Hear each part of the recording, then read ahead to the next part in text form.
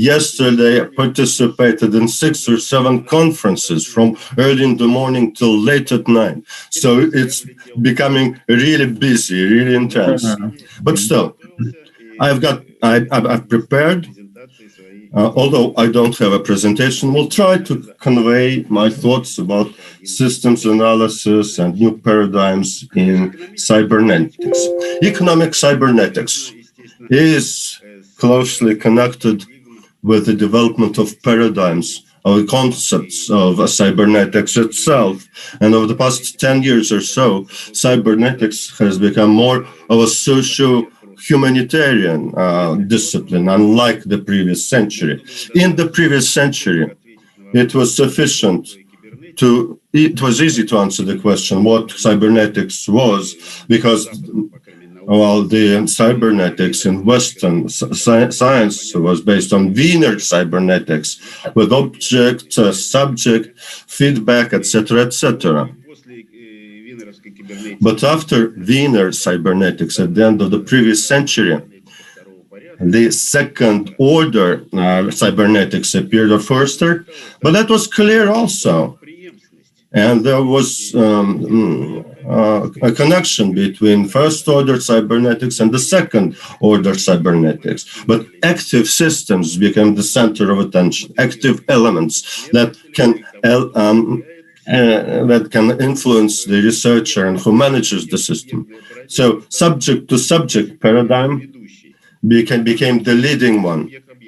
But it incorporated subject-to-object paradigm. So in terms of conceptual foundations of the development of the science, everything was more or less okay. The new paradigm of the second order of cybernetics, it went smoothly from the first order paradigm. That was normal scientific order. But at the start of the 21st century, the situation changed. At the start of the century, in terms of philosophical, methodological foundations for the formation of new paradigms, we were in chaos. We were in crisis. Like an example, a cybernetics of third order, well, we have 5 of them. And how were they introduced? Nobody really examined that matter. Just people say, I gave birth to this thing, and I'm ahead of all other researchers in that respect. So a question arises here. What are the foundations, or what types of new paradigms? How to define paradigms? How to describe them? To make sure there's no chaos like this in the creation of meta paradigms. There's cybernetics of the third order that appeared. They don't have the foundations in tradition of natural science. In physics, the traditions are very strong. Niels Bohr and other physicists, they clearly monitored that. In that sense, I would like to offer my interpretation of what the classification should be. The classification for the creation of new paradigms in cybernetics. And I'd like to talk about this particular subject. The first foundation, something that we have in physics coming from Niels Bohr, the principle of correspondence. It's a well-known principle introduced by Niels Bohr. And the principle says that any new paradigm in physics should correlate, should logically come or incorporate previous paradigms. It should be a meta paradigm over previous paradigm. You just cannot simply forget what you had in the past. You should use what you had in the past, but delineate clear borderlines along that. That's a very important principle, and physics followed that principle to a large extent. The second foundation, also related to Niels Bohr's ideas, this is what was done by Thomas Kuhn. Scientific revolution paradigm, his works, and he said, a new paradigm should address a certain problems, contradictory problems, widely accepted problems that cannot be resolved in any other way. That's not one. And second, it should give a promise that we would retain the possibility of resolving problems that accumulated under the previous paradigm. So it's a similar idea with Niels Bohr's. So the first type of paradigms then I would call meta paradigms, and that should satisfy the requirements of Bohr and Kuhn. The meta paradigm should include the previous ones. Methodologists would call that a framework paradigm. That's certain framework that incorporates what was in the past. That's the first type of new paradigms, and this requirement, cybernetics on von Förster complies with that requirement, but paradigms of the third order do not meet that requirement, except one paradigm that I introduced, and I'll talk about that later. Second point here. There's some interesting work from Gerald Holken. It's the idea of end-to-end structures and trajectories of the development of science. There are trajectories, they continue evolving on, and works like that. That has the right to life, but that's not a meta paradigm. I would call that thematic paradigm. Yes, you can draw a line, end-to-end line. You add new approaches considering the realities of the time that keep on changing. These I call thematic paradigms. The paradigms of the third order that were born in the West, and I can describe them somewhat later on. These are thematic paradigms. I give you one example of what those paradigms are. Examples. The paradigm of Johnson and Howen, the paradigm associated with the fact that they put emphasis on cognitive approach. Cognitive approach, they worked on that, and they believe they reached cybernetics of the third order. This cognitive approach marries well with the cybernetics of the second order, where cognitive processes are in the center of attention. I don't think, though, that they reached a new level, but that was interesting work within the context of thematic areas. Manchil, the cybernetics of the third order, another author, he also relied on the previous paradigm of the third order, but his most attention goes to linguistic aspects. While the linguistic aspect of the thematical paradigm has a life of its own, we should welcome it, its useful contribution, but it's, again, a new thematic paradigm. Another cybernetics of the third order is from Kenya. He emphasized subjectivity, but that's a cybernetics of the second order. And again, this is thematic development within the context of subjective factors. So in my classification, they cannot claim to be called cybernetics of the third order. They are cybernetics of the second order. But I can add this: cognitive cybernetics of second order, linguistic cybernetics of the second order, and subjective cybernetics of the second order, but they have not reached the meta level. Another foundation, Michael Polanyi, wrote about the personal implicit knowledge, something which is inside the scope of publications from that researcher and his team and his school. It's personal knowledge they emphasize, and there could be paradigms like this: personal knowledge, implicit knowledge. For great scientists, that is possible. They cannot express everything explicitly. Well, I would call that a personal paradigm.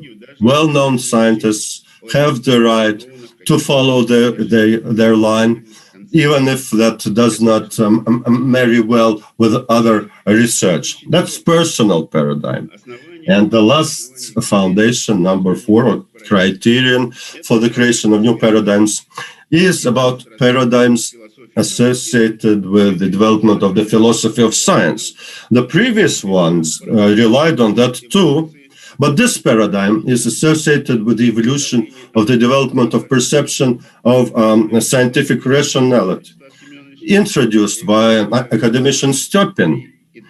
He suggested that there were 3 stages of the development of science: classical, non-classical, and post-classical.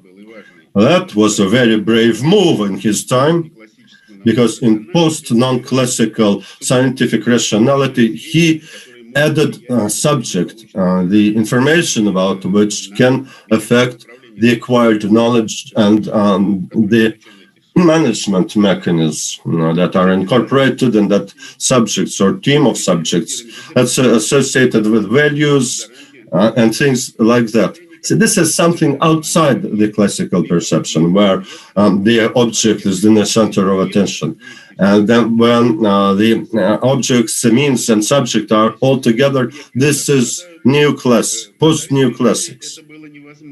In the Soviet times, that was not possible to do. Those approaches appeared after the breakup of the Soviet Union, because during Soviet time, such notions as subject and reflection was not exactly outlawed, but reflection was considered bourgeois. And until 1954, cybernetics and genetics were considered non-sciences. I have philosophical dictionary from that time. Say those are not science, pseudosciences. And reflection was not allowed. Also, it was my teacher, Nifior, who introduced this notion of reflection to Russian philosophy. And he actually wrote in the defense area. And that was the only way to introduce this notion of reflection into science. And later on, well, actually, it was methodologists, not philosophers, who introduced that notion. Well, philosophers were too ideologized. The subject-based approach is the same. The approach is evolutionarized as follows. In psychology and philosophy during the Soviet times, it was action approach that was the main one.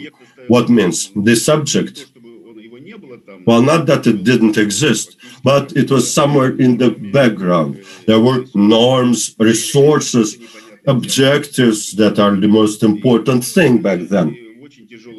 Now, later on, in fierce combat with this actor approach was subject-actor approach. That is from Rubinstein, the Institute of Psychology, that raised this banner of subject-actor approach. Mr. Brushinsky and his team, etc. That was the next step. In terms of the concept of Stepin, the actor approach would be classical subject, the subject actor would be neoclassical science and paradigm, and the next step is subject-oriented approach. The first monography and work was from me on the subject in 1998 of last century. summing up my 20 years of experience of automating the management of our country, and I was responsible for the human factor there. So I started developing that paradigm and the concepts of new cybernetics using the example of computerizing managerial activity at the level of a whole country. So these are three approaches. Each one of them, and here I'm talking mainly about scientific rationality here, classical, new classical. They correlate well with the development of cybernetics. There are philosophical, methodological grounds for all of that.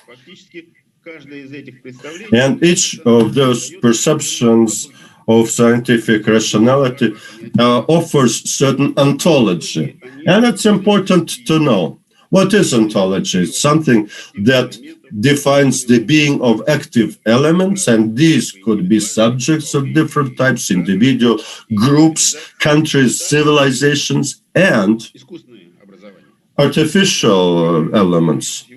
So when we set a system of ontologies in cybernetics, we immediately set the grounds for the integration of natural and artificial intelligence, and we create the grounds to better understand what digitalization is, because today digitalization and artificial intelligence cannot be separated from the subject-oriented projects which use digital technologies and artificial intelligence as a means, as a tool. What are these things? These are tools. When you say it's good or bad, well, we can say it only if we understand what is the project they are employed by, what are the purposes of the subject who does this particular project. Like today, during the pandemic, the only one who expressed high level of subjectiveness and active use of artificial intelligence are the leaders of the globalist project. All countries were weak in that respect. The society was very weak in that respect. Like, take an example of America. The society goes in all directions at the same time. Racism, fighting capitalism, etc. There are so many swings within the society of America, and any structures there can go in the same directions. So understanding the criteria, the grounds to evaluate digital technologies and artificial intelligence without analyzing a particular project, that cannot be done. Let's consider what is happening in this country. How do we use digital technologies and artificial intelligence? Today, well, like Sberbank, it's a huge company now. It used to be only a bank. But they want to manage everything right, implementing digital technologies in education, in areas of information security, in economic areas, etc. So what we see happening there, what kind of a project is that? And it's not the project for the development of the country. If you take a closer look at what's happening with education, this is a globalist project. So it's very important to do this kind of appraisal. What is the ontology? What are the subjects? What are the interactions between the subjects? In this respect, the work from the Institute of Philosophy are very important, and this is something that builds the foundation for the creation of new paradigms in cybernetics. Now, a few words about what kind of cybernetics are we offering. The ideas of the cybernetics, and I call it ontological cybernetics of the third order. It complies with the criteria of meta-paradigms. It complies with the development of scientific rationalization. This ontological cybernetics is at the same time a meta paradigm. Well, in terms of thematic paradigm, well, it complies with like a dozen trends, humanitarian trends, and it complies with all of them. So it is a thematic paradigm at the same time. It's also a personal paradigm because it's my vision, my culture, well, the mythology. Actually, the ontology of cybernetics that I propose were discussed with Gyuri Levitsky. I spoke at a number of workshops there, and he welcomed this new system of ontologies that assures the creation of self-developing environment, where all aspects are connected, life support elements, overcoming problems and barriers, creation of strategic goals, development of projects, and implementing innovative projects within society, preparing the society for such changes. That was born at the end of the 1980s and 1990s. Then Russian philosophy added meat to it, and I worked actually with the Institute of Philosophy, and we've been there for 15 years or more. This is something done in Russia. It was tested at international conferences. We published articles in leading cybernetics journals. We did joint publications with top leaders there, and it is the closest to that model of cybernetics that was time tested. That is Stafford Beer's model. There was an experiment in Chile. Unfortunately, it ended in a coup d'etat in Chile, but still, we have joint publications with the followers of Beer, the ones who participated in that experiment in Chile. And these are two paradigms, Beer's paradigm and my paradigm, ontological paradigm. They are very close to each other and support each other. My paradigm also relies on the work of Bogdanov and other Russian researchers. The only thing missing in my paradigm is probably, well, testing in practical life. But there's a pilot project which has been started in one of the regions of Russia. And I do think that we can stage such experiments at a regional level right now. And the very idea is to perfect the mechanisms of public involvement in the life of social systems, in particular the regions. So we need to incorporate society in life support for the future in Russia. We will not have a future for Russia. Why is that so? Well, Russia is now in a state of stagnation, no development, and there are no strategic objectives. We don't know who sets strategic goals for the country. Economists don't know that either. Suddenly, we have certain decisions. Suddenly, we had 12 national projects. Who does that? I don't know, although I'm a well-informed person. So the second point here is that non-military threat is so strong right now that military people have to now deal with non-military threats.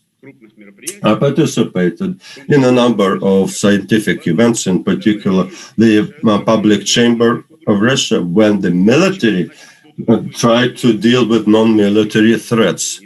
If the military have to do it, that means that other people don't do it.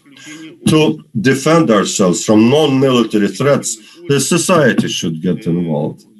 From the management standpoint, there's a principle that the complexity of a management system should be comparable to the complexity of the management object. Today, the complexity of the subject is much more, our bureaucratic system is much more complex than the object. Therefore, the president has to manage it in the manual mode because we don't have a system to manage those complex systems. So the objectives for us right now is to create a system, interrelated system, that would include society. That system should control the officials, also support them, provide creativity to them. But for this, we need new mechanisms, new structures, and new laws. Well, these complex tasks we're going to address in our pilot project in Komi Republic. They have a new Republican leader. He is very purposeful, wants to develop the territory. We've started this work. We have stages, milestones. At this point, we're developing the concept for the project, and we have very good support from the region. And we did not expect that the society would be so much prepared. That's very important. People want to change, and there's freedom to change. And I saw that in that particular region, the Komi Republic. Well, in our plans, we want to do such projects in 2 or 3 regions to test the technology, to accumulate experience. And our condition was that our team would be in charge of that pilot project so that nobody overtakes that control, no political structures, and we are very strong about that, and the officials in Komi do support us in that.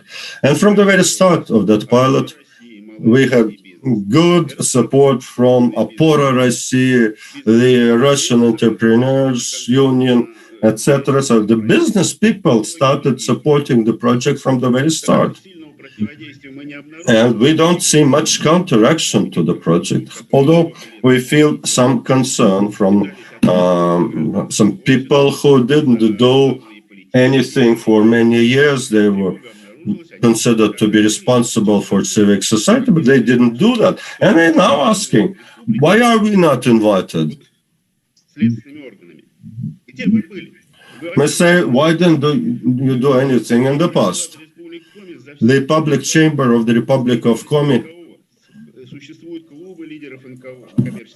never met with the NCOs, and they're non-existent. So that kind of takes care of my presentation. To sum up, Russian science in terms of socioeconomic cybernetics is quite well. You can even say we have leading positions there. Our approach, ontological cybernetics, doing like this. In the West, they don't do it. They are not interested ideologically or politically. Once they do it, we'll see the negative feature of their neocolonial policy, racism, etc., etc. So we have a chance today to try improve the situation of economic cybernetics, to give a new momentum for its development, but we need the support of society for this. Thank you.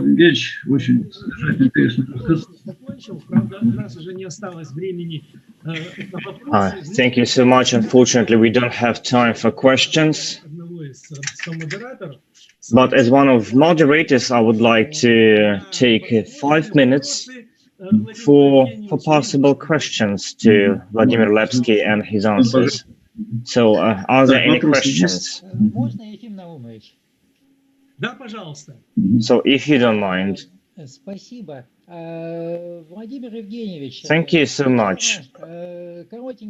Mr. Lepsky, a very short comment. in my view, there is another approach on cybernetics, on third-order cybernetics, which comes from not from scientific philosophy, but from practical concepts, the so-called complexity management.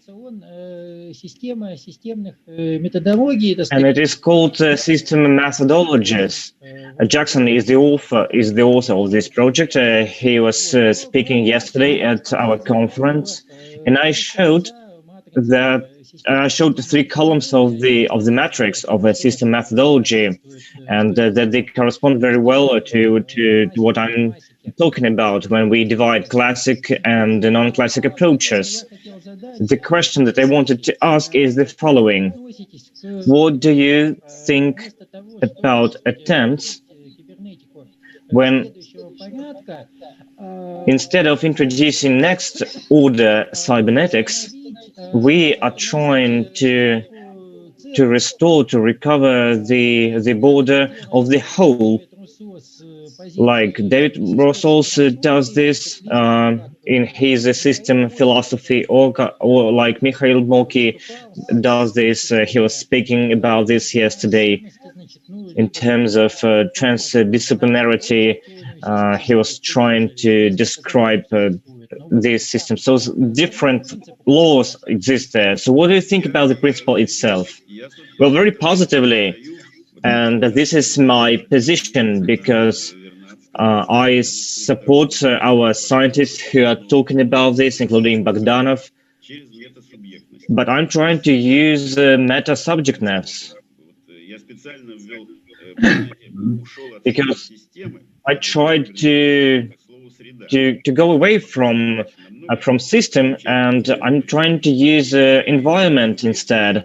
And meta-subjectiveness is the thing that gives us integrity, consistency, and I think problems of identity are quite important today, because our main mission today is to consolidate state, society, and business. Without this consolidation, without forming subjectiveness of the Russian development and global development too, we will have huge, massive problems in Russia and worldwide as well.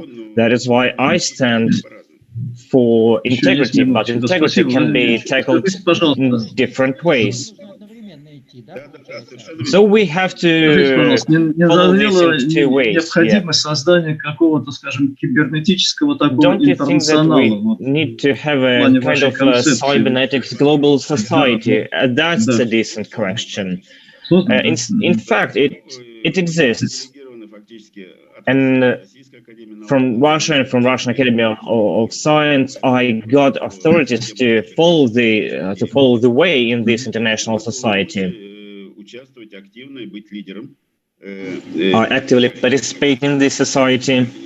I'm the Russian leader. I work with international colleagues. System approach in cybernetics for the future of mankind. That's the main idea. We've had 4 roundtables in 2020. Unfortunately, we didn't have a physical meeting due to pandemic. But anyway, these were very fruitful. In fact, this is a global society, global community. And the Congress that we are participating at, all experts, all experts from academies, from institutes, from universities, are talking about complexity of approaches. So we do have this section, and we have high-profile experts from 5 continents participating in this community. We have European, American organizations that are taking part in this Congress. It's very important. My concept, I can't say that it's a leading one, but anyway, colleagues that I am working with, that I'm collaborating with, including American experts, are my co-authors, and they support my concept. And we are going to to change it to hybrid reality, artificial intelligence, and other concepts. We do have a relevant experience. Спасибо. Спасибо. Okay, thank you. So, unfortunately, we don't have any more time for Q&A, but I want to ask a question, but I will not, because we have to follow the time frames. And now I would like to give the floor to Sergei Tolkachev. He will be talking about macroeconomic efficiency of the integration of high-tech industries into global value chains, GVC. Hello, dear colleagues. Здесь на месте, даже на рабочем месте. Сейчас я загружаю презентацию. So now let me share my slides with you. Just a second. Так. Секундочку, я ее открыл, пока не вижу.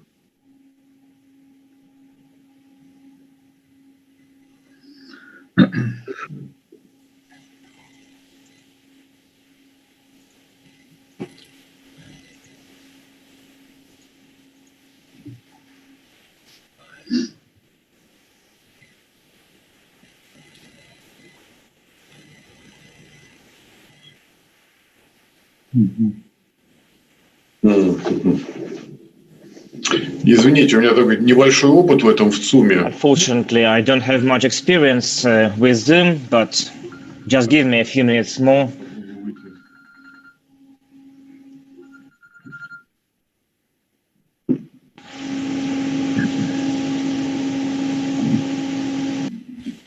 Тут нужно в зуме поделиться экраном с компьютера нажать. То есть в самой программе поделиться нажать. Так, отображать. Поделиться. А, вот, да, пардон, не заметил. Вот. Да. Итак. Итак, тема доклада перед вами. The topic of my presentation is just in front of you. It will be a little bit different from paradigm character of our session, but anyway, it will be still about system analysis in economics. The thing is, we all know that global world is all about global value chains. Any economy, even the Russian economy, after 30 years, has deeply integrated into global value chains. Into global value chains, we sometimes call it added value, but we are going to use global value chains term. We have a lot of worked on that topic. We have even special databases that is being published by OECD, and they're talking about trade in value added. So you can see the name of these databases. The second database examines the structure of GVCs. So this is the database being published by University of Groningen, World Input-Output Database, and the research that I have made based on the revealed comparative advantage published by the World Bank. So the question is, when a country participates in GVC, or all countries participate in GVC, we are talking about two components. First is backward GVC participation.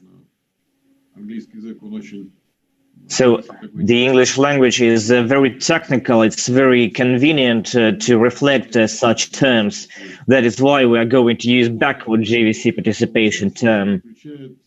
So it includes a share of input components price that are being used to produce export produce in our country. And apart what we import, to cover what we produce for export. And also we have forward GVC participation. Forward global value chains, it's a part of national components price, national added value that is being used to produce export produce of other countries. So there is a very well known indication which is called a total global value chains participation. This indication can be used for any country. Russia, in comparison to the European economy, is participating in GVCs very actively. At the same time, when it comes to forward GVC participation, we are higher than backward GVC participation. Here comes the question: how we can evaluate Russian national economy or microeconomic effects or even significance of countries' integration, namely its high-tech industries into global value chains. So this is the main question that is being raised in international literature. There are no global researchers, but I try to solve this question, this problem. I try to make the first steps by using the above mentioned databases. In order to do so, for assessment components, I tried to use well-known indicators such as RCA, as well as additionally calculated added value part in high-tech industries from the global added value industries. So the basis hypothesis used by me is all about finding the right criteria on how to assess national economy efficiency. And the thing is that such criteria is the combination of positive forward GVC and also the positive dynamics of indicators of forward GVC and maximum gap between forward GVC and backward GVC.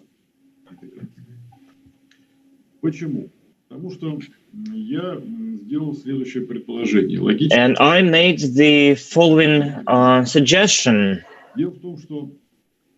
The thing is, high-tech industries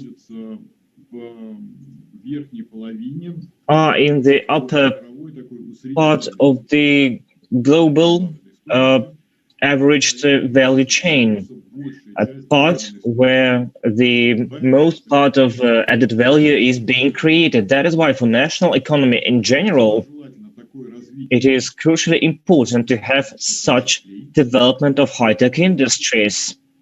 And this development should be like when forward GVC is higher than backward GVC. This will mean that in this particular country, if we have a maximum gap between forward GVC and backward GVC, we will have high-tech industries, high-tech components that can be used in national production, and also they can be used for export.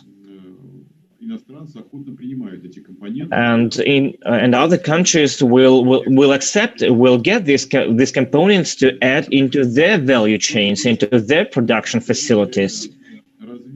So the priority development of export production in high-tech industries is a sign of a very successful integration into global value chains.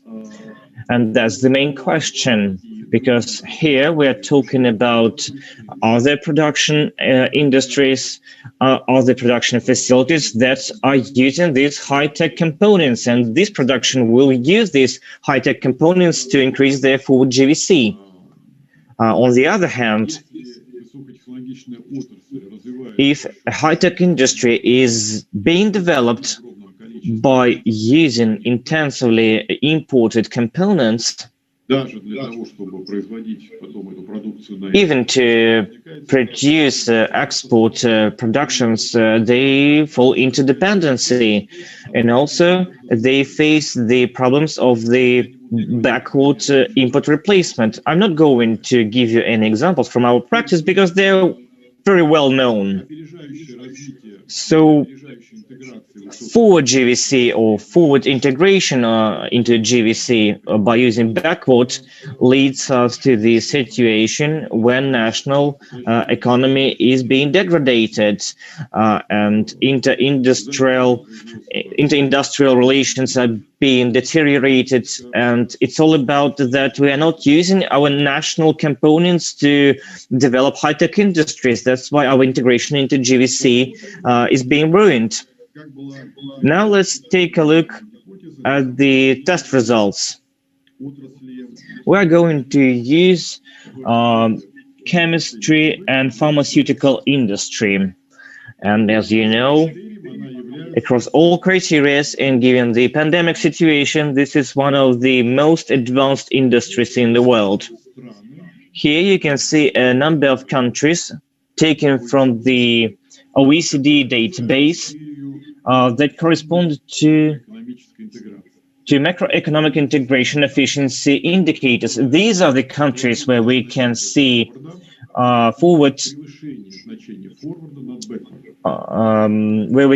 positive forward GVC, and also we can see a gap between forward and backward GVCs. Also, you can see the RCA indicator, RCA values. So the period of the research is 2005-2015. Unfortunately, data in this database appears very lately, and the later research was published in 2018, and it's all about the year 2015. So what we see from these results, we can say that, for example, Kazakhstan showed the biggest RCA, the biggest handicap from other countries. At the same time, they demonstrate positive forward GVC and a very immense negative backward GVC. That means that the country is very good in terms of import replacement.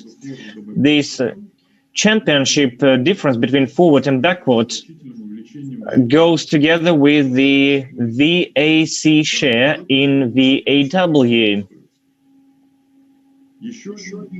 Another very important country is China. China shows a very good RCA too, plus 33, a positive forward GVC, and a negative backward GVC. And their value of their value chains in the value added worldwide is immense too. Thailand is another country where we can see the combination of positive forward and negative backward, and also we can see a share of VAC into global VAs. The rest of the countries show positive forward, and positive backward too, apart from South Korea and France. And also we can see that that their share has reduced in the added value worldwide. And also we can see Russia here, but we see Russia only because it corresponds to the criteria. And what we see from this spreadsheet, we can see a small increase in forward, and also we can see a small increase in backward GVCs. And also we can see a small reduction of the added value share. This means, and we can make a conclusion, that when it comes to high-tech industries, in national economies. These criteria of efficient national economy integration are formulated by this formula, and by using the pharma industry supports my idea. And we see that the resultiveness and the efficiency of input replacement is proven too. And I can tell you that countries that are showing successful development of reduction of export components can also achieve significant reduction in backward GVCs. They reduce their dependence on imported goods, and they can reach very good indicators of VAC share in global VAs. You have 2 minutes more before we proceed with the Q&A. Yep, actually, this brings me to the end of my presentation, and you can see the conclusion on the screen of my presentation. Thank you so much, dear colleagues. Are there any questions to our speaker on a very important and interesting topic?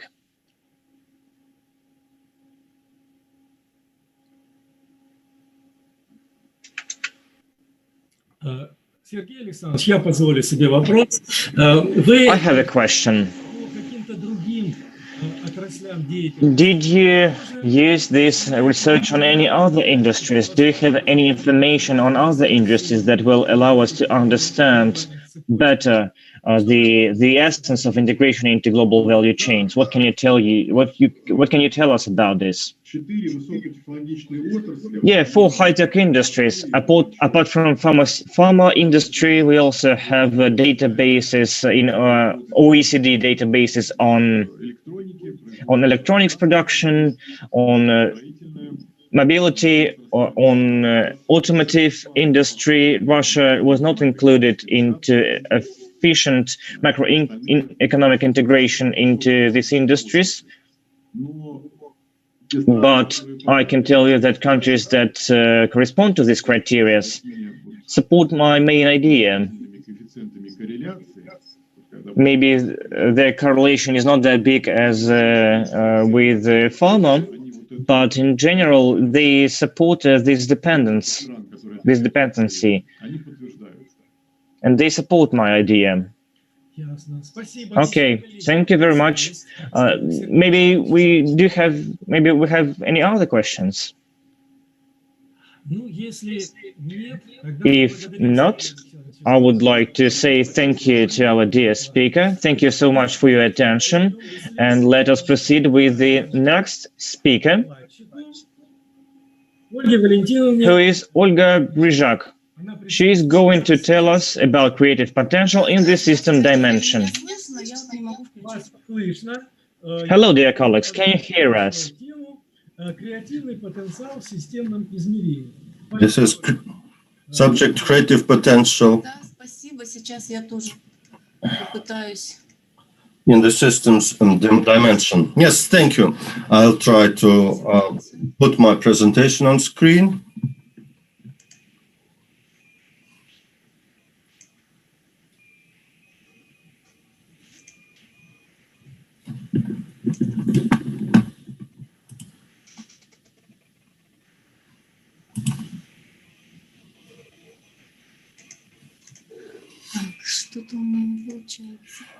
Doesn't seem to be working. Can you see me? We can see the screen of your computer. You can see the screen of my computer. How interesting. I cannot see it. But if you simply show the presentation on your screen, we will see it.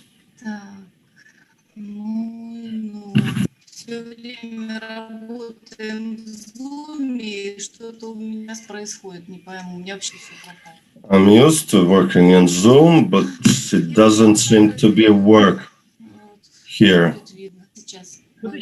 And I hope you are going to see it. We see PowerPoint now. And we see your presentation. Just do it full screen. Dear colleagues, well, I see the presentation, but I cannot start the video. Okay. Dear colleagues, I'm happy to say hello to you. Thank you very much for these interesting reports we've heard already, especially the first one. It made me feel more confident, because when I saw the title of the session, I thought, who am I? A physicist or economist or cybernetics? But, well, after the first presentation, I saw colleagues that do research in the area of economic theory, and having listened to the reports, I feel that I'm good in terms of the title of this session. So let me start my presentation. To start off, I'll tell you this. Over the past few years, a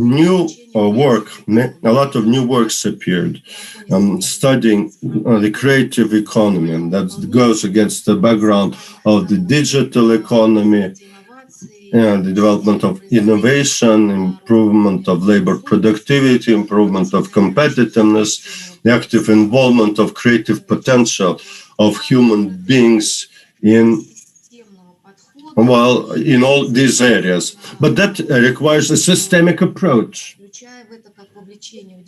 And it is important to involve the people and to assure progressive growth of the economy. One of the most important objectives of an economy is creating new jobs, especially for highly qualified people, and trying to find connection between the creative potential of human beings and the needs of the Russian economy. These are the requirements of innovative development. How to change the creative potential of the economy? Well, that depends on the demand in the economy, and that would be very important. Well, creative potential of the economy, of companies, brings new technologies, new ideas to such companies, new products, new institutions and organizational mechanisms. A key condition for innovating breakthrough from the Russian economy. But creating a creative potential in the Russian economy comes across certain bad experiments in education and science, and in the tradition of forming potential of people. One way to use the creative potential of the economy is creating a holistic system to form this potential. What's important here is the potential of research of institutional theory from John Kenneth Pilgrim in his book, Economic Theories and Objectives of Society. There, he analyzes these modern corporate structures and came to conclusions that the creativity of corporate system is based on the formation of certain intellectual core within the company. It's a combined creative potential within that core, which allows it to change the structure of the system of corporate relations in time and change the institutions in time, and to develop, work out efficient managerial solutions to reproduce corporate capital and improve competitiveness of a corporation. The need for such an intellectual core has led to the creation of corporate universities, which are institutions of corporate initiative in generating and creating a creative potential of a corporation. A holistic system for the use of creative potential incorporates 4 key elements. according to the modular systemic approach from Grigory Khrener, these elements specify the production processes and innovative resources, other resources that are required for the production stage of the reproduction process. Process element, object element number one, process element number two, it assures the movement of resources and capital, redistribution depending on the type of competition. The project element or subjective element, having added this element, we see the way of creating the potential use of digital technologies. And in terms of the environmental element, we imply the institutional clusters of generating creative potential partners, contracts, communication with the subjects, social media, and agreeing on their economic interests. The process of creating potential is a process where the reproduction of creative potential, the extension of owners of the creative potential, the support of the creative potential to streamline the process of generating this potential. Russia, of course, has a huge intellectual resource base. It has a lot of natural resources, rich history and tradition, systemic structure and the special role of creativity in it. But Russia is not only natural resources, it is the people inhabiting this territory with their potential, with their possibilities and capabilities, and the desire to participate in economic processes. The speed of change today requires that people are creative, and the system of the economy in general assures success in the transformation process.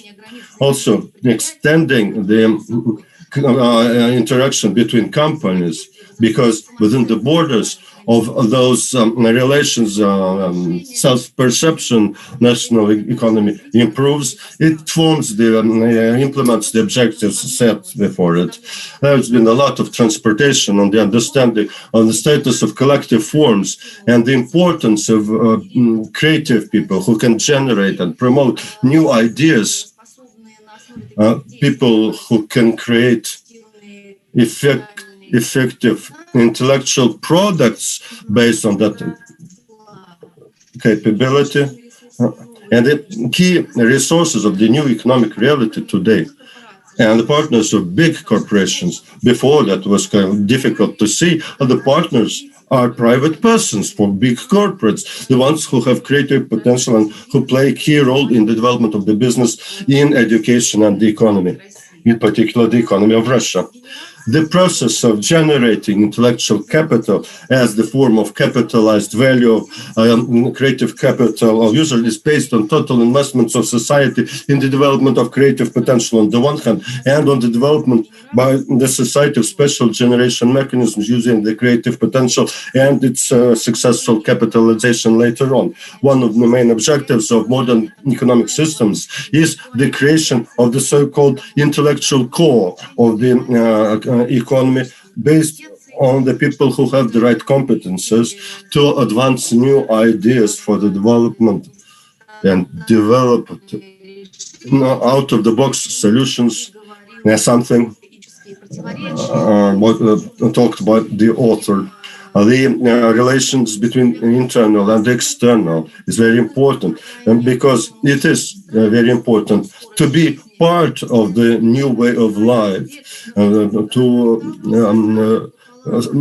get new knowledge, to be abreast of the times.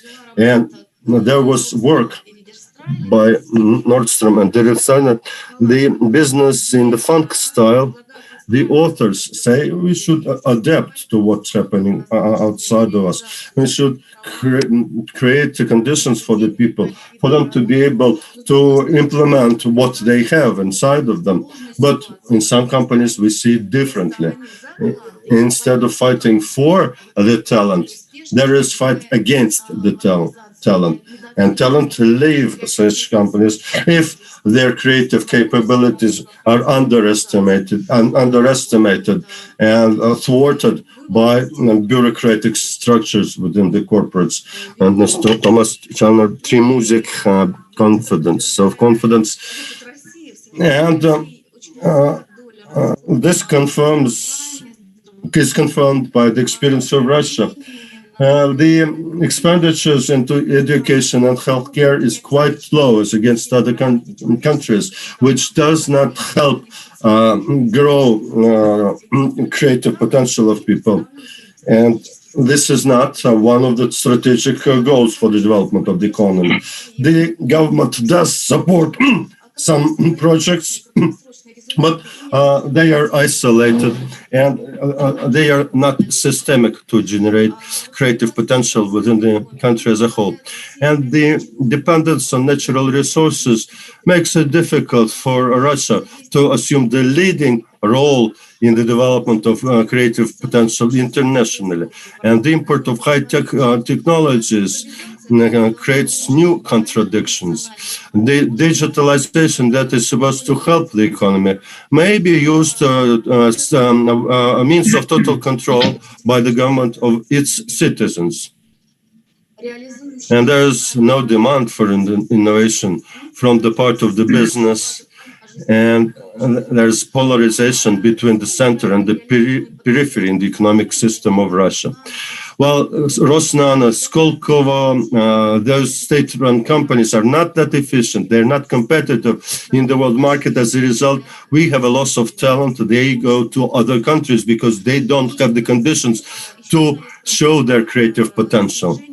There's another problem, lower demand for innovation. The business is not interested in innovative process. The investment does not create bigger companies for the business. There's one work which is called the influence of administrative burden.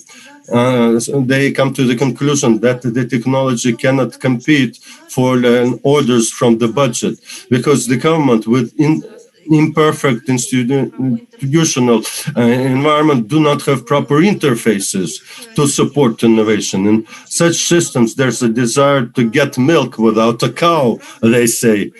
The authors say, well, actually, that comes from Warren Graham. He said, he spoke about the democratic environment in the university.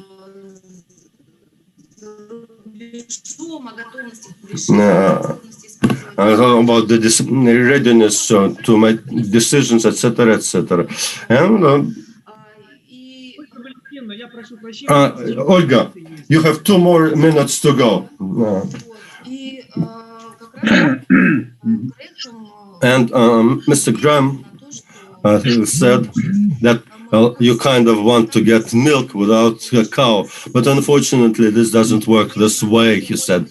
And there's no powerful technological sector in the national economy. Again, contributes to the outflow of intellectual potential, no polarization within the country. The outflow of intellectual capital was 10,600,000 people the past decade. The specialists and best demand would want to go abroad and work abroad. This is the labor market in Russia continues to not be attractive for the owners of intellectual capital. And according to the global rating of competitiveness of talent, 2020, Russia did not change its position against 2019. Out of 132 countries, Russia is 48 in terms of attracting talent. In terms of attractiveness for talent, Russia was only 86 in the creation of opportunities for talent. We were 65. And Ozan, in his presentation, at the Moscow state said, if the God wants to punish somebody, he would remove a reason from that person. Well, in the country that shares their brains with other countries may be left without a future. That may create problems for companies and country as a whole.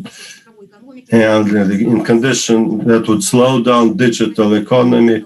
And as this process slows down, then the talent would be even less interested in staying in the country. And since my time seems to be up, I have to sum it up.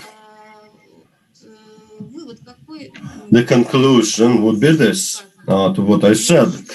Well, of course, to assure the conditions for generating creative potential, our country should accept the importance of creative sector in the growth of local territories, form systemic links between the stages of reproduction of creative potential, create creative industries like they do in Germany.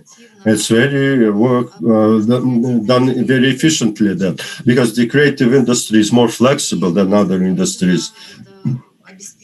And that would assure the creation of creative clusters in many regions of Germany. We could use their experience in this country as well. We should build up corporate demand for people with the required competences, should promote the image of the country to become attractive for talent from other countries,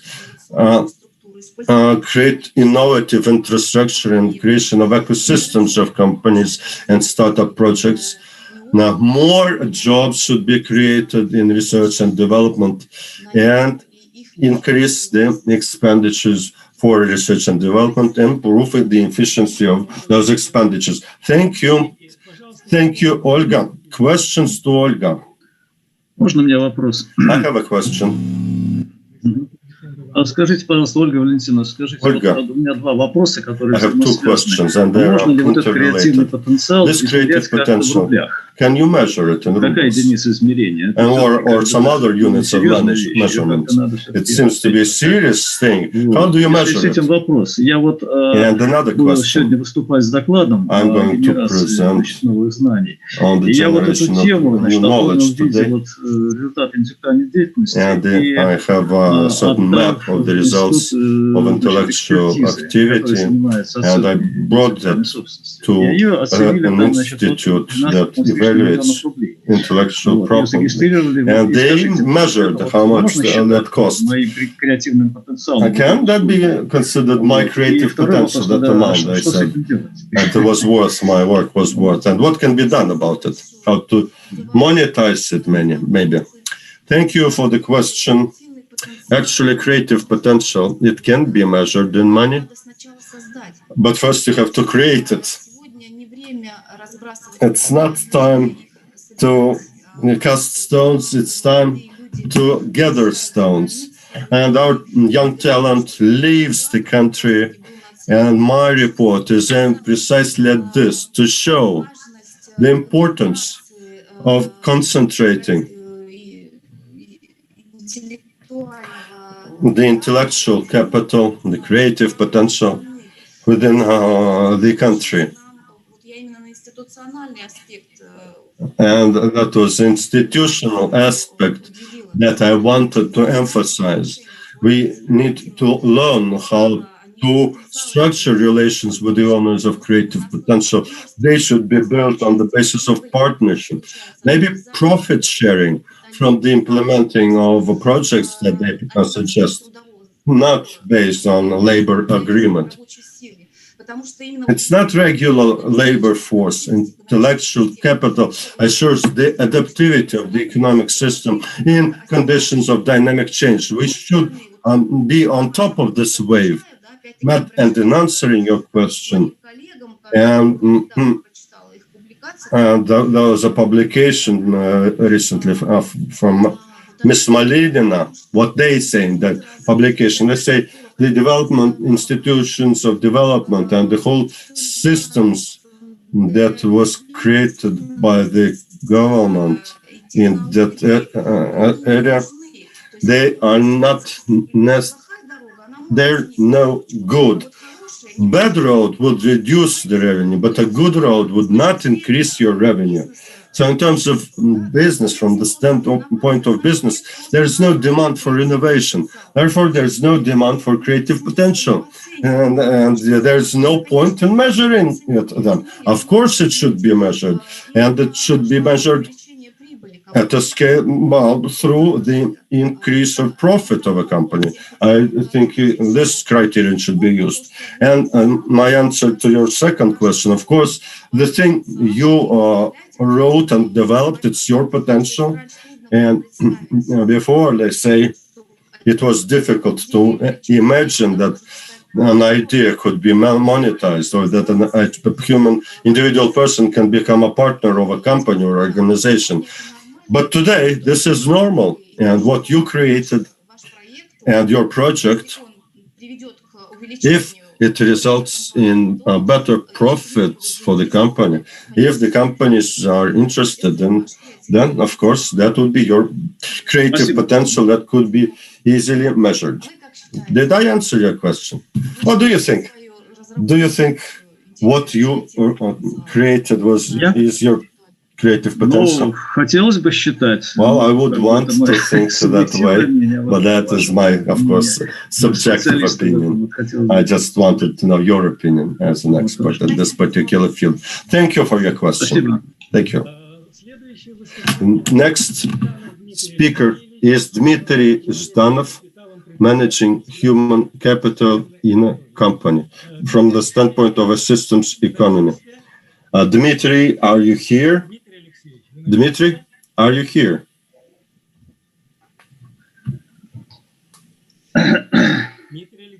Да, на месте, вот у меня. Да. I'm here and ready to join you. So, dear colleagues, we are running out of time. That is why I would like to ask you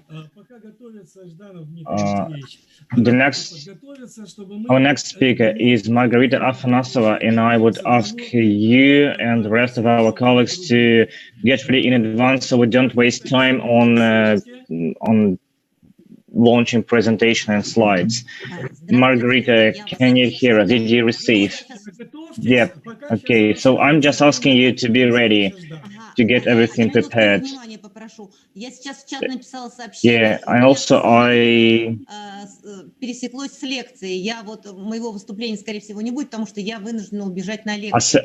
I write a message in the chat. I have a lecture, and it's overlapping because I'm from a different region. I'm not on a business trip, so that's why I will not be able to talk to you because I have a lecture. Okay, maybe we will swap your presentation with someone else. Okay. Dmitry Zhdanov, management of the enterprise human capital, a look from the system economy point of view. Так, минутку. Just give me a sec. Yeah, Сейчас я ее разверну. Так, видно, скажите, пожалуйста. So, can you see it? Отлично. Can you see the slides? Здравствуйте, дорогие коллеги. Ну вот у нас сегодня так получается, что мы затрагиваем проблему человеческого капитала с разных сторон, и вот были доклады, и будут еще на эту тему, насколько я так успел увидеть по оглавлению. Поэтому я вот тоже в этом русле выступлю. Но меня интересовала скорее история человеческого капитала предприятия. Предприятие как основного такого субъекта экономики, и хотел показать вам результаты исследования, связанные вот именно с анализом человеческого капитала и возможностью с его помощью управлять жизнью компании. Сначала несколько слов по поводу определения. Дело в том, что First, a few words about the human capital. You have to know that human capital can be defined differently. А из этого, собственно говоря, вытекает и определение корпоративного человеческого капитала. That is why we have a different definition of a corporate human capital. We know that human capital is knowledge, competence, and the properties of individuals that bring to economic well-being. Well, this is the OECD definition, not something new. Развитие еще первого года. Но вот если мы будем отталкиваться от такого понимания человеческого капитала, потому что тут есть разные трактовки, то ли это врожденное, то ли это приобретенное, то ли это совокупность этих вопросов. И тогда корпоративный человеческий капитал является совокупностью индивидуальных человеческих капиталов. Плюс, конечно же, тут появляется некий общий синергический эффект, связанный с тем, что здесь вот эти сотрудники вместе собрались, и они начинают их капиталы индивидуально, они преображаются, увеличиваются, хотя могут и уменьшаться, то есть может происходить то есть человек, попавший в компанию, он не добавляет себя, а наоборот, он не может реализовать свой капитал в условиях данной компании. Поэтому, конечно, корпоративный человеческий капитал нельзя рассматривать только как сумму знаний, это может быть как больше, эта сумма, так и меньше. Но и потом, конечно, в компании, как самостоятельном субъекте, возникают свои собственные свойства, не связанные с противной культурой, с интеллектуальной собственностью, которая формируется в компании, с какими-то отношениями, которые появляются уже как в компании как таковой. Сейчас я попробую сдвинуть дальше. Секундочку. Next slide. У меня зависла презентация. So, some problems with my presentation. Вот что-то я ее сдвинуть не могу. Извините, сейчас попробуем. Very sorry, I cannot skip to the next slide. Дальше второго слайда не идет. Вы можете ее заново загрузить. Ага. А что для этого надо? Выйти, да? What should I do for this? Should I just close the window and open it again? Попробуем. Let me try.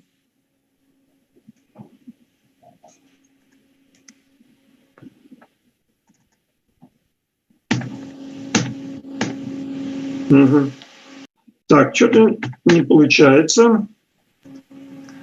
И сейчас попробую, извините, попробую еще раз заново. Very sorry, I will try to launch my presentation again.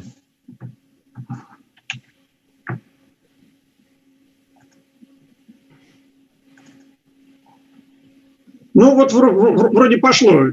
So я надеюсь, что она пойдет и дальше. Да, вот работает. Yeah. Но это уж тут не совсем моя вина. Итак, it's not my fault, but let us continue anyway. Дело в том, что человеческий капитал предприятия достаточно интересный элемент, связанный с тем, что в соответствии с ресурсным подходом в теории предприятия, that we are using a research approach when it comes to enterprises. You know that компания для того, чтобы имела inside the company, она должна иметь if you want to have a competitive advantage, you need to have a unique property of yourself that no one will be able to replace or to restore. And it relates to VRIN, valuable, rare, inimitable, non-substitutable criteria. So resources can be rare and valuable because it's all about people who are very talented, gifted, high competent. These people are very rare. Корпоративный капитал, он формируется вместе с жизнью компании. We are creating knowledge, we are creating the evolution of relations inside the company. And it is very difficult to replicate these two different businesses. И хочется еще пару слов сказать по поводу capital as a driver of enterprise development. В интеллектуальной экономике именно intellectual economy, human capital, enterprise human capital defines the success, the growth of digital resources, of the business growth, and it is the factor, the main factor of how the company is going to progress. That is why I gave you the goal of my report. Это попробуйте использовать парадигму системной экономики для анализа воздействия на ее целостность и рост. On enterprise activity, enterprise integrity, and so on. К Okay, now let's jump into the elements of the human capital. What do we understand under the human capital? So here you can see a list of these parameters like capital of education, capital of health, and so on and so forth. And the full list of parameters. Given the publications on that topic, we can say that we can take into account all these parameters or just some of them, because the list is really endless. Next, мы попробовали определить, а как же еще стоит человеческий капитал предприятия. Ну, вот есть данные, человеческий капитал состоит из своих параметров, we understood that it has their parameters, and human capital of the enterprise is all about these components, and given different publications, we try to define the following parameters like organizational, structural, social capital, production capital, capital of relations, market of partnership, and intellectual and innovation capital. So this combination of resources of properties is very typical for an enterprise, for a business that are being formed from individual properties. Ну, поскольку предприятие это довольно развернутая экономическая система, поэтому мы, собственно говоря, воспользовались системным подходом, который помог определить парадигму интеграции экономической. The paradigm of human capital integration. It was published back in 1998 in Pune. Известным уже неоднократно отмечаемым подходом Георгия Борисовича Клейнера, Клейнер's work back from 2010, and they have defined these four subsystems: object, environment, processes, and projects. So this is the combination of system approaches of different system approaches towards human capital. Помогающий определить с разных сторон посмотреть на задачи и функционирование предприятия. To define the goal and to better understand how enterprises work in terms of human capital. And let us start with the system approach, whether it is applicable for a worker, for an employee. Такой системной вертикали посмотреть. So let's take a look at this at the level of the vertical system. Why not? Why not, really? Because we can go from an employee, we can use a subject, a worker, an entrepreneur, a citizen. That's how we can do it. And if we use these four components topology, we can say that своего производственного поведения. С одной стороны, он субъект, с другой стороны, он гражданин, с третьей он работник, с четвертой он предприниматель. Ну, комментарии вот на слайде приведены, поэтому я уж не буду на это тратить время. Но, собственно говоря, это ровно то же самое. 2 minutes left, please. 2 minutes left. Понятно. Хорошо, хорошо, ускоряюсь. Да-да-да, I'm very sorry, but we are running out of time. И тогда мы все-таки постарались посмотреть, сопоставили 4 паттерна поведения и компоненты, которые формируют его человеческий капитал. И там мы видели вот те самые компоненты индивидуального человеческого капитала, таким образом они формируют вот эти паттерны деятельности, каждый, который соответствует своей системе. Что это дает? Это дает возможность определить требования к набору на вакантную должность. Помогает определить траекторию обучения дополнительного персонала, помогает работать над кадровым условием, с этим персоналом, понимая, чего у них не хватает и как надо добавить. Ну, давайте перейдем теперь к предприятию. Итак, есть работники предприятия. Предприятие ровно так же после этого системного подхода можно разделить на административную сферу, социальную сферу, технико-экономическую и предпринимательскую. Если мы попробуем теперь привязать к этим 4 подходам, 4 сферам те традиционные задачи, которые решаются в рамках предприятия, то, опять же, можем обозначить институциональный организационный organizational complex, social and labor complex. Это все то, что делается обычным предприятием, но мы их распределили по этим 3 таким структурным элементам, исходя из нашего системного подхода. Здесь приведены задачи, которые решаются в рамках каждой из таких комплексов, в каждой таких систем. Собственно говоря, как только мы говорим о том, какие задачи решаются в рамках каждой из систем, мы автоматически определяем требования к работнику, к кадровому потенциалу предприятия, тем компетенциям, качествам, знаниям, которые должны обладать предприятие. Особенно можно построить следующую зависимость. Вот на табличке приведена, где мы сопоставляем задачи, которые стоят перед предприятием, в разрезе этих 4 комплексов, в размере подсистем, и компоненты человеческого капитала компании. Напомню, что мы выделяем структурную, социальную, инновационную компоненту. Здесь они между собой приведены. И тогда понятно, что успешное функционирование систем предприятия, вот этих основополагающих систем, определяется целью соответствующие компоненты человеческого капитала. Вот эта табличка приведена. Все, я уже завершаю. Тогда мы можем, построить таким образом, проиллюстрировать эту идею. Итак, у нас есть предприятие, которое в большом эллипсе обозначено, которое решает взаимосвязанные проблемы, реализует некий комплекс. Здесь корпоративный человеческий капитал, который через свои элементы, через свои компоненты влияет на соответствующий комплекс.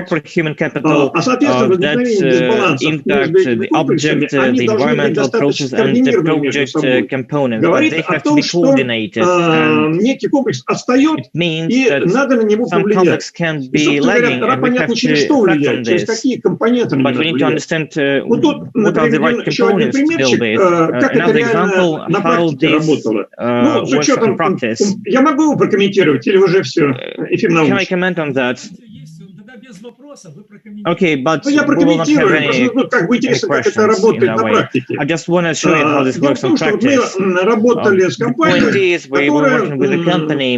которая сказала, что у нее они обозначили свои проблемы. Такое в рамках консалтингового проекта. В компании были проекты, проблемы с внутренними коммуникациями, плохое горизонтальное взаимодействие сотрудников компании. Между собой люди с трудом договаривались на одном иерархическом уровне по горизонтали. Естественно, это отражалось и на качестве, и на сроках. То есть, если мы вернемся к нашему подходу, то в терминах нашей работы была недостаточно активна социально-трудовая подсистема. Вот это средство.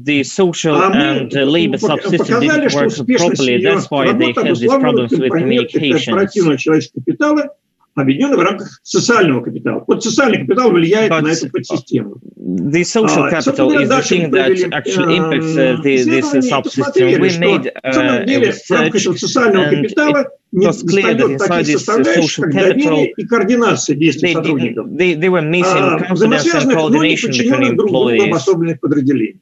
And also people were kind of isolated, связанные с развитием и позиционированием сотрудников. With some measures how to position and how to develop the people. We have introduced some KPIs, we have introduced some measures. Учитывающие межгрупповые результаты, премирование за общие результаты, налаженные регулярные совещания. Кстати говоря, проведены тренинги по командообразованию, что оказалось очень эффективно.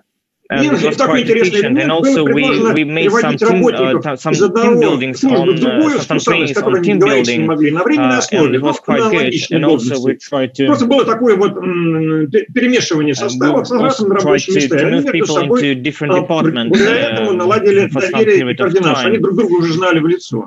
And it was very good.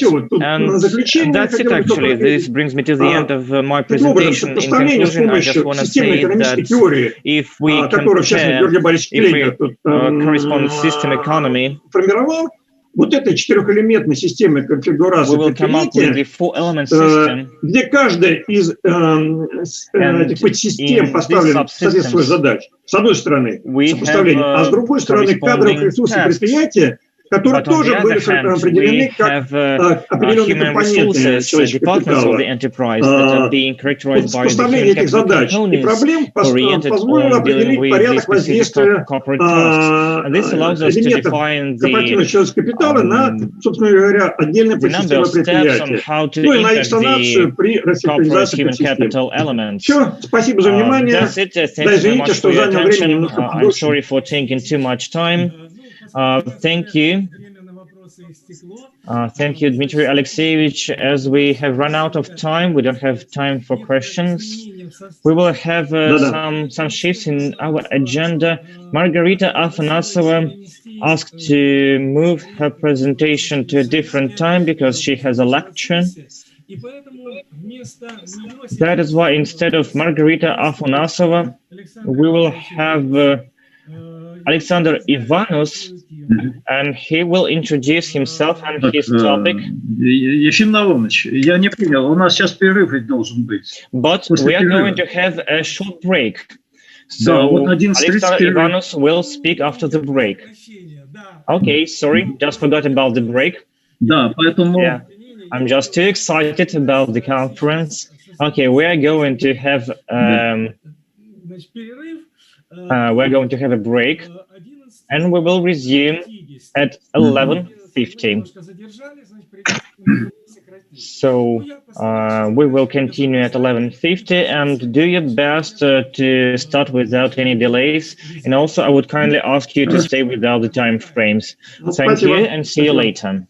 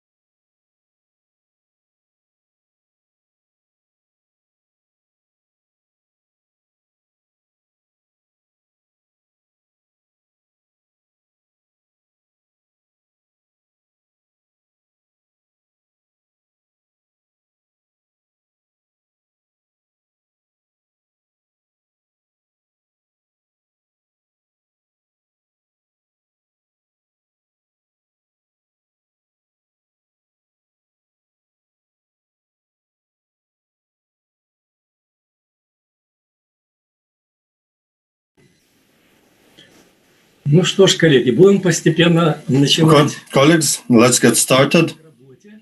Let's resume our session.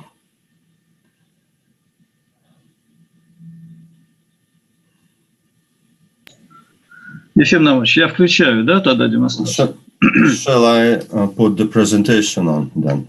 Так видно, нет? Can you see it? Отлично видно. We can see it very well.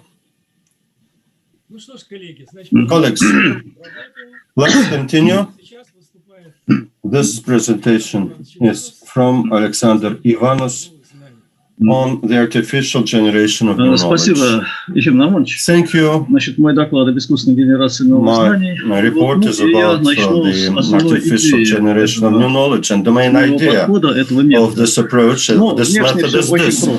It seems simple. Существует парадигма, утверждающая, что Земля плоская. Paradigm Ну и все как-то с этим согласны, никаких мнений на этот счет нет. И вдруг появляется человек, который заявляет, что Земля but suddenly a person appears and says the earth is round, and that was a breakthrough.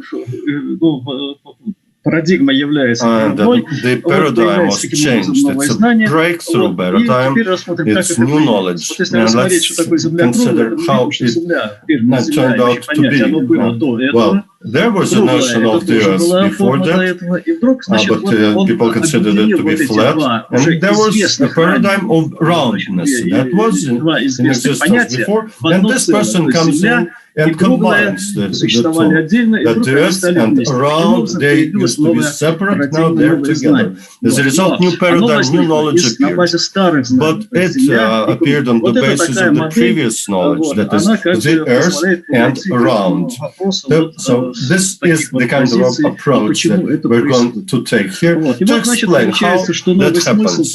So the new meaning becomes a combination of existing, well-known notions.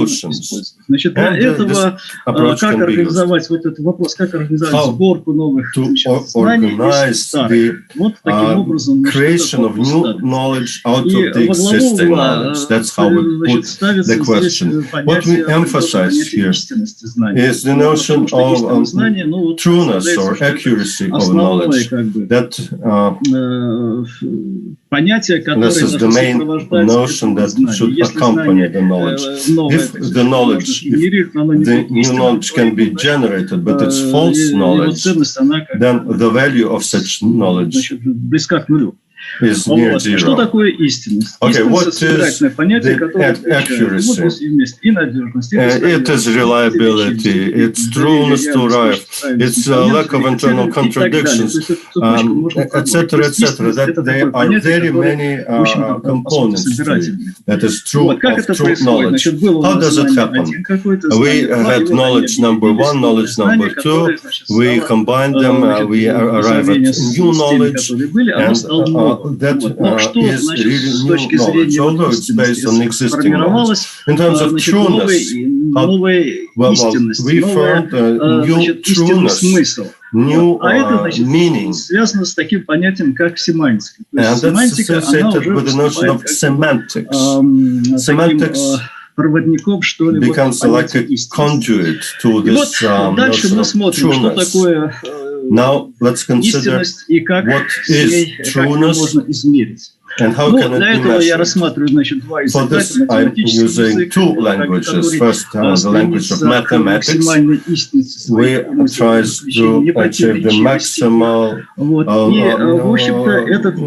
lack of contradictions, internal contradictions, but that's an artificial language because it operates objects which are non-existent in nature, like a point, a line, etc. These are abstract elements. They're not related to nature in any way. And the main purpose of mathematics is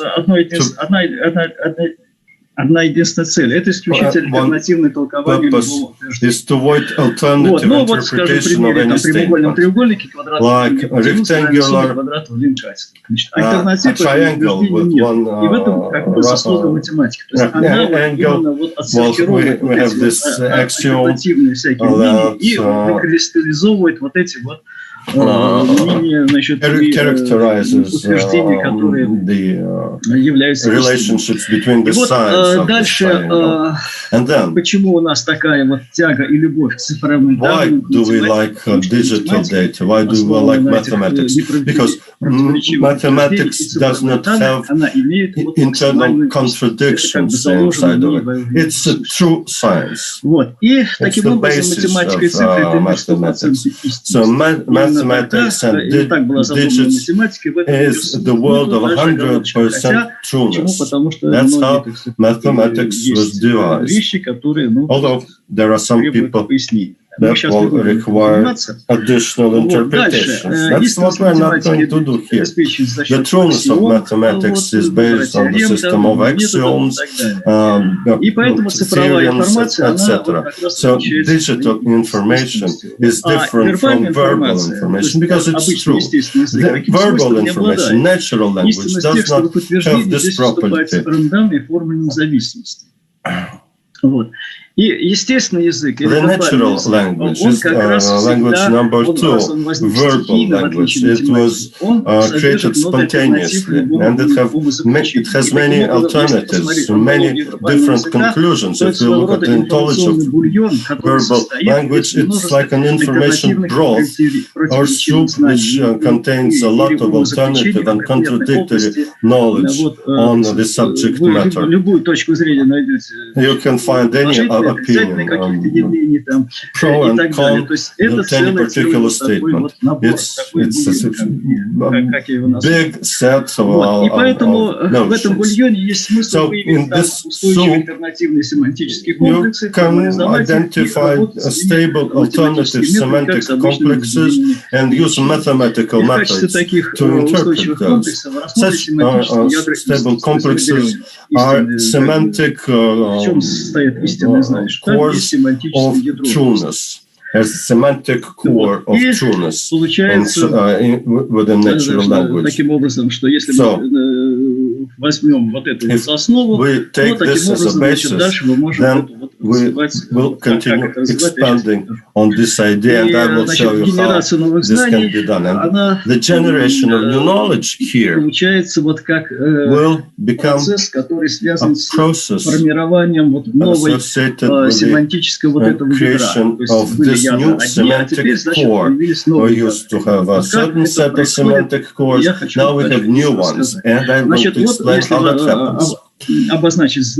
Well, this is knowledge, like a cloud, without clear borders. And there are two coordinates. This is information, and this is trueness. And on the crossing of these coordinates, we get knowledge. The amount of information contained in the knowledge, this is I, and H, how true that knowledge is. These are the two coordinates characterizing knowledge. Then how can we measure the trueness of knowledge? You can do it if we say, take such notions that is the trueness according to Aristotle and all these other criteria. Aristotle, it is the formula. Trueness is accuracy to a real thing and its image in the mind. So there's another component of reality and its image in our minds. This should be close. This is adequate information about an object received through feelings or intellectual study, interpreted from the standpoint of reliability. And we're using H, entropy, to measure the accuracy. Model object and perception of an object. There's trueness according to Tatarsky, 1944. Some of the statements of that concept, which were by Leibniz, Gilbert, Gödel, and Church, and other researchers. This is a lack of contradiction of our knowledge based on the basis of Q number of true arguments. To Tatarsky, language should be split into two parts, object language and meta language. And the trueness is in the second part. And in this case, there will be no internal contradictions in statements, and мы можем вот эти два понятия объединить. Вот, да, вот как они происходят, как сознание. Вот that's how it happens in the mind of a person. This is the mind of a person. This rectangle. We have meta language there in the form of mathematical tools. And this is a model of new knowledge about a real object. According to Aristotle, it should be correlated to a real object, and further on, according to Tatarsky, it should not have any internal contradictions, according to the mathematical model. And these errors set requirements to new knowledge. So we combine these two notions of trueness, according to Aristotle, and semantic trueness, according to Tatarsky, and as a result of this combination, we arrive at the semantic core of the trueness of knowledge. And the entropy is characterized by this formula. Q is the number of arguments in favor of the trueness of this knowledge. So using this formula, we can combine these two notions. How does it work? Let me show you the structure. Well, the term structure. This is the semantic core of trueness. There are four key notions. This is the core of trueness. What's interesting about that? The law of distribution is according to Gauss here. And these are like the tail ends of it. So this is the semantic core. Now,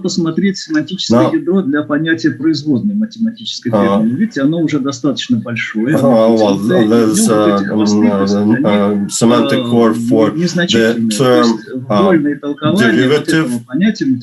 Well, this is the core interpretation of this term derivative, and these are the tail ends. So the semantic core of trueness for this term derivative is quite stable. And many arguments in favor of it.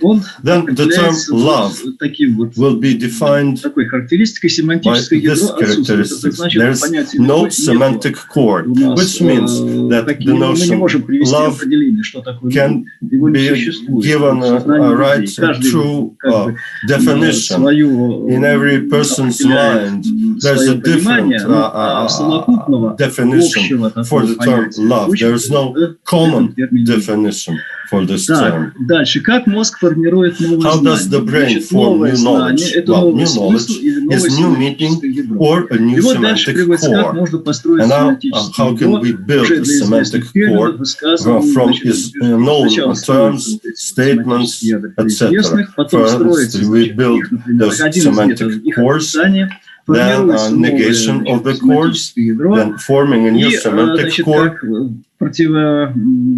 противоположное вот этим исходным, и сравнивается с результаты, to the source data, comparing the results. Вот такая простенькая процедура, она позволяет and quite straightforward process с помощью вот этого метода, которым пользовался Якоби, using the method used by Jacobi, that makes it possible to form that semantic core. Or according to Arnold, this is semantic core, this is the tail end or noise, then a certain minor peak, and then if a new term appears, it used to be like this, then it's like this. There are several methods to build new semantic cores, method of alternatives, catastrophes, provocations, free choice, analogy method, mathematical algorithms, and Medici algorithm. How are they formed, those semantic cores? It's Eliot's wave, That's for market systems, trading systems. Well, quotations of currencies go up, down, like this zigzag. And at every point here, the decision is taken to move into the opposite direction. New paradigm creates that we should go down. Where we hit the bottom, then a new paradigm comes into play that we should be going up. This process goes on and on, and this knowledge is always more like this. In science, like we have one area, this is a semantic core of a science. This is a second science also has a semantic core. They have points of contact in terms of terminology, etc., and then they're combined. That's how economic cybernetics appeared, or physical chemistry appeared, or other combined sciences, interdisciplinary sciences. That's how they come into this world. As a result, we define this formula, generation of new knowledge, based on semantic analysis of the cores of text information. There's database, etc., etc. You can read it all on this slide. I don't have time to go through the slide.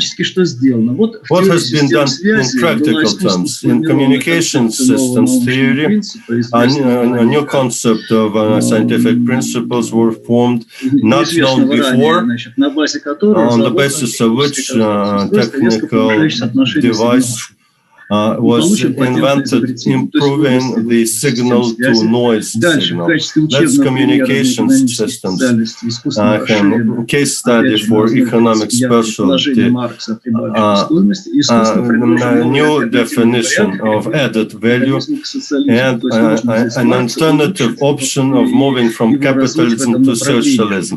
That's based on Marxian theory, but we can improve on this theory using this method. Using this technology, I found that alternative option. The system of long-term forecasting of processes of the development of science technology, using forecasting algorithm, using verbal information only. Why so? As we look into the future, the farther into the future, the less reliable mathematical data we have. It's more worth fewer numbers that we have when we make a long-term projections. So the center of gravity moves from digital systems to verbal systems, to alternative systems. And this is a method of creating new semantic cores. Can be used here. And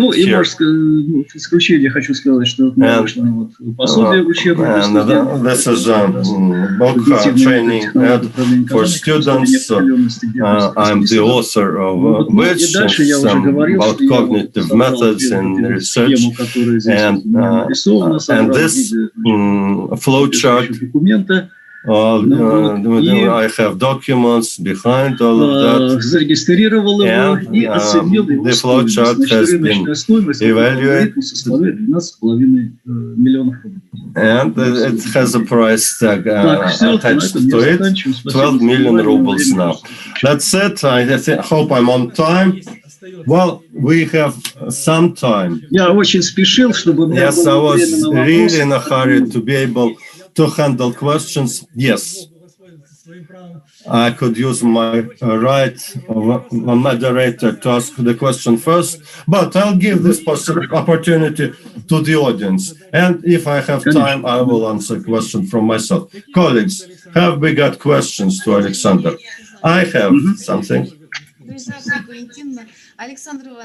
Alexander, did you answer that question about can intellectual property be measured? Well, I don't have a question actually, but my congratulations for you completing this excellent work with these outstanding results. It's kind of cool. Thank you very much. Great report. Thank you. Colleagues, have we got more questions to Alexander? Alexander, I have a question. Maybe to take some time to answer, but still, what I'm interested in is this, not the numerical methods. Can you tell us more about non-numerical methods that you touched upon at the end of your presentation? Can you give a specific example? Well, I can tell you this. У меня сейчас под рукой нету этого. Ну вот смотрите, например, вот эти семантическое ядро. Терминструктура. Вот эта терминструктура, если вот это все отбросить хвосты, оставить вот это семантическое ядро, которое включает 4 ключевых слова, то вы будете понимать, о чем идет речь, если я вам произнесу вот эти 4 слова.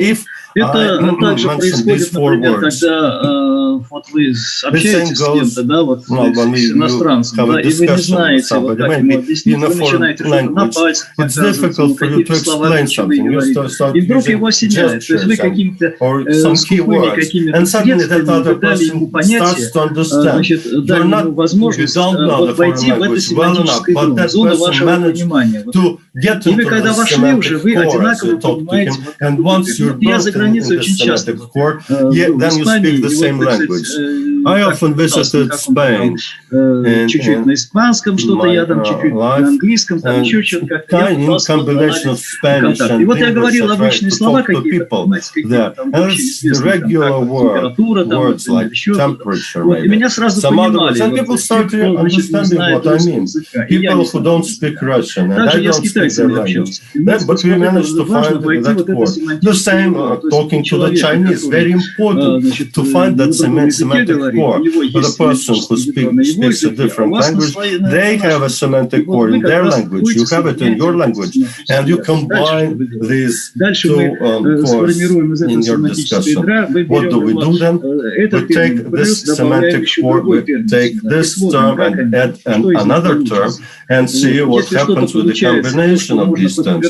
If something happens that has to be corroborated with certain argumentation, then this forms another semantic core, and that's very important. And for this, two arguments are sufficient. One argument is never good. You need at least two or better three. Like in law, you need three sources to prove a certain statement.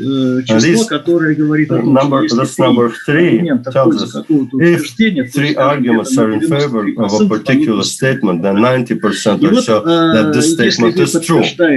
So if you corroborate something new with certain arguments in favor of it, then you'll get new knowledge. Image of the new knowledge, and then you can interpret it. But this new core, new structure, new backbone of new knowledge can be arrived at artificially in this way. Like the Earth is flat, then the Earth is round. You combine the two notions of the Earth and roundness and arrive at a new notion of a round Earth. We then have to corroborate that using argumentation. What kind of argumentation we can move high in the mountain that they see the horizon, how the horizon changes, or if we are at sea, we can also see that there's some spherical feature about the Earth. And if we imagine then move into one direction and go on for all the time, we will come to the place where we started. That would be another argument. So there could be many arguments. Modern science has lots of it to prove that the round is Earth. But it all started with two statements. Just a person said that the Earth is round. There were two statements that created a new semantic core. That would be my answer to your question, the way I interpreted it. Well, thank you. I have another, maybe a very short one. The selection of the second point. to form the semantic core? Is it done randomly? Or is it a deliberate process? Well, like kids, they do it randomly. Like a kid 3 years old and suddenly asks very interesting questions. That's how they operate. They combine things that were not combined in the past. That would be random. But the grown-ups, of course, if we work in the area of economics, then it's a deliberate process. И он уже не будет пользоваться там какими-то терминами из области медицины. Not use terminology from medicine. Although in the economics we now have terms из биологии, например, that come from biology. A lot of medical metaphors in economics. A metaphor will be metaphor. It's like beautification of the speech. But I'm talking about knowledge. There are not many terms from medicine in economics. But if you combine the terms, you need argumentation in favor of it. Thank you. Colleagues, the next speaker. Let's see.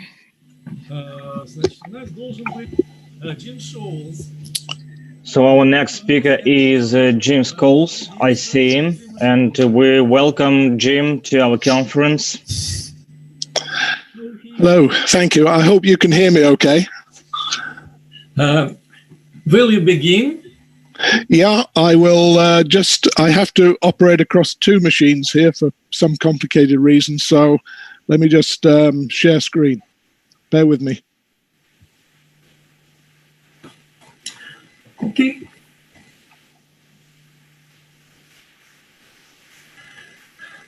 Вячеслав Михайлович, вы не сможете нам помочь? Я не говорю по-английски достаточно хорошо. Что?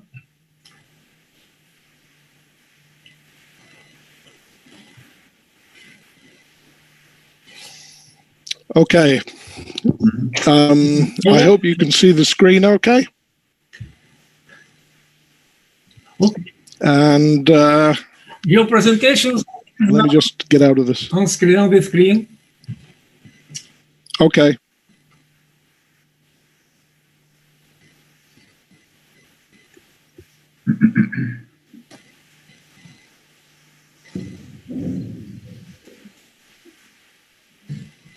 Apologies.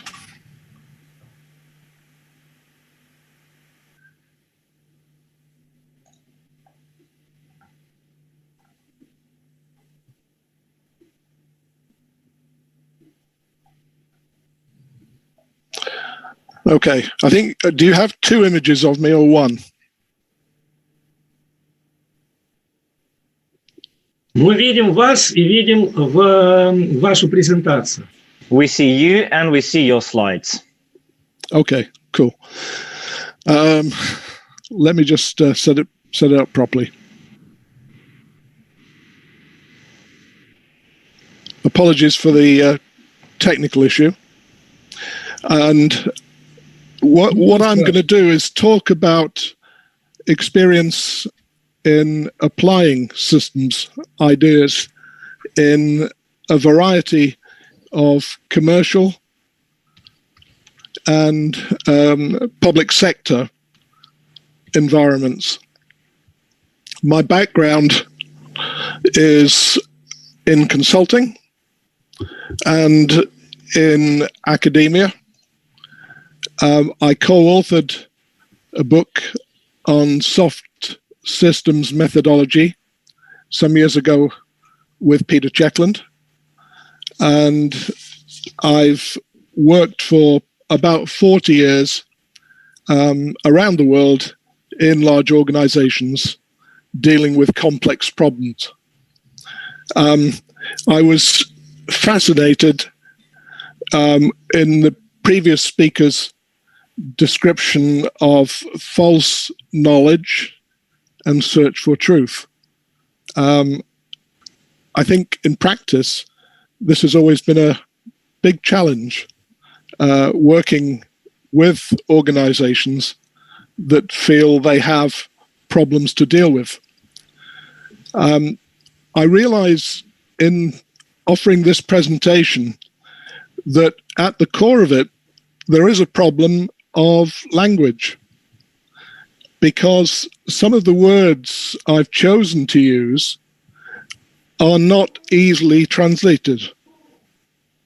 I think, for example, when I refer to the wickedness of problems, this may translate as the problems themselves being evil. The idea of wickedness in problems is much more to do with the difficulty in actually defining problems in complex, problematic situations. And often there are many definitions that are available as to the nature of a problem. These are the problems that I describe as wicked. The terminology goes back a long way to the early days of systems thinking, and in particular, I'm reminded of West Churchman, who wrote on this topic. So that's a little bit of context. I think what I should do is make clear that today I'm offering some thoughts, some work in progress. I don't think this is new knowledge. What I'm hoping to do is to share some experience which may inform thinking about theory and about what, as academics, we should be considerate of. In some sense, the reflections from consulting practice, which are mostly soft systems, in that sense dealing with social context, cultural context in complex organizations, each one tends to look rather different in nature. And sometimes it's difficult to tease out the main underlying themes, the common themes. What I'm going to suggest for the purpose of this brief discussion is that we focus on three things, which I think are common issues that we have to deal with as we try to apply systems ideas in the real world. First is dealing with multiple problem perceptions, not just a question of language and semantics, but often deep-rooted perceptions that come from a cultural, an educational, a contextual, and an organizational base. I think if we step back and consider the pandemic that the world is dealing with, we'd recognize very readily there are many ways in which people, in which leaders define the problem. There's clearly a problem of healthcare. There's clearly a problem of providing healthcare. And there's clearly an economic impact, which is problematic. And depending on who you speak to and their expertise, they'll offer you very different views of the problem. The second point I'll deal with is the power in the process of intervention and the ability to make change happen. In the world of consulting, it's always the case, in my experience, that the consultant is expected to make some impact, to offer some ideas, to offer some methods or thoughts that can help make improvement. So how do you make change happen? And intervention, in this sense, is what a consultant always has to do. There's a host organization or context, and the consultant is intervening. And I'd like to look at the process of intervention in terms of modality, because there are some choices about the method, the approach to the intervention, and the system's toolkit that is available to the practitioner. So that, I hope, makes sense by way of context. So, problem definition, first of all. We all are always faced with multiple perceptions.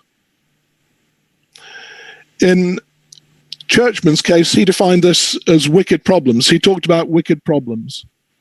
And Checkland, who I collaborated with quite some time, preferred to talk about problematic situations. And I think probably that is a more descriptive way of handling this. It's awkward language. It's talking about the situation rather than the problem. And as consultants or academics, I suspect we would always prefer a clear definition of the problem. But how can you find a solution if you can't really define the problem? What tends to happen, and these are all risks, what tends to happen in my experience is that quite often consultants take as given the problem owner's problem definition. Quite often this is inadequate. And that's the reason, in some sense, that the problem owner can't deal with it anyway. Second possibility is to impose a definition of the problem based on the problem solver's own expertise and toolkit. You see this a lot in commercial consulting. Each firm has its own toolkit, its own approach. They will bring it along and they will find problems that apparently fit their toolkit. There's a commercial logic in that. And thirdly, you can explore, if you have license, multiple perceptions of the problematic situation to reach some accommodation about the boundaries of the work and the range of possibilities of what a solution would need to address if it were to be implemented. Now, they all carry risks, and they carry risks around maybe generating solutions that appear to be attractive, but are actually inadequate or inappropriate, and may even be worse than the problematic situation that's being addressed. The risk with A and B is, at best, they tend to deal with parts of the problem or problematic situation. And C, if you engage a lot of people, it may improve the mood through participation, but without making a real difference to the problematic situation. Now, what I think is important based on this experience is that the principles of scientific method should outweigh the assumptions of the individual problem solver. Now, what I mean by that is that the problem solver needs to have some rigor and be explicit and humble, and expose and challenge their own assumptions. In scientific method, we have some hypotheses. We set out to test hypotheses. And in some sense, what a consultant needs to do in the process of intervention is to make clear what his or her own assumptions are and find ways to calibrate or test. And this, I think, is part of the process. In terms of power, if change is going to happen, there needs to be the power to make change happen. Now, within any organizational context, we could discuss the many ways in which power is allocated and exercised. The point that I'm really trying to make here is that even though an external consultant may have limited power within the institution, it is usually the case that the problem solver has power that is attributed to them on the basis of their expertise or experience. Now, it's not a direct control, but again, it's important to understand that by taking part in the intervention, the practitioner has become part of the problem situation. One cannot sit outside of a problem situation and pretend that we can do an analysis and a design of a solution without stepping in to the problem situation. So I'm suggesting in some sense that the practitioner has power, and that the practitioner's power is exercised through the process of intervention. And the practitioner must be self-aware that this is the case, because they're changing the situation as they interact. Now, I'll go through this fairly quickly because I know we are time limited. But what I wanted to tease out was, I think, 4 important dimensions that are useful in my experience in designing an intervention process that may make a difference. First of all, there's nature of a problem. I've already talked about wicked problems and problematic situations, but at the other end of the spectrum, there are problems that are more routine. We've seen them many times before. And again, if I look at COVID, at least in a UK context, many of the problems that are being dealt with are actually quite routine. They're familiar in the sense of managing logistics and supply chains. Doesn't necessarily mean they're done well, but they are routine. Secondly, there's a required leadership model. Adaptive leadership. I recommend reading Ronald Heifetz on the subject of adaptive leadership. An adaptive leader asks questions, challenges organization, challenges people to come up with solutions to new kinds of problems.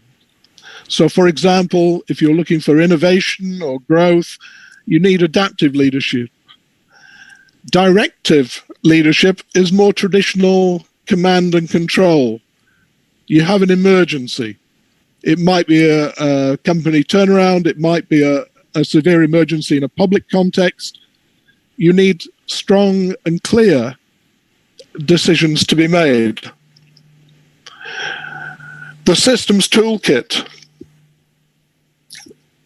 This is a spectrum, and in my experience, both hard and soft are usually needed in complex situations. So I'm not trying to divide the systems movement here. I'm trying to encourage systems practitioners to be thoughtful about what is appropriate for the particular situation. And then the final point here is the mode of intervention, which may be participative. The only way to a solution is perhaps to engage people in different places around the world with different kinds of expertise and develop possible solutions. And that's often the case with wicked problems. Or it may be more prescriptive, where we implement a defined solution. If we've dealt many times with, for example, queuing problems, logistics, and so forth, we may have some great solutions. Just need to be brought into apply here.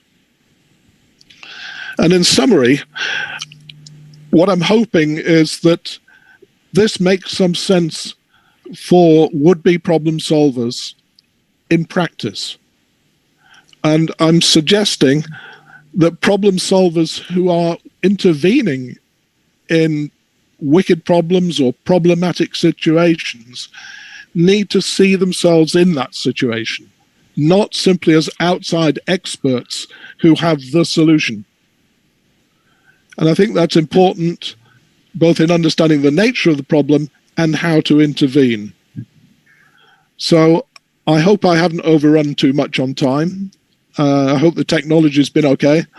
And if there are any questions, I'll be happy to take them.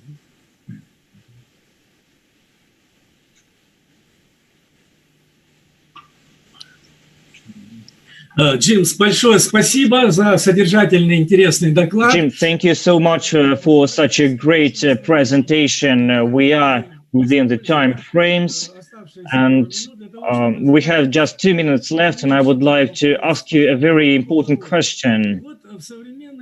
So, in modern problems, we often see parties that correspond to different cultures, and very often they do not have touch points due to these cultural differences. In your professional background, have you ever faced such problems, and what toolkits can be used with this regard? Thank you. That's an excellent question, and I have struggled with that kind of problem on more than one occasion. It's a very difficult one to answer. It's a very difficult one to deal with on the ground.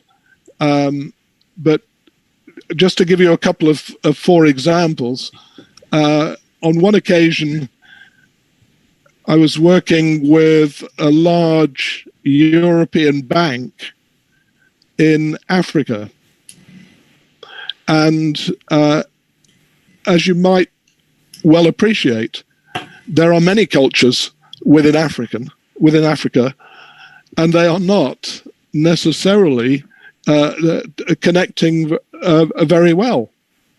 And in some sense, coming in with a European bank as the client to an African context with very problematic issues, it's hard to engage people in firstly recognizing that they're dealing with the same problem, and secondly doing something about it. I'll cut a long story short and say, in that particular context, what was important was to find somebody who had worked in that environment for much longer and receive on my side some coaching about the dynamics that I couldn't understand. And there were dynamics of hierarchy, which were not simply to do with the appointed roles, but to do with age and seniority and so on. And there were dynamics which straightforwardly were cultural differences between people who had originated not only in different countries, but in different tribes. And in a practical sense, what was done, which I can share, was we tried to organize teams to work on tasks within the problem and organize those teams in some sense aligning with the norms that were likely to work for that team. I'm sorry if that's not a very clear explanation, but it was dividing the task around the culture in some sense, rather than trying to apply the same task as one big thing across the whole. And I'll give you one more example if we have time. It's a little more straightforward, but it's very practical. In Asia, again, dealing with people who'd come from China, Singapore, India, and so on, in a large-scale program, what we found was that certain cultures don't interact very well with the person who's running a session, a problem-solving session. They're rather shy. They're not very expressive. They feel some difficulty in stating their view, even if their view is absolutely excellent and really well thought through. There's a sort of embarrassment. Now, this will seem like a trivial example, but what we did in the end was we realized that in some cultures, people felt very uneasy about expressing a personal point of view. But if you could take the problem offer some definition of the problem and give people license to step outside of their usual role, it can be quite revealing. Here is the trivial example. With a large group of people who were from various parts of China, including Hong Kong, so there were cultural differences, we gave teams the opportunity to play out roles as if they were the chief executive, the chairman, and so on, answering to the board of this bank. Now, by giving them the license to step outside of their own situation and play a role, literally as if it was a small play of 5 minutes, they exposed the issues that needed to be dealt with really clearly. As soon as they stepped out from their own role to an acting role, they were very clear and actually quite consistent across groups. Спасибо большое. Yeah, thank you so much. Thank you. You're welcome. Thank you. Мы переходим к следующей теме. Сейчас у нас выступит Гумеров Марат Фаридович. And now we continue with our next presentation. We're going to listen to Семен Бахтяров. So we have made a few shifts. Здравствуйте. Please, Marat. Can I give some comments? Please, moderator, can I give some comments? Пожалуйста, Dorian, please. Yes, please, Dorian. Thank you very much. My name is Doreen de Tombe, and I will present to this afternoon at 5 o'clock about actually a kind of the same issue that Jim Scholz. Thank you very much for your wonderful presentation, Jim. That Jim Scholz presented. It's actually also the same kind of complexity. I call it societal complexity. He calls it wicked problems, but it derives from the same Churchill and Checkland system thinking, and it goes beyond that. And I want to draw your attention that this can be a kind of connection talk this afternoon at 5 o'clock. And Jim Scholz, please send me your email so we can contact. Thank you very much.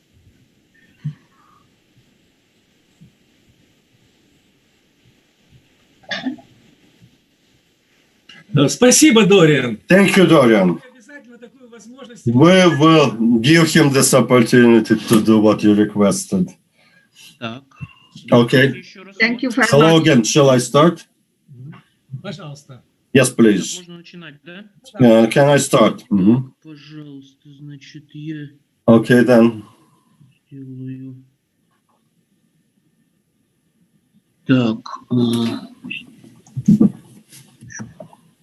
Так, видно, да? Can you see the slides? Yes? We can see the slides, please. Итак, здравствуйте, уважаемые коллеги. Okay, good afternoon, dear colleagues. Can you hear me well enough? Yes. My today's presentation is about a problem which is both old and new for the economic science. It is a problem of modeling. Of course, modeling is a crucial element in managing economic systems. As been said before, it is important to make a choice. It's a very useful instrument for the purpose. But of course, there will be always certain conflicts and contradictions in this area. And in modern dynamically evolving economy, they are going to be even stronger. Because on the one hand, there's quite a few research papers that you can get to know, advising the managers of how to make managerial decisions, economic systems based on numbers. But the reality is that in majority of cases, the managers in their actual practice, they cannot find the application for their knowledge, and much of the research is not being used because of this dissonance between bookish knowledge and real life. And in a modern economy, that becomes even worse with new economic systems, great changes in the economy. As a result, the models should be improved, and the methodology of working out models to manage economic systems should be changed. And to help the managers, we need them to have interdisciplinary approach in modeling, and from the very start, the tools as models as tools always relied on natural sciences like biology, physics, already mentioned here. And the research I've been doing the past few years is devoted to the use a new tool, an interesting tool, which is proved quite well. It's called phenomenological models. Well, phenomenon, what is it? Is observation or result of an experiment. So phenomenal model is a model that combines the subject, while the manager or an economist who manages their economic systems and gives direction to the evolution of their systems. And these models have been used on a broad scale in technical sciences, natural sciences, when dealing with new technical materials, for example, like to work out a certain processing algorithm for a new material, and then combining those models that could be applied to a broader scope of materials.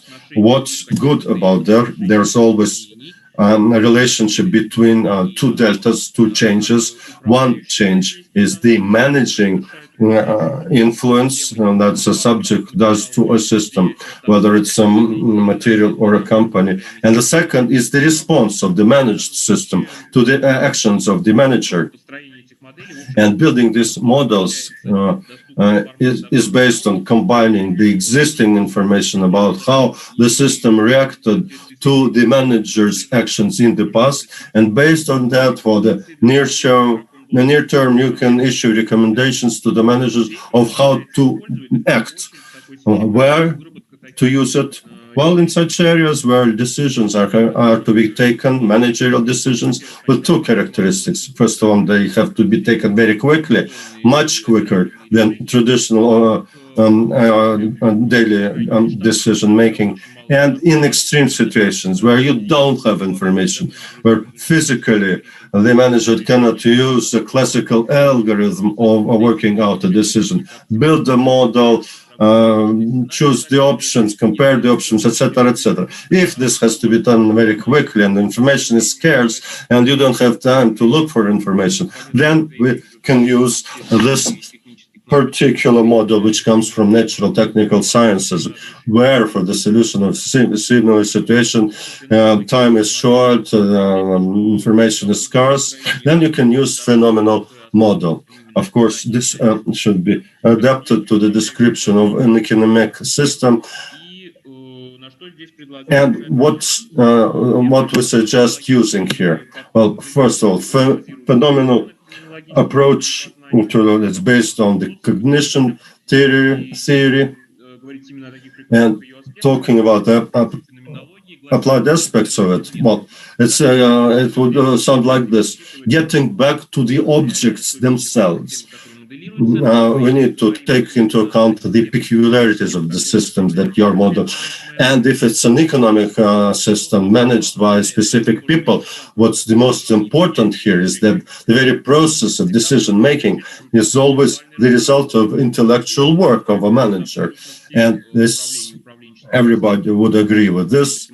Whether it's mathematical-based or behavioral-based system, they have many contradictions between each other. But what is common among them is that they agree that if a manager takes into account certain information, they would synthesize some other information. And the second point, and there's fundamental law on the development of a system, is the law of informativeness and straightforwardness. That growth of information changes the order, changes the relationships between elements in the system, and changes the resource exchange processes between the elements. Based on that, what's suggested is being the model of a system and its environment. Also, what we have to put in is such fundamental properties of knowledge. Yes, when a person learns something or when a manager takes a decision, there are two tools to help the manager. It's space and time, two a priori forms of bringing order to reality. And the economic system and its environment should also be now put to order using space and time. And the concept worked out by Georgi Kleiner would help, which explains all of this in great detail. The combination of systems limited in space and time. There are 4 types here. I modified this approach a little bit. If we consider it through the prism of information, that the manager uses and handles information, based on that, I suggest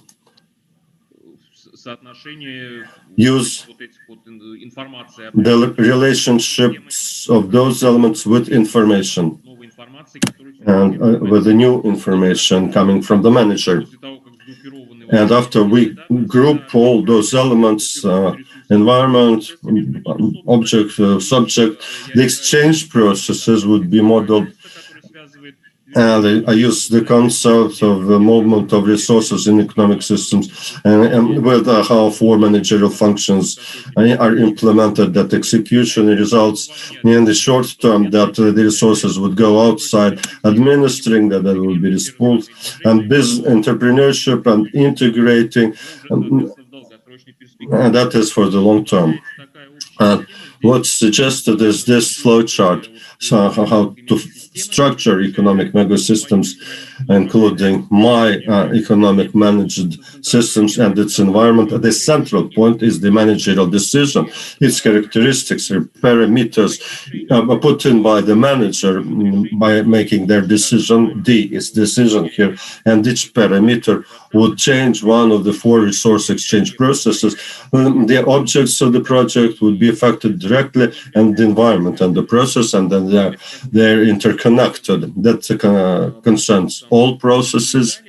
And further on, the approach is given detail.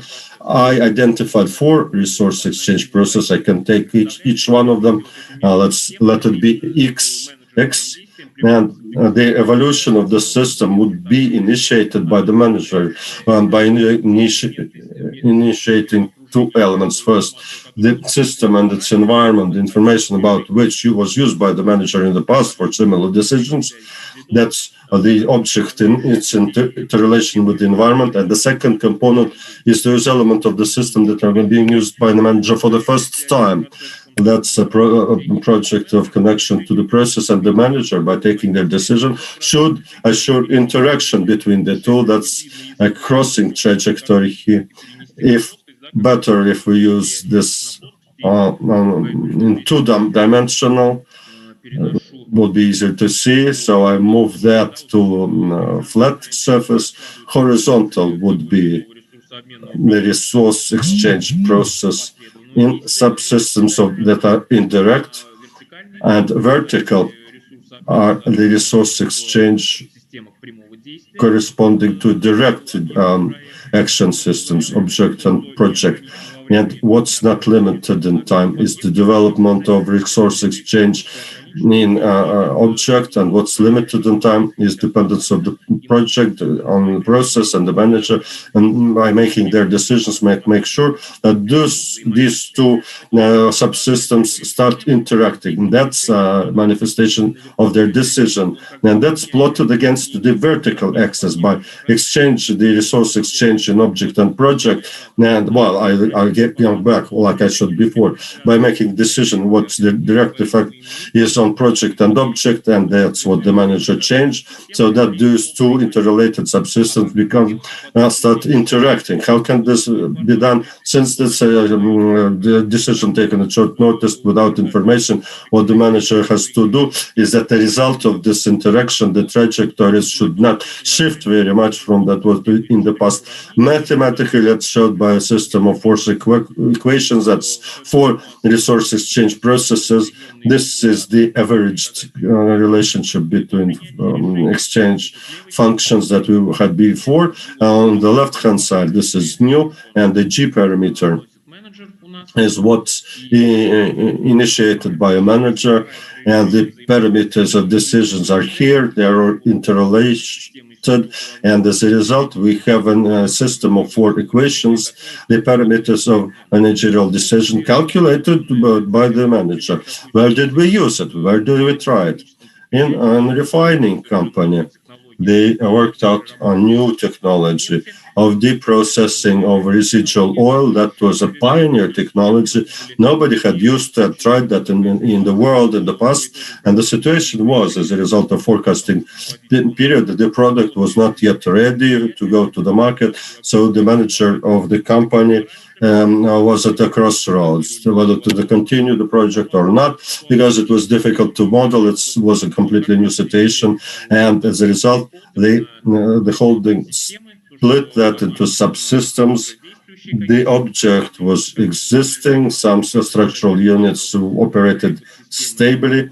The project subsystems is the new production that they wanted to improve using the new technology, and we calculated the parameters, what they sell, what was the profit, what are the assets, etc., etc. Based on that, we calculated the parameters for the project, what it would bring in the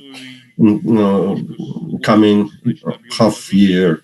Well, we decided to reduce the investment a little bit, but to continue with the project. And it showed that the approach was efficient.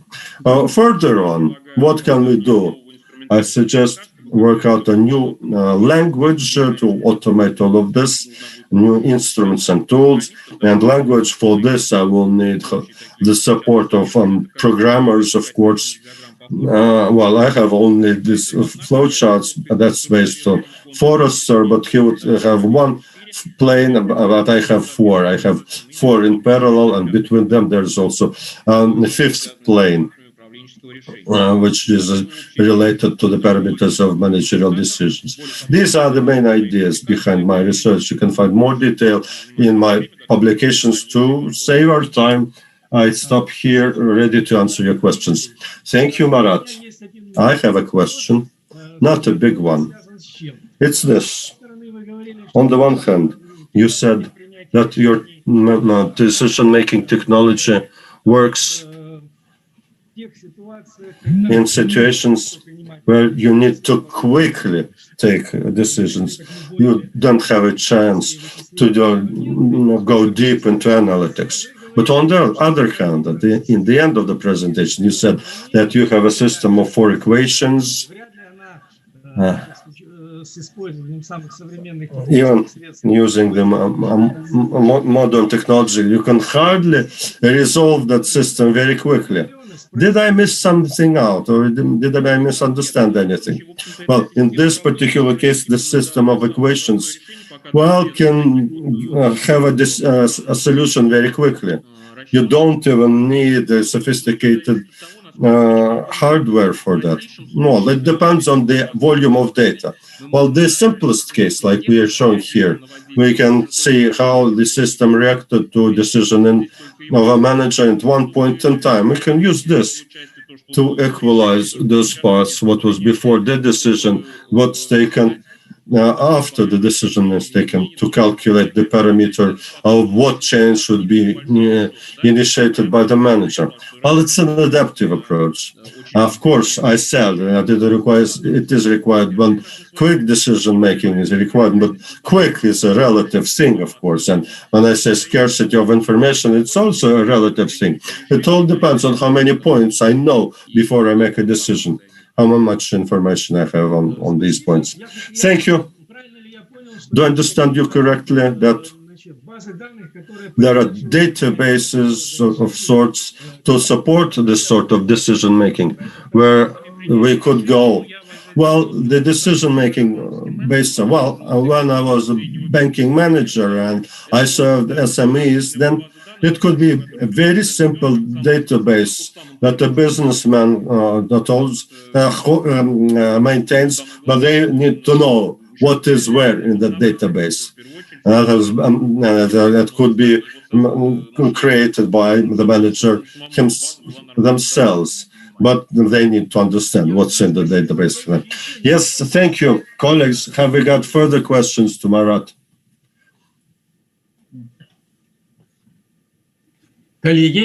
Colleagues? It seems that we have no further questions. Marat, thank you very much for this interesting report. Let's continue and follow with the fun. Thank you, Yefim. Thank you for showing understanding and giving me this opportunity to start earlier than expected of me. Colleagues, the next one. We have only one presentation before the break. We're somewhat slow, but we'll cut on the time for lunch. Семен Bogotyrev now. He is here. Семен Юрьевич, вы на месте. Ага, вот я вас вижу. Я делаю демонстрацию экрана. Hello, now I'm going to share my screen. You may start at your earliest convenience. Хочу рассказать по теме наших исследований. I would like to tell you about our researchers. Just give me a few seconds.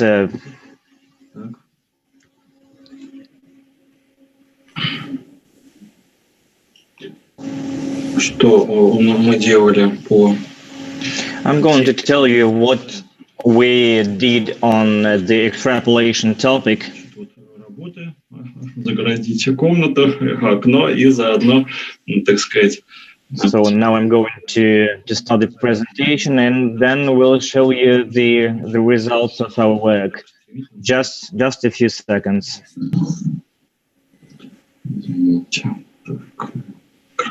Штука. Так. Вот. Так. Так. Так.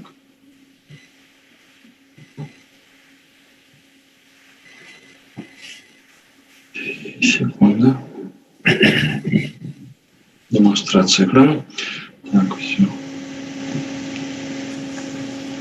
Вот. Все, я надеюсь, сейчас его видно. Ну, проявился, да? Пока нет, но мы надеемся, вот, все появилось. Экстраполяция настроения. Yeah, so finally, the sentiments extrapolation. So we are dealing with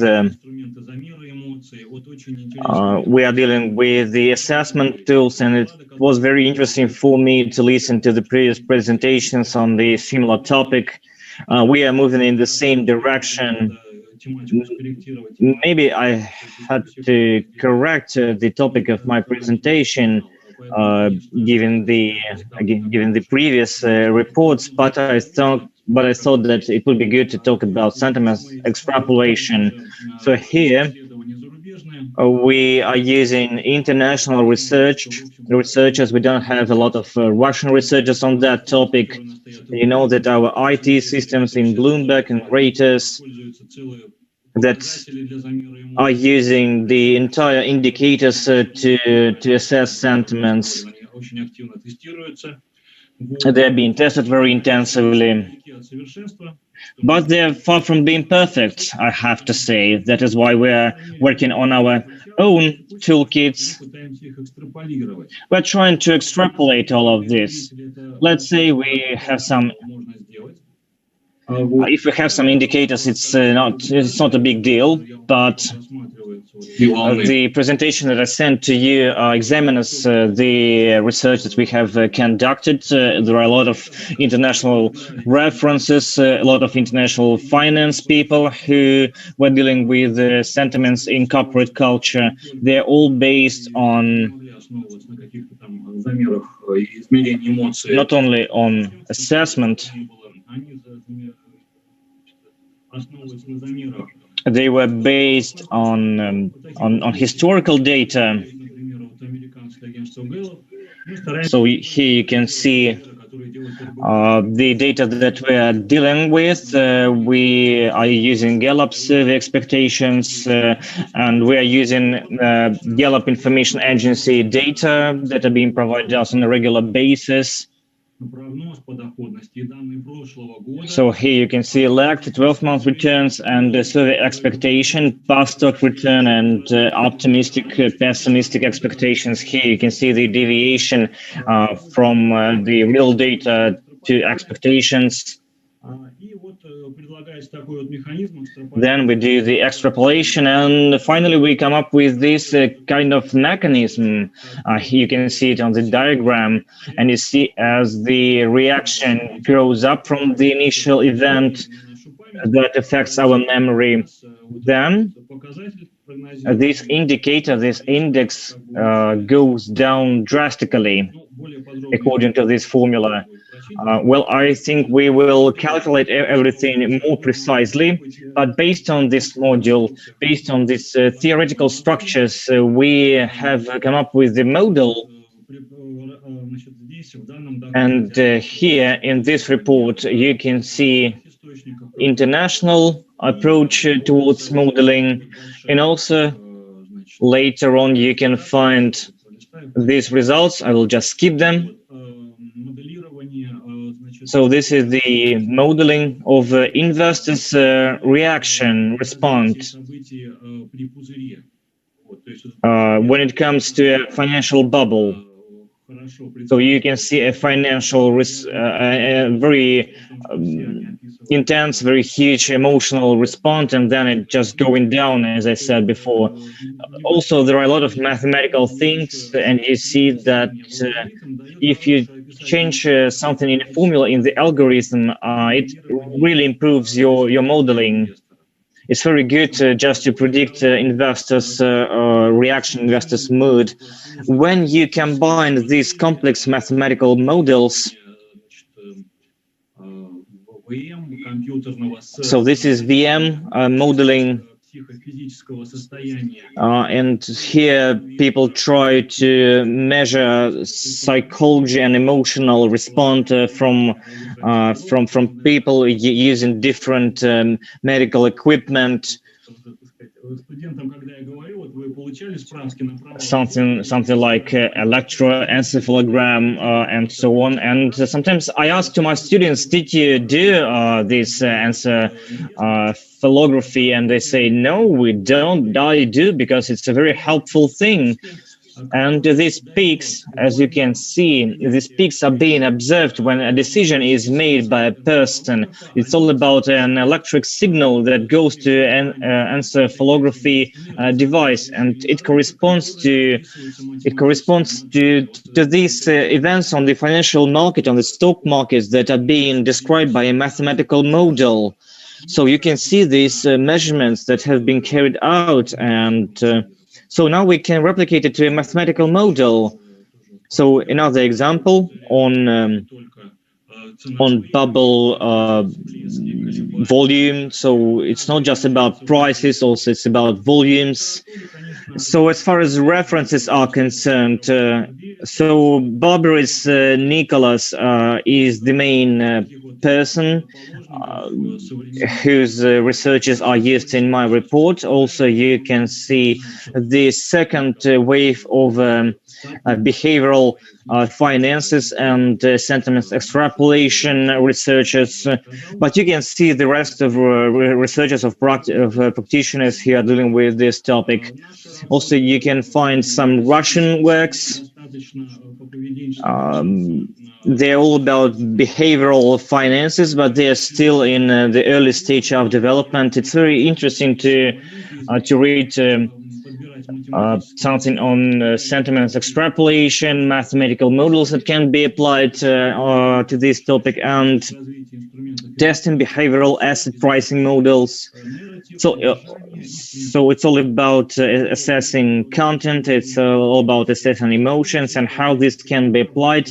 I think it's a huge area for cooperation, and if you have any works on extrapolation, on sentiments examination, I think we can collaborate, make our researches, and I think it will be very helpful. I try to stay within time limits, and this brings me to the end.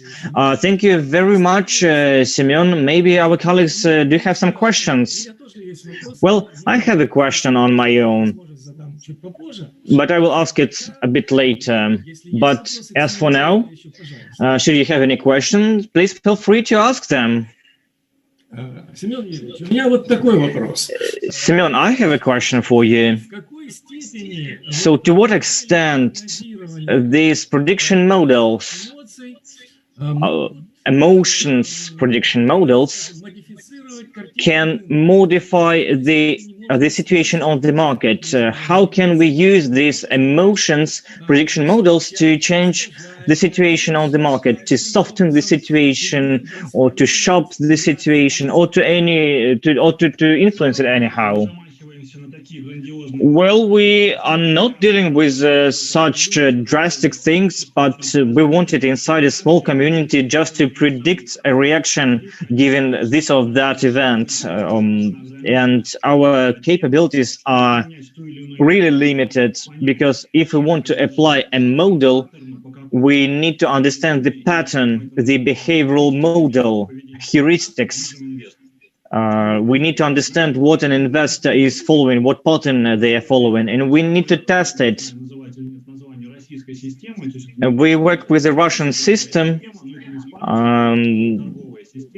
It's not a stock exchange, but it's a kind of stock exchange that is used in banks and financial institutions. And we work with this system. We try to make models just to do price assessment. And we did this kind of work. We did these assessment modules just to understand the price of assets. And I asked people, maybe for your customers, for our scientific purposes, we will ask to fill in a questionnaire. So we got some scientific data on how people behave and how they react. And we wanted to do this. If, for example, your revenue is higher than expected, you are going to sell or you are going to buy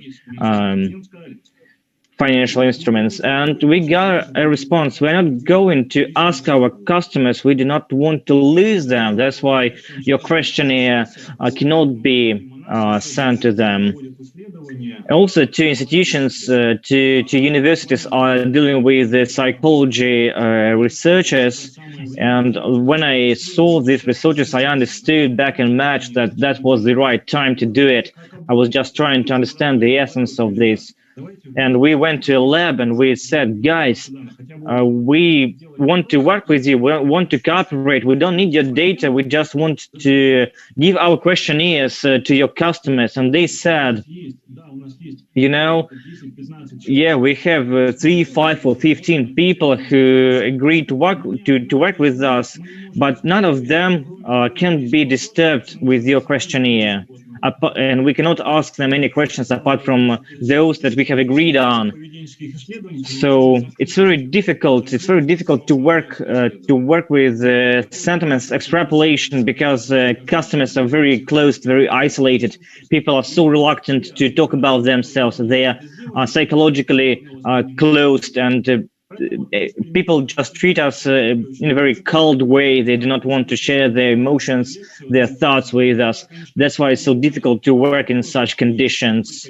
But we work with what we have. At least we do have some data, and when we combine these patterns, we can finally predict these sentiments changes. But as for now, that's what we had. I have a question. Please tell me. By the way, thank you very much for your report. It looks like emotions, do they increase the truthiness of knowledge, or they decrease it? They increase, but not for everyone, because on the market you can find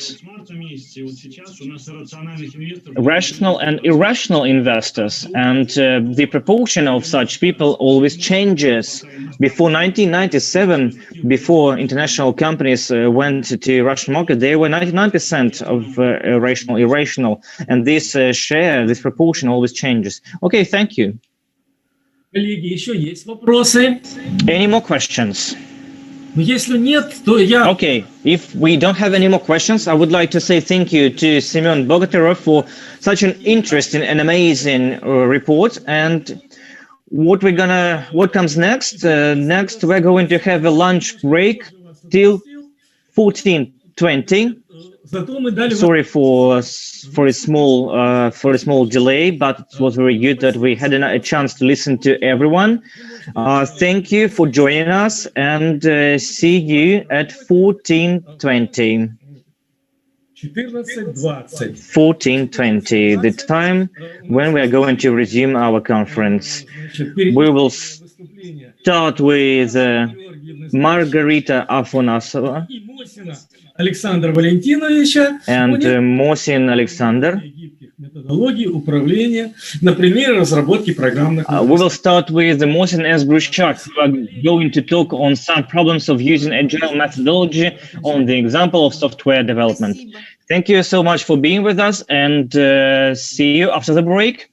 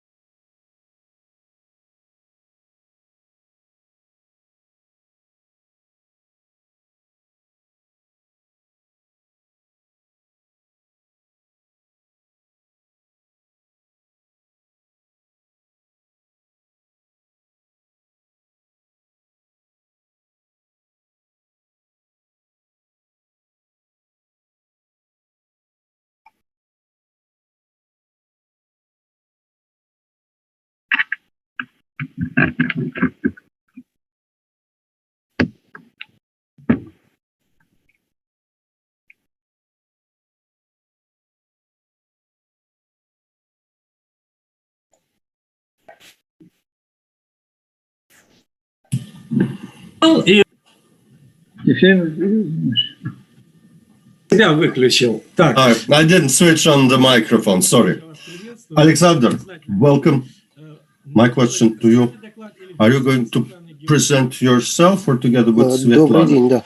Я думаю, что большую часть я буду говорить, но most of the talking would be done by me. Maybe Svetlana will join in at some stage. She's here. She's with us. Svetlana, welcome as well. Hello, colleagues. Thank you for changing the schedule. I had classes. So thank you for changing the place of my slot. We always try to do it. If we cannot do it, we'll still do it. Okay, thank you. The main presenter will be Alexander. Let's give the floor to him. And I will join in if required. Okay, but we have some time, like 5 minutes before we go. Maybe some people will start right on time. I just I wanted to check if we're ready.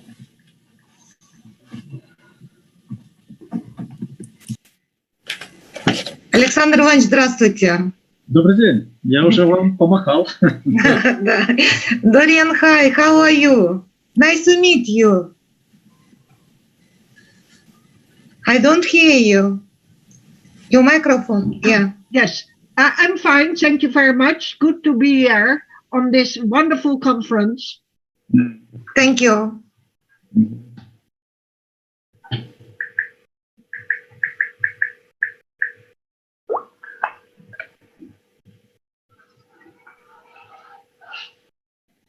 Александр Валентинович, вы готовы?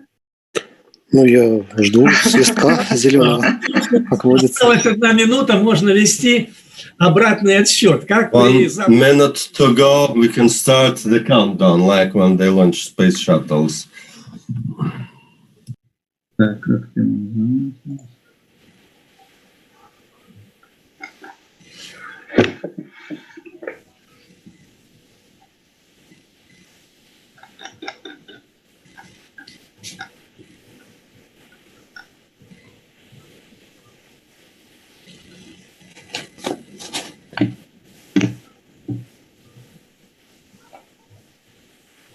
Ефим Наумович, я после выступления вынуждена буду отключиться, потому что до занятий мне надо, там еще организационные вопросы по кафедре. Нет вопросов, конечно. Вы можете быть свободны. С вашего разрешения и позволения. Разрешаю. Спасибо. Время настало. Да. Ну что, время? It's time to start. Okay? Я включаю экран и надеюсь, что он виден. I hope you can see the screen. Yes. Можно свернуть. Здравствуйте, уважаемые коллеги. Я очень рад вас приветствовать на этой конференции. Хотел бы нам рассказать вместе с Светланой Георгиевной о некоторых проблемах применения гибких технологий управления на примере проектов разработки программного обеспечения. Пару слов об авторах. Светлана Георгиевна, системный анализ в экономике, кандидат наук. Главное, человек с многолетним опытом and he has a lot of experience of project management in many companies over Russia, and we worked together on some of the projects.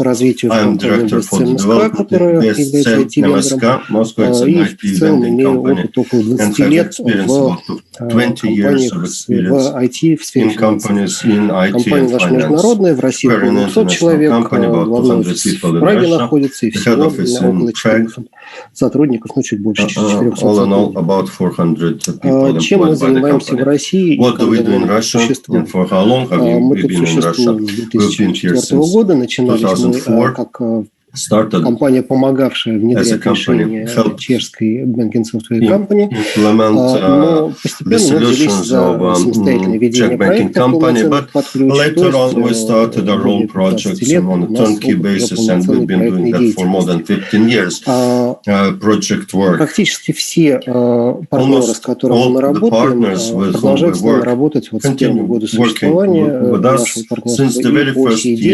То есть мы не из тех, кто быстренько сделал проект и убежал, а мы нацелены на долгосрочное партнерство, и мы развиваемся и растем вместе с нашими коллегами, с нашими партнерами, в первую очередь финансовых организаций. Если говорить о проектах, в которых мы чаще всего участвуем, то в основном это проекты, связанные с фронтальными системами банковского обслуживания, то есть с теми самыми системами, которые обязаны быть наиболее конкурентоспособными, которые представляют для клиента собственное лицо банка. Мы делали интернет-банки, когда это было трендом, сейчас мы делаем мобильные банки, мобильный банк для банков ВТБ. Мы дорабатываем, слышали обновление мобильных приложений. Интернет-банки, порталы, сделали даже закрытую системную сеть для инвестиционной компании Атон, которая не является финансовой организацией. Визуализации программы предиктивного обслуживания станка, оборудования по производству полипропиленов, то есть в той самой цифровизации, о которой сейчас можно говорить. Ну и тоже интересный проект, это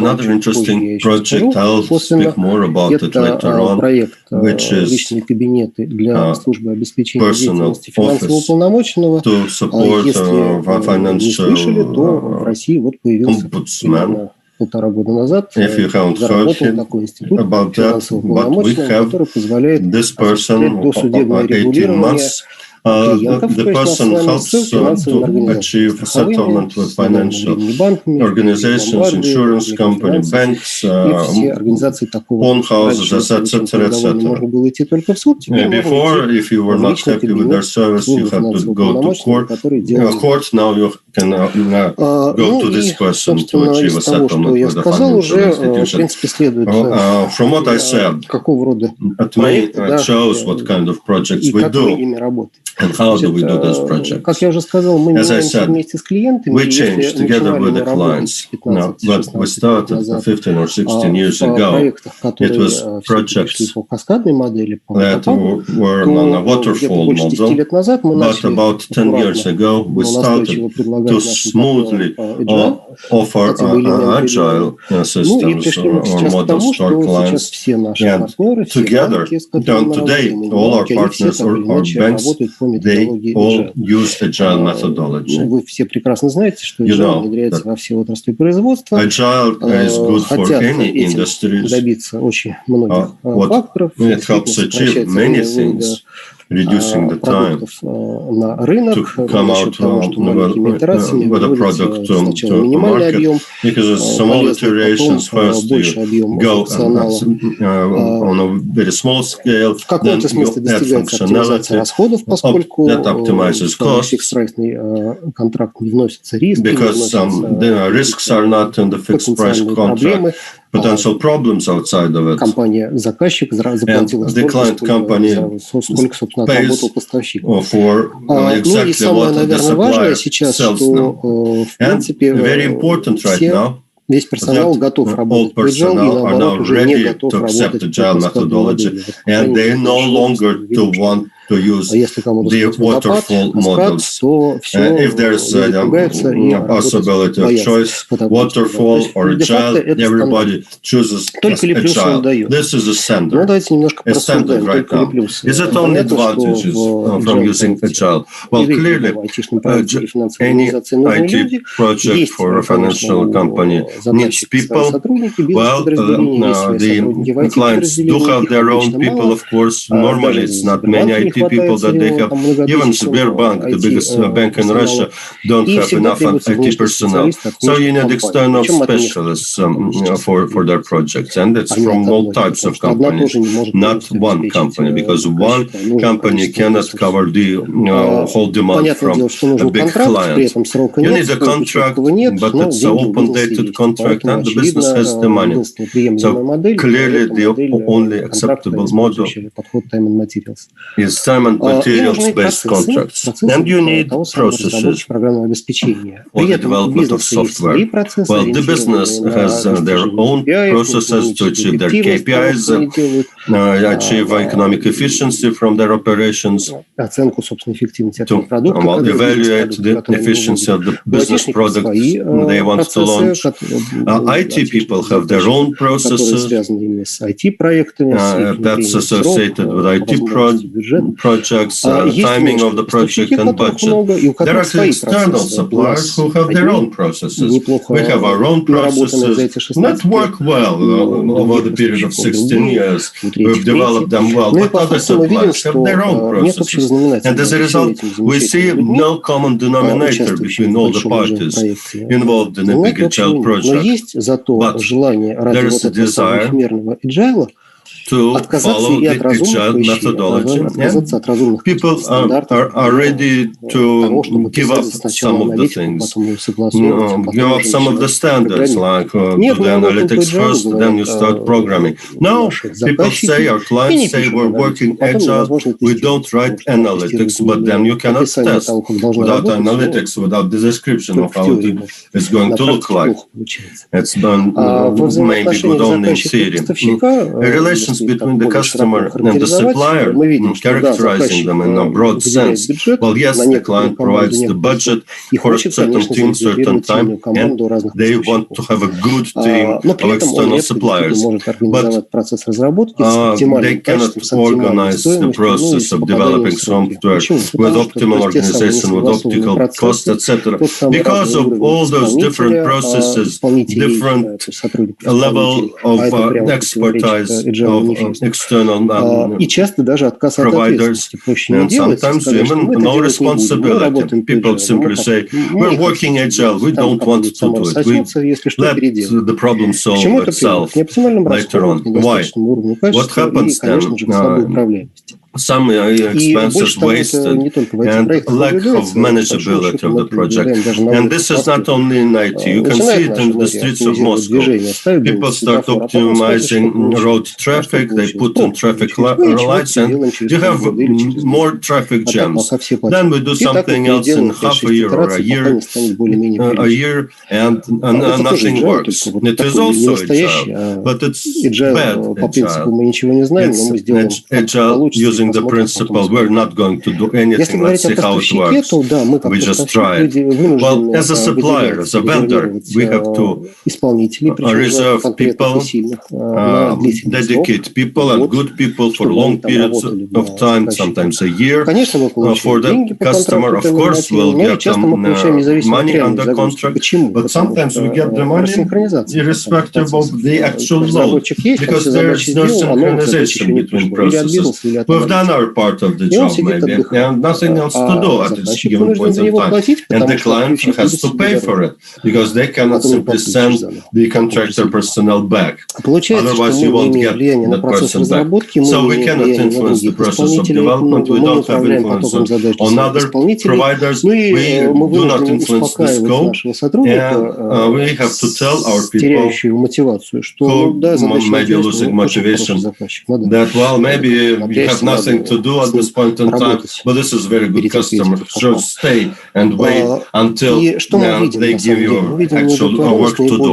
As a result, many people are not motivated, they're not satisfied, and there's a risk that we lose personnel. And we need to find a solution here. And here we decided to use this model of systemic dynamics to analyze the existing situation, to understand how the problem got to be created and how it evolves. Well, the font may be small, but we identify factors here and connections between the factors, like this R1 cycle. Because lack of synchronizations, we have idle time among qualified personnel that affects the timing of the project and that affects the cost of the client, because the client has to pay even if a person doesn't do anything, and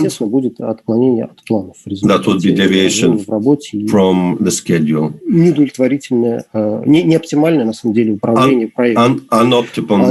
Unoptimal management of the project. Looking at a bigger circle for us vendors, this same idle time results in dissatisfaction among our people. Motivation is falling, loyalty is falling. They start working for other companies during that idle time, and sometimes they don't even know what kind of company they were working for. The risk of losing key personnel arising, and again, all of that, if they leave, that would affect our possibilities of offering good people to our clients. There are side branches in this model, but what we see here is that here, this circle, in our model, while there are pluses and minuses there, these are the factors that reinforce each other or weaken each other. And if it's a plus, there is a growing negative effect of this circle under this model. And leaving this vicious circle is impossible, as you can see, unless you think of something new. So we thought of something new. What is it? We decided to find small projects, new projects, based on fixed price terms, and the people who are temporarily idle should work on these projects, not 100% of their time, maybe 20 or 30% of the time. As a result, our highly qualified people become sort of proxy experts. They are in the office of our clients, and they have a team for the client, and they're responsible for the work of the team before the big customer and other projects. And the rest of the team become a virtual team. There are some people, they would be connected if there's work for them to be done, but otherwise it looks like there's a definite team with certain productivity, with certain capacities to perform a project. In such a project, unlike the standard project, we can train people, junior specialists, otherwise we cannot train them. And our client does not want to pay for their training. Also, in this small project, our highly qualified people can address very complex tasks. They're interested. If it's not interesting to them, they will let the juniors do it, and they would use their competence to the utmost, addressing the most challenging tasks. And we see this small cycle does offset the problems that we had in this situation, and the lack of agile when we work for a big client. How does it look? Well, and it's time and material, and people have to stay with the client's office for a long period of time, and the client will pay 100% of their time or less if we have agreement. And if it's not full allocation, they pay less. And the customer will have their project performed to good quality standards in time. Sometimes, instead of this highly qualified person, we make that person proxy, and several people would work to support him. персоналом, особенно с HR, especially highly qualified people. Our center of competences would deal with them all the time, and sales people would look for those smaller projects and creating overbooking. We're trying to do more projects than we have people. And parallel projects are done by virtual teams. There's continuous rotation, different people do different things, and for the customers in these small projects, they will see a real team. Maybe it's not a big team, but it's a really working team. And it turns out everybody stands to gain from this new system. We as vendor and our main client, our people, and the clients in smaller projects. All of them get what they want. Ну и перейдем, да, на самом деле к результатам. Что нового? What new things we may manage to offer under this new model. What we offered, well, we implemented proxy specialists. This new institution we have, when it is possible, we convert them to proxy specialists and we organize virtual teams. Like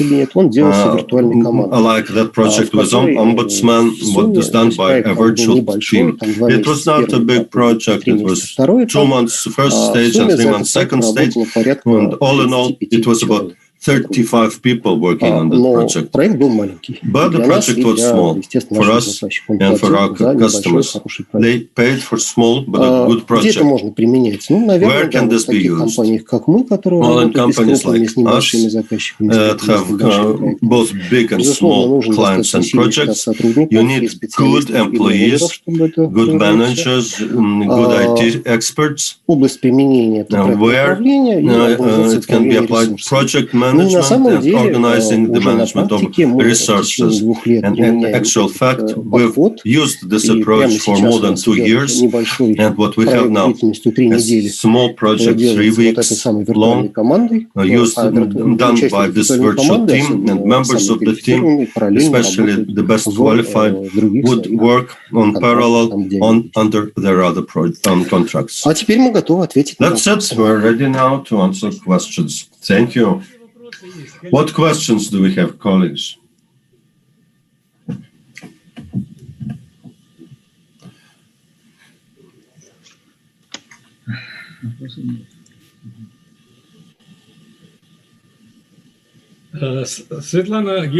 Svetlana, do you have anything to add to the presentation? What your colleague has said? Well, just to emphasize this idea of a virtual team. Because this approach, well, we borrowed it in a way from IT, how modern computers work, the memory of computers work. And it so happens that, while using this approach of virtualization, we use more resources than we have resources physically available. That seems to be a paradox, but it is so. I believe this is a very interesting result and interesting effect. As Alexander has said, would be great if we could try it in other industries and areas, because the world is changing very quickly.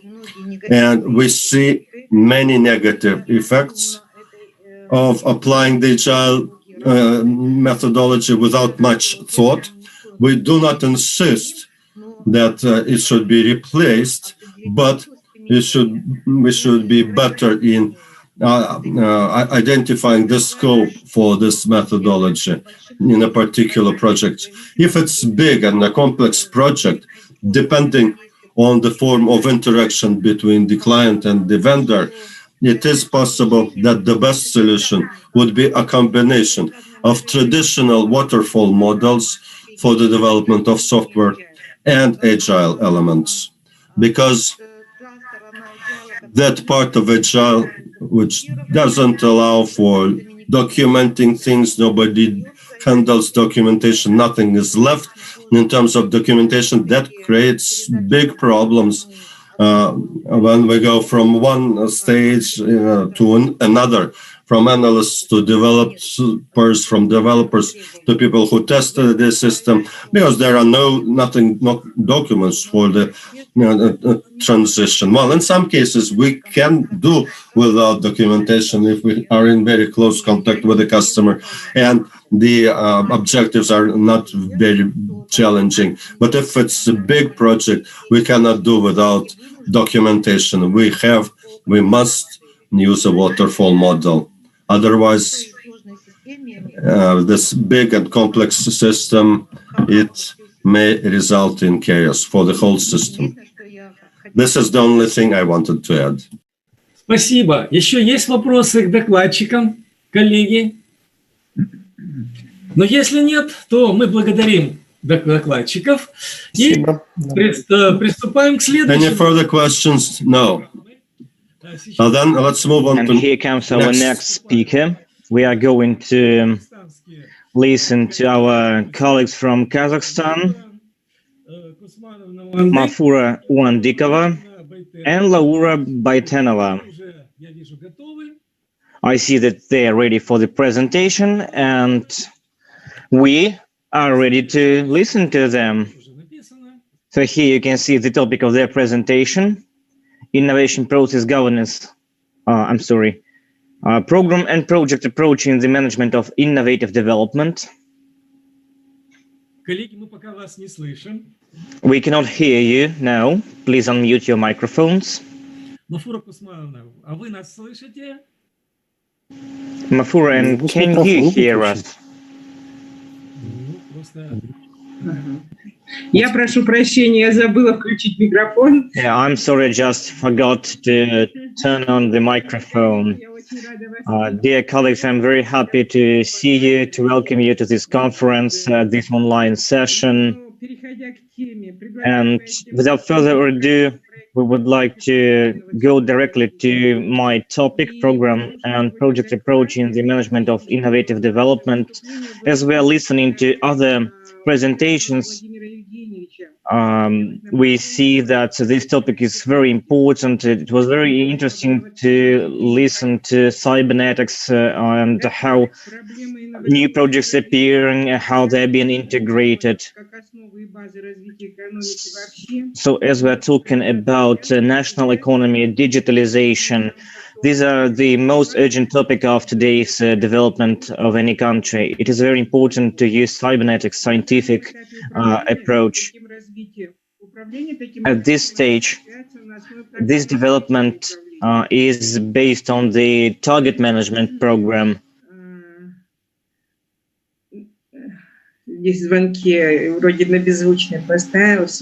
I'm sorry for the technical difficulties.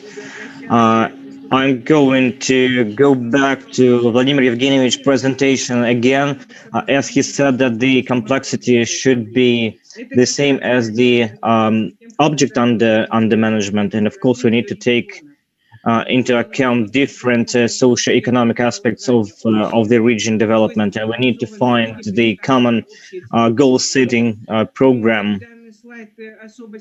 At this slide, you can see what I'm talking about. I'm not going to go into details, but I can tell you that we have more than 2,065 regional programs. And as it was mentioned, we have innovative programs. Also, it is very popular to talk about projects, not programs. However, these are almost the same things. So, of course, there are some drawbacks in such programs, problems that we are suffering from because they are being reflected on the efficiency, on the quality of the program implementation. And at the end of the day, sometimes they do not allow us to achieve the goals that we have set. In this report, you can find the models, how to switch from program approach to project approach. And here you can see the steps on how to on how to realize this shift. First is the third three-vector paradigm, a new model of economic environment of innovative development of a region. Also, we built a system dynamic economic and cybernetics model of the innovation development both of the country and of the region. Also, we have a system of criteria on how to ensure innovative development of the country and its regions. Also, we see step number 5, models on how to structure and how to form optimal programs based on the complex assessment model. And as we can have a formalized view, we need to have a kind of a decision support system. So in a nutshell, these are the steps that you need to implement in order to switch from program to project approach. These are the main topics of my presentation. If we talk in detail about these points, for example, now you can see the new three-vector paradigm of innovative development, and we will go back to this paradigm later on, as we are going to talk about innovative development related to these 3 vectors. Here you could see technical and technological development that overweigh currency and finance aspect, but I'm not going to deep dive into it just to save time. And we switched into the model of economic environment of innovative development that is based on objects, environments, projects, and processes. And this actually provides us a solid platform, a foundation on how to switch into a new innovative development model. Now we finally can build a system, a very solid and proven system on how to develop innovations in regions. Here, on this slide, you can see a logical structure of economic region development blocks and how they interact with each other. They allow to build an economic and cybernetic model that can describe everything that is happening from the economic point of view. It is based on the backward relation, since it's an economic and cybernetic formula. Here you can see the system dynamic economic and cybernetic model of the region. You can see the function of the development trajectory that allows to increase GDP of the region. And according to a new model, a new theory of economic systems, the basis for economic development is 4 subsystems. And now I will skip back 4 subsystems, as I said. Business, also it is science and techniques, society, economics and management. You can see it on this slide. So next, this model allows us to reflect on the innovative development of a region and to reflect it in a formalized way. And here you can see the development directions, and projects and programs are being implemented across these 3 directions. Here you can see projects, you can see technological innovations, you can see the project environment, and also you can see the projects themselves. Also, we have a management criteria system that is based on 3 main pillars, and it allows us to just assess the way we progress. This is the logical model of innovative multiplicator, 3 types of innovations. technical and technological, currency and finances, social and political, that actually impact the entire innovative field.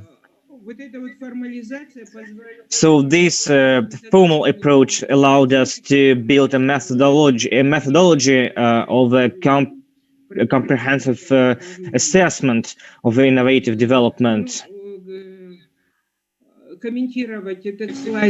So I'm not going to comment on that slide because you can see the main things, the main elements, the main tasks and subtasks when it comes to implementing this methodology. And now we switch to a system diagram of support.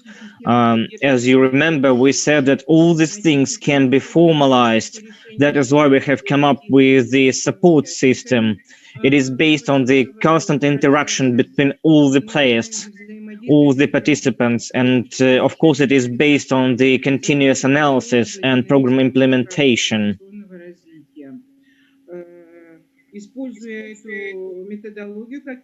By using this methodology, as I said, this system can be built. It is being built according to a new theory of economic system. We have modules called objects, we have environment, processes, and projects. And all these elements are dealing with their corresponding tasks. And now how this can be implemented. Here you can see a logical and structural schema of how to switch to a program and project-oriented approach. This is a state program that consists of 5 indicators. Each indicator has a task, and tasks comprises events or activities. So these projects that you can see on the slide are missing at the moment. We have activities from 1 to 13, just like to increase a percentage of an economic indicator, of an economic index. And for each activity, we have criteria, we have projects, so we really invest a lot into these processes, and all these activities consist of projects. They sit on top of the decision support system. It helps us to find the most relevant and proper projects. You can use this system in order to track down the efficiency, to track down the progress. And in a nutshell, this is our approach on how to switch to program and project approach. I'm hoping that I stayed within the time frames. This brings me to the end of my presentation, and I'm ready to answer your questions.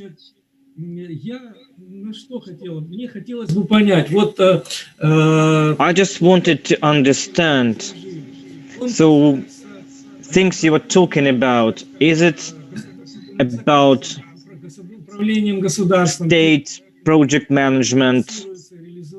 Or is it about managing projects being budgeted by the government, state cooperation, or maybe public sector?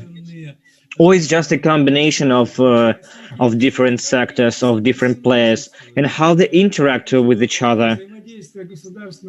Because public-private partnership is a very tricky thing, as you know. And thank you very much for your attention. Thank you much for your presentation. And please, yeah, it's a very good, very decent question, question that I expected to get from you. So it's difficult, but it is feasible. And the goal is to embrace all levels from bottom to top, because when it comes to implementing state programs, this is being implemented by distinct enterprises or organizations. And in order to implement such programs, you need to establish information exchange across all players, from bottom to top and from top to bottom. this is the ideal world for us, the ideal picture of partnership. So when it comes to calculations, we define the right project, the right program and development program that envisages program and targeted management as it was described before. And this is a mega project that consists of sub-projects. So it's not very convenient to call it a mega project each time. That is why we have a different naming for this. But we call it program in general. So when this program is formed, we select proper aspects from bottom to top. We select projects. It could be state projects, public projects, private companies. So we assess all of this, and by using our methodologies and models, we just choose the right projects, and then we evaluate everything and start implementing these program and projects. We use network development, network programming.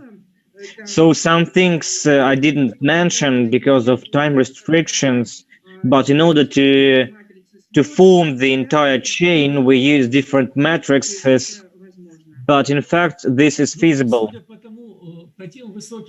Well, given the tempo of Kazakhstan development, I'm sure that you have succeeded in a lot of areas. So we wish you all the best. We wish you success.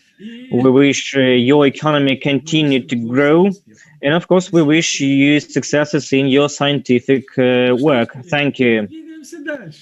And as we continue, I would like to give the floor to the following speaker. Они у нас присутствуют. They are present. Where are they? Colleagues?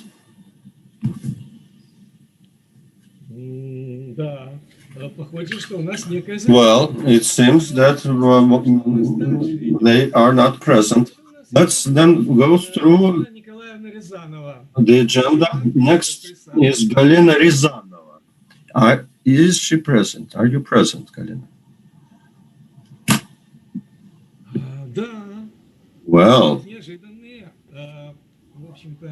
that's unexpected. Well, suddenly we have those blank spaces.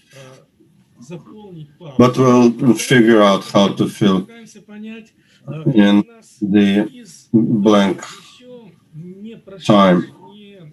Let's see what other presentations do we have, or people who are present here, so that we can compile the list of presenters who are available. Well, myself, Danil and Rogachuk, we did not hear from them, although they were supposed to start at 3 p.m. I don't see Galina Rizanova. Then, down the list, do we have Vyacheslav Marocha?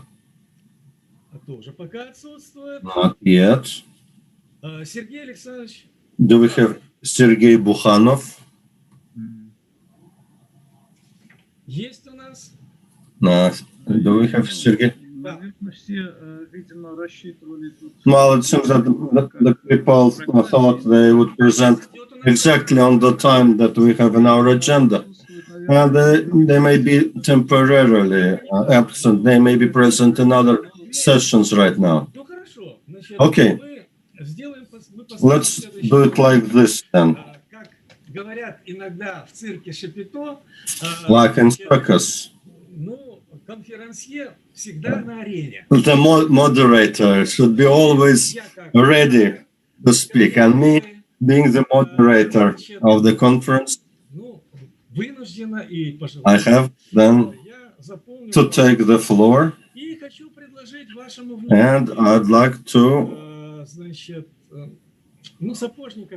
speak about the following. Well, I haven't got a prepared presentation. My report is in text. There are disadvantages to it, of course, but advantages as well, because people get used to visual representations. And in that process, we sometimes lose some of our ability to listen attentively. That was not actually the reason why I didn't prepare a presentation, but still, let me put in some picture, and then I tell you what is the subject of my presentation.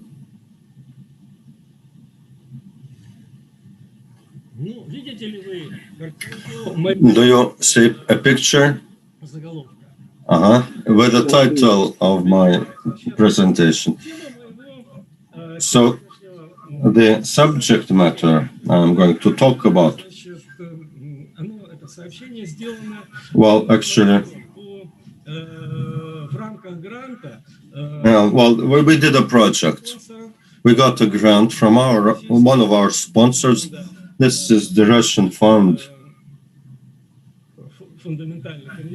of Fundamental Investment, and they contracted a work associated with the government management of innovation processes in Russia. So in my presentation, I will speak a lot about that project. Well, thanks to our sponsors, we got the funding for that project.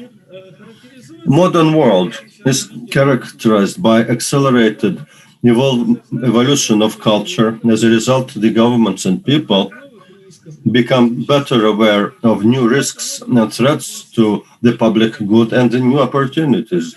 To overcome those, there's growing understanding that the combination of social stability and sustainable development, the capability to withstand natural risks and threats, ensuring a good standard of living for all members of the public, would be available only to those countries which have embarked on a path of innovative development. The experience of the past 150 years shows that economic strength and the power, military and political capabilities of countries, soft power, that is cultural, ideological capabilities of the country, are defined not by the territory or a number of people living in country. These depend mainly on the things created by the people, the economic, political conditions for a healthy and good life, which would act as a good example for neighboring countries. Therefore, today, human resources and its key component, that is innovation resources, become the main resources of social development of successful countries. Russia, over the past 200 years, has been a political entity catching up with other countries, and the modernization in the country is going on all the time, but we are lagging behind because we started modernization later than the pioneers of industrialization processes. And there was a disruption during the First World War, and political and economic transformations following that.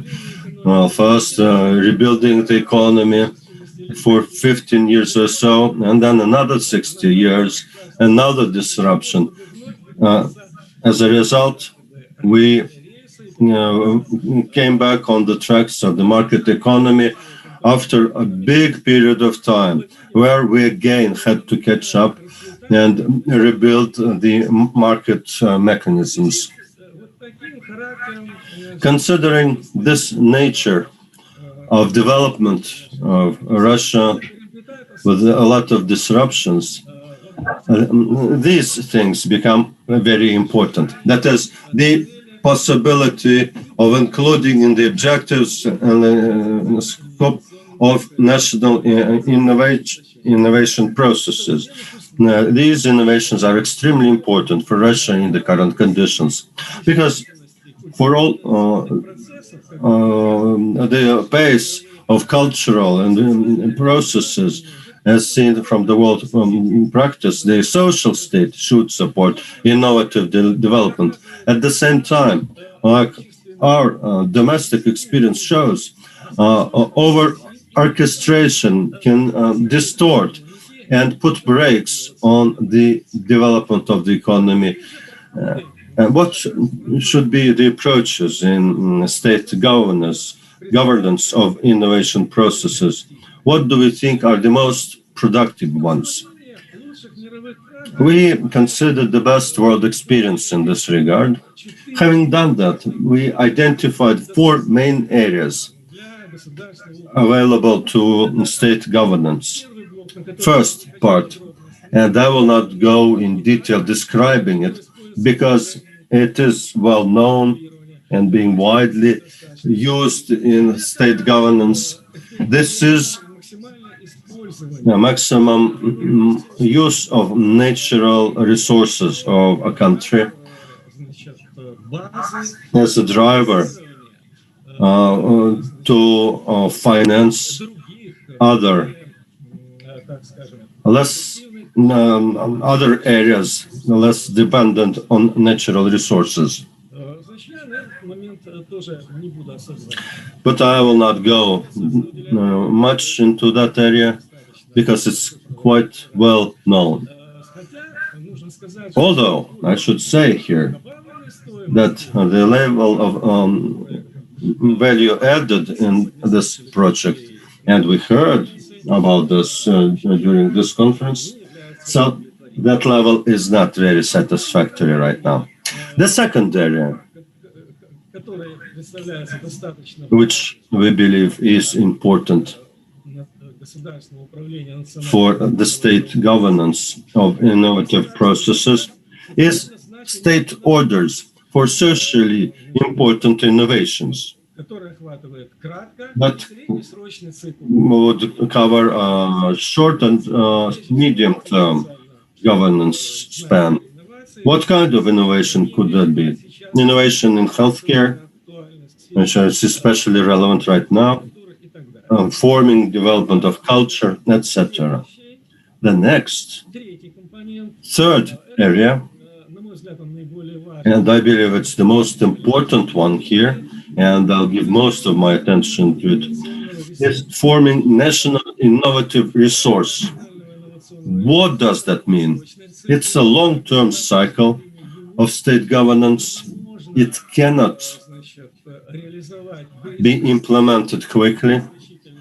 It requires a lot of time, but I believe, and many people believe, and that was mentioned in other presentations, it is indeed the leading or at least crucial area of state governance of innovative processes. So this is the formation of the national innovation resource, a long-term cycle. Now, the fourth element, also mentioned during this conference, it's institutional, legal, organizational, and economic conditions to support that national innovative resource. This is a medium-term cycle, but the fact that it's medium-term does not mean that it should be overlooked. It's an extremely important element of state governance of the national innovation processes, without which it seems it is impossible to use that national innovation resource that will be formed even in the most favorable environment. So because now time shortage, I would like to focus now on this most important area, which is forming the national innovative resource. The innovation process of any level integrates the activities of many actors, both individuals and institutions, that perform all sorts of actions and providing their resources, without which the innovation process cannot proceed. However, the general results of innovation process will be mainly determined by the people who do innovation, people who can see the image of the future, can find the best ways of overcoming the gap between what is and what they want to be. These are the people who are the carriers of personal innovation resource, which forms the innovation resource of business and the national innovation resource. What is one of the most important objects here of the state governance of innovation processes. What is an innovation resource? How to analyze and study these? What connections do they have? What common points do they have with other processes that may have been analyzed better?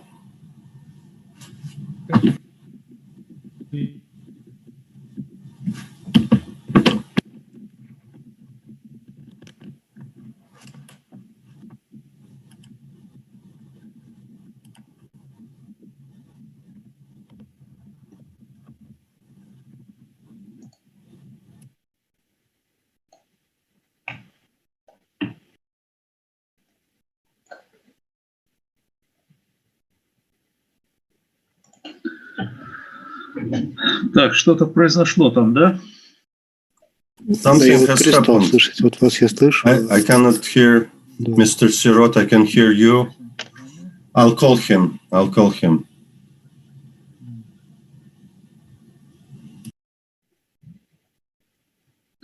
Не видит, что он мне...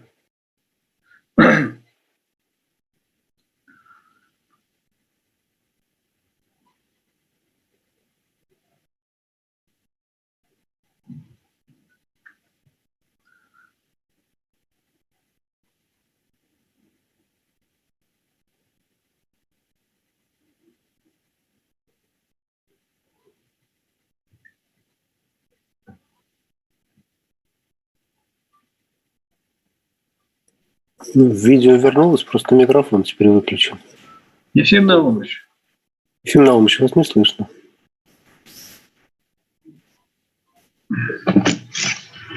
С какого момента? There was a loss of sound. When Mr. Sirota presented, there was a loss of sound and there was disruption that lasted for several minutes. Okay, I'll have to then get back.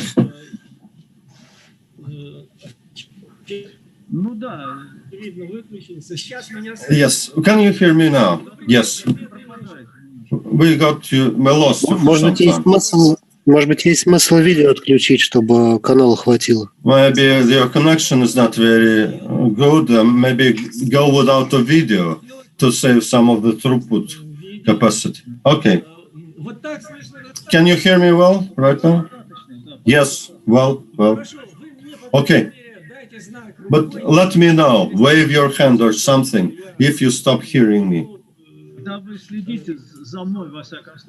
Yes, watch me. I will wave my hand. Yes, I will be looking at you, Alexander. I'll gesture like this. Colleagues, well, maybe repeating.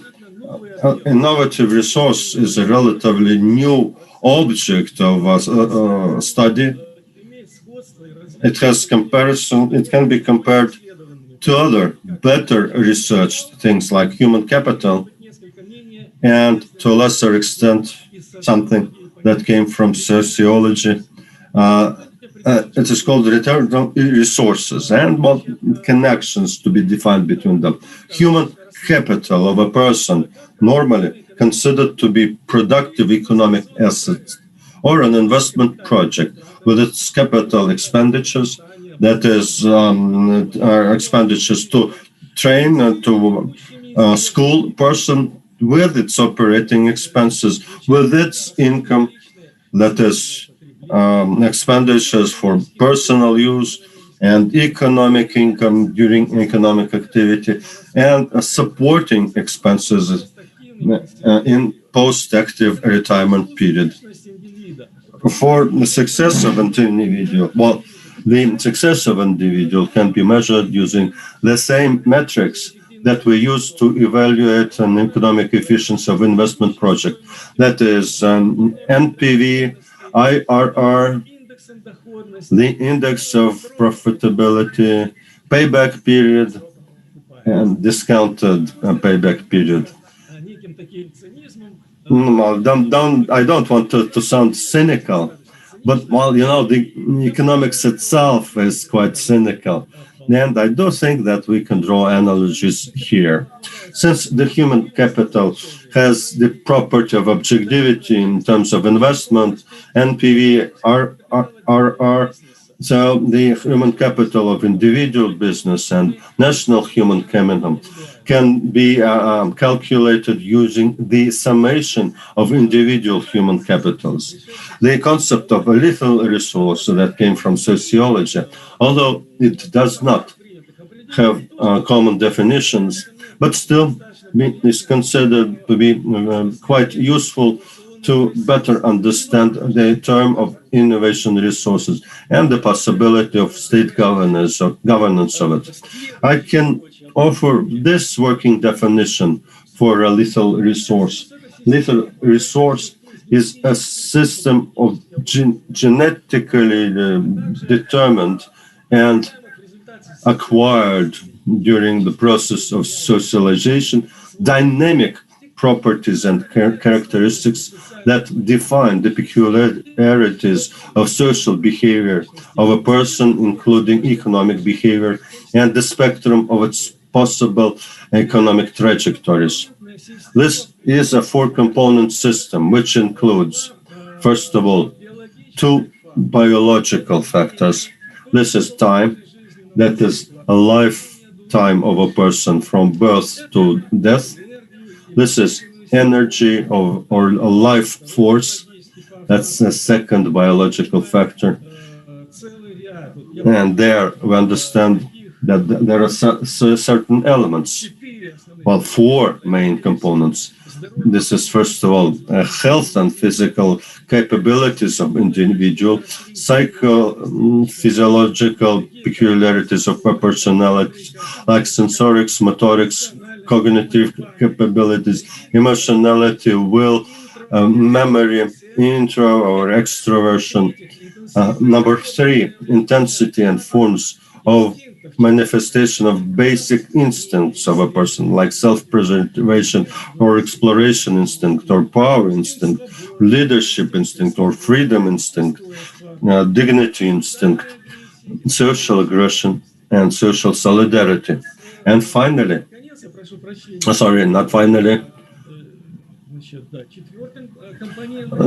component number four of the life force is capacity for interaction with other individuals, suggestion, capacity for active or passive resistance to suggestion, and counter-suggestion, that is, ability to persuade somebody. And the last component that refers to the life force is values of a person. This is what is included in the notion of energy or life force, and this four-component system, in addition to time, that is the lifespan of a person, and energy, life force, also includes two social resources. That's economic resource of an individual, that is the amount of economic values at the disposal of the individual, and the resource of knowledge. That is the available knowledge, skills, and competences of a person that define the range of possibilities for a person, one's life trajectory. As I said already, the first two components are biological in nature, and the third and fourth one, that is economic resource and knowledge resource, they have social nature.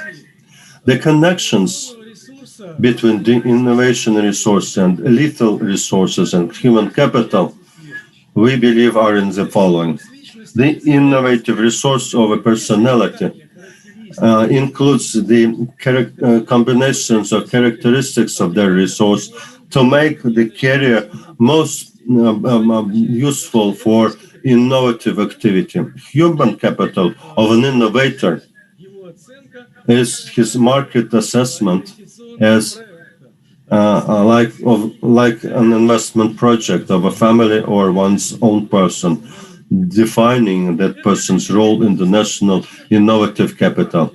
This share is not the only thing that the person contributes. They also pay taxes. There's a disruption of sound again.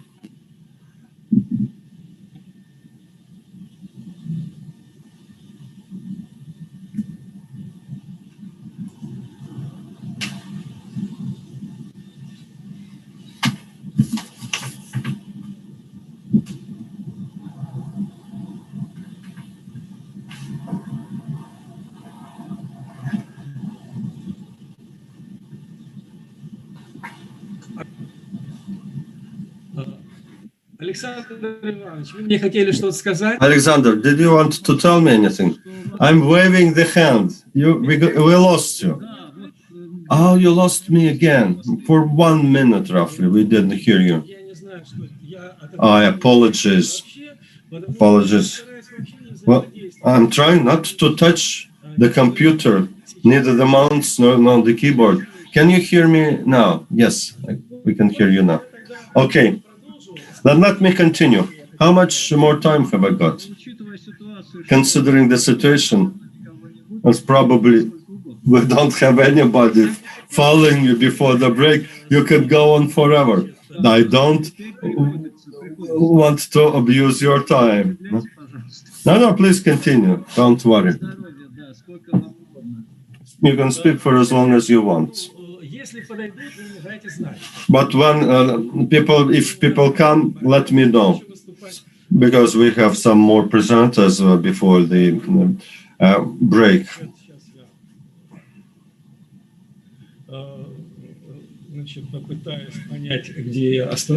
Let me try to find where I stopped. Human capital does not incorporate the growth in the quality of life, does not fully capture in national product and national wealth.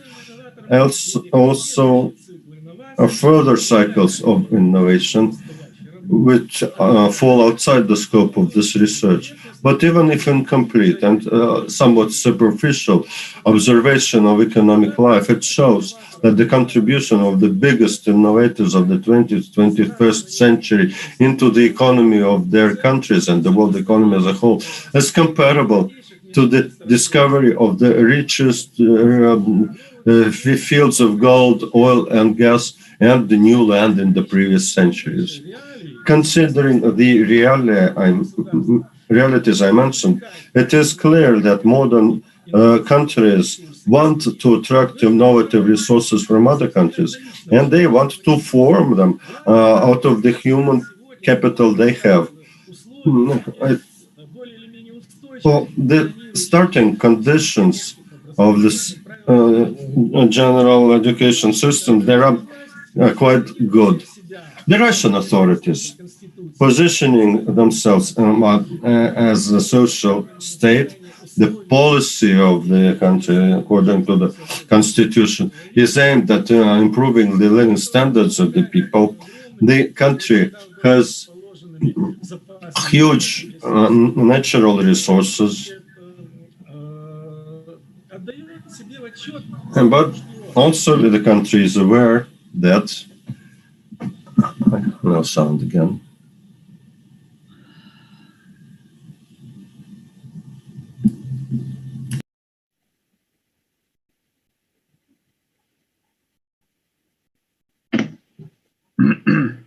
Ефим Наумович.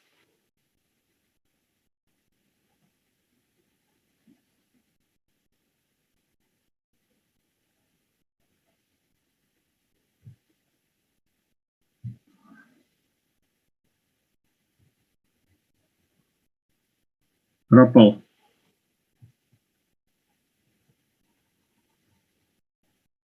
Я уже слежу и вижу. Увидел. Yes, I see. I see.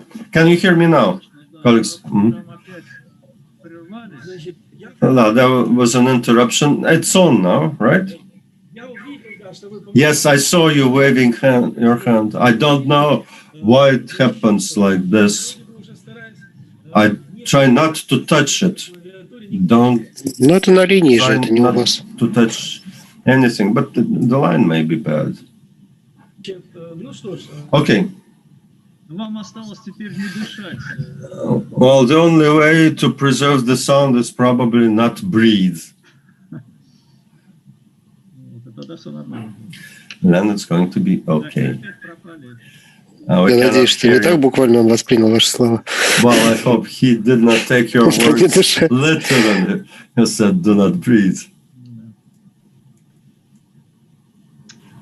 Ну, это канал сбоит. Тут сделать ничего нельзя. Ну, наверное, у него там слабый интернет. Seems that the internet connection not good. We lost him completely now. Maybe he's trying to log in again. Okay, then. What do we do now? Colleagues, can you hear me now? Has the connection been restored? It seems it's okay right now. But we are not sure if it's going to last long. Well, let me try to complete that. Out of the 16 programs that were planned for years 2013-2020,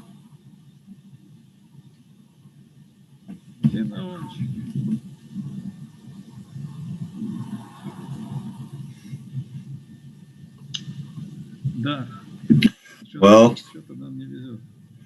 we're not lucky here.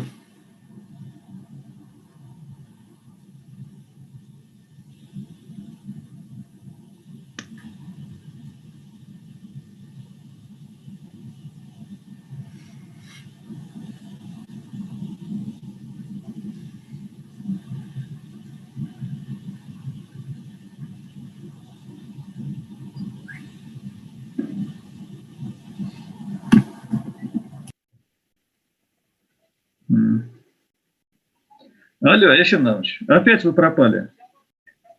Да, вообще вы пропали, да.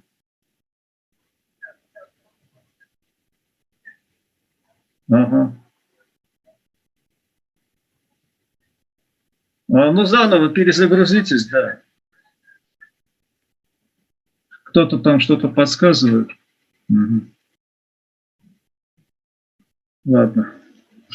Так, будем надеяться, что он перезагрузится сейчас. Let's hope he will be able to come back to this conference.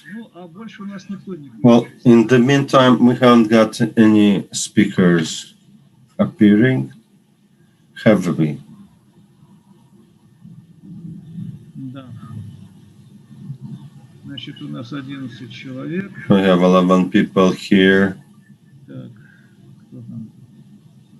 Сергей Иванович, я прошу прощения. Sergey, excuse me. And it seems that my system starts and shuts off all by itself. We lost you again.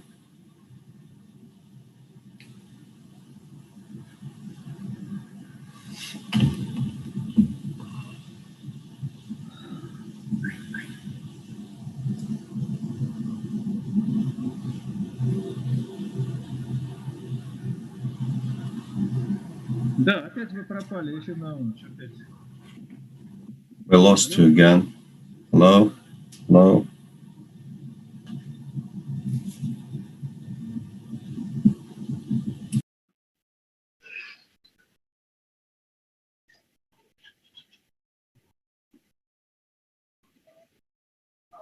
Алло, опять пропали вы. Вы только начали говорить. Да, и опять вы пропали.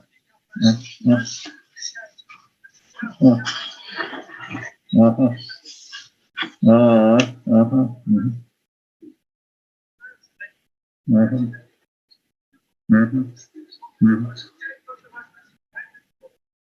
Да я-то взять готов, только что делать? Выступающих-то нету, все уже кончились, все обоймы-то уже нас выстрелило, и все. А кто? Кто-кто? Дорин, да, Дорин, да. Ага. Она в программе есть у нас, да? Ага. Сейчас я тогда посмотрю. Она есть там, да, в этой программе у нас? We got Dorin, and she's scheduled to speak. Dorin есть. Yes, we have Dorin on the list of speakers. Yes. Hello, everybody. Should I start my presentation? Okay. Here am I. I do it with shared screen.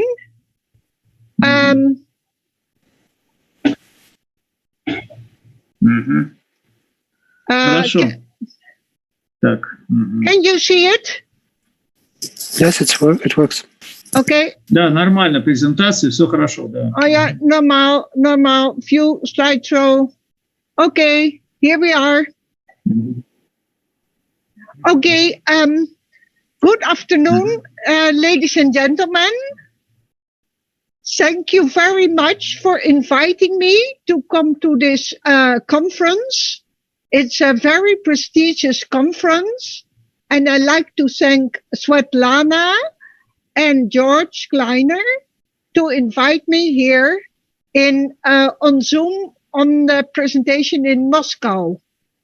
I will give a presentation about healthcare management in the view of the SARS-CoV-2 pandemic, which is a complex societal issue. And my presentation is based on theory, and the theory is presented in this book, as you see, Handling Societal Complexity. So I'm mostly a theoretical person, but I do also do practical research. Now, this afternoon, I like to take my time to talk about the healthcare management of the corona pandemic, which is a complex societal issue. As I am the founder of the methodology of societal complexity, this is really an issue for me. It's unfortunately a very negative issue, but it is a complex societal problem. Now, I like to talk with you about the role of the government towards this problem in West Europe. So I'm not taking the Chinese view, I'm not taking the Russian view. I'm only taking the point of view of Western Europe about healthcare, the SARS-CoV-2 pandemic, and I like to tell you something about societal complexity and the COMPRAM methodology. Now, in 2020, in this year, the world was confronted with the COVID pandemic.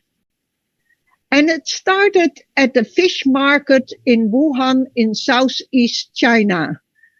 By the way, there in this area starts every year flu pandemic. So actually, the combination of living animals selling on a market and human is not very healthy, because a lot of viruses can then spread out. And this is what the virus did. There was a virus coming somewhere from in that area, and that infected a human, and then the human affect another human. And there is the chance of a pandemic when it's a new virus, when we have no immunity for that. And then if one person spreads less than another person, the spreading goes down. If one person spreads more than another person, it goes up. And that is expressed in an R factor. Now, this virus is very easy to get by sneezing, coughing, and even by breathing. And then you get lung infections. So it was already in 15 December when the first victim of this disease was mentioned, but it became slowly clear that the virus could cause a pandemic because it's a new virus, and that it could kill many people when no adequate measurements were taken. So it's kind of fast spread all over the world. And here you see point of view. Here was it in December, and here is it in August. And now in all areas of the world, people are infected and some people die. So the government, what did it do? Some countries reacted. Let me see. I cannot see my own point of view. Okay. Some countries reacted adequately to mitigate the contamination. Some countries were too late, like Italy. They had to stop all over and a terrible lockdown. But some countries even were reluctant to react, like the USA, Brazil, and the UK.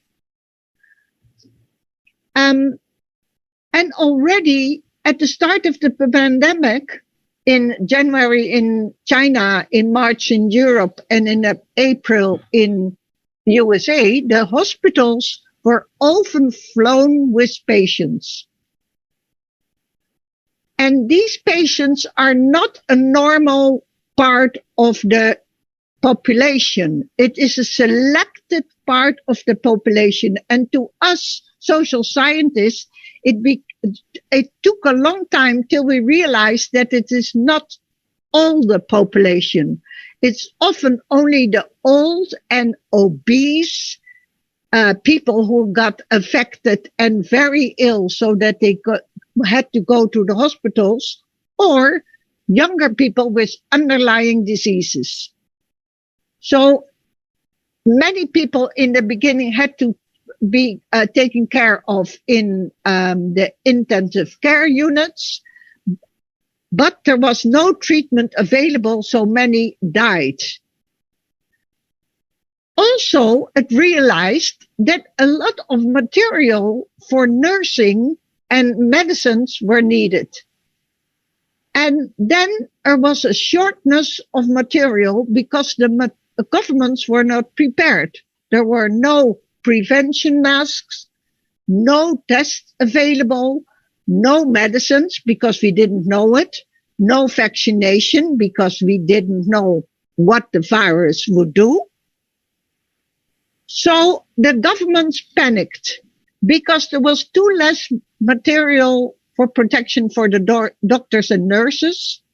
There were too less beds available for the intensive cares. The doctors and nurses were not enough specialized to take this for the intensive care. And meanwhile, the media spread a terrible sorrow on the public television. So the people were shocked. And in the Netherlands, my own country, old people were isolated in elderly homes, but not to get infected by the family, but they got infected by the nurses. And that was really a shame. So some policy people did a lockdown, like in Wuhan and in Iran, in Omsk and in Italy, north of Italy. And other countries had a so-called intelligence lockdown that they were advised to stay home. But this lockdown and also this intelligence lockdown has an economic effect. The shops, theaters, cafes, hotels are closed. Tourist industry suffers. Even the university and the schools were closed in the beginning.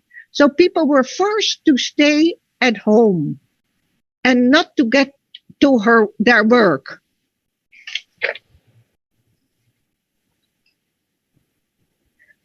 But at home working is not always possible. If you live in a small a house with 2 running children, it is not very easy to work for the man and for the woman. So there was a lot of tension in the homes. And also in Europe, the tourism stopped for months. We were not allowed or strongly disadvised to travel from one country to another. Otherwise, we had to go in quarantine. So soon the COVID-19 became a geopolitical game. Actually, it was a fight between healthcare and economics, between life and money. The economic effect was that in the Netherlands we subsidized many cafes and hotels and tourist organizations, but then we got the trouble, will the money be paid back, and are they able to pay back? Even the flight company and the hotel booking company got a lot of subsidizing, and that will be a problem in the future. Now, why was it such a shortness of all the materials? That is because, and then we go back several decades, that the healthcare institutes in Europe, Western Europe and USA were decreased instead of increased. So many well-working semi-governmental healthcare institutes were reduced the last 2 decades, and sometimes even whole departments were closed. And of course, if you close departments of the healthcare, the government does not have to pay a lot. So that decreases the cost. However, at the same time, a lot of knowledge, including that of epidemiology and vaccination, flooded away and was wasted.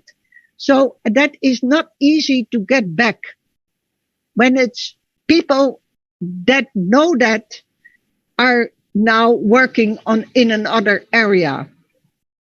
So in 15 January, when the pandemic spread, almost no government was prepared for the pandemic.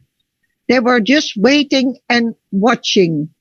And as I said before, Johnson in the UK and Bolsonaro in Brazil even denied the pandemic.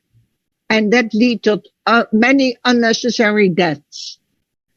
So the hospitals were not prepared because they were also having a new business approach just in time for hardware, medicines and nursing appliances, but also just in time for humanware, nurses and doctors.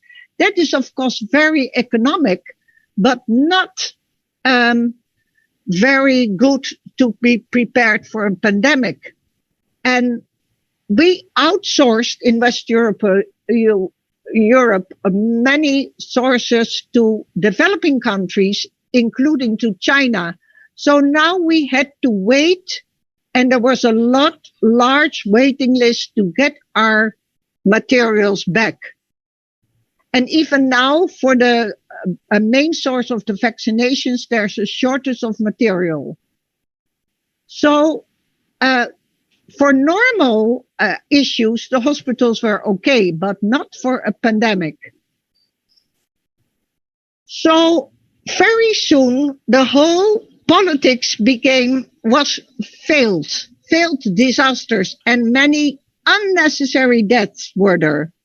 And so because of the lock-up as a panical reaction to this virus, so very soon there became a fight between economy, healthcare, and well-being, because the lock-up was really getting a lot of people depressed and a lot of tension in the homes. Now I wondered, was the lock-up necessary?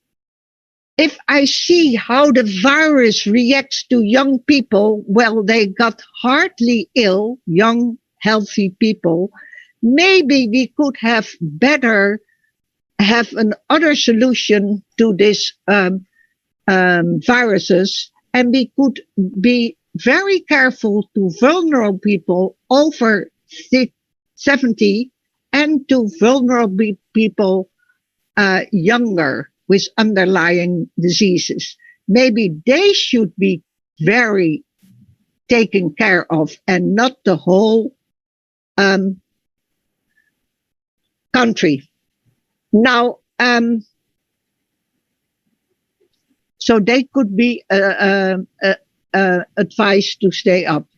Now, reflecting on this, COVID is a complex societal problem, and actually should be needed the COMPRA methodology, which I developed 25 years ago.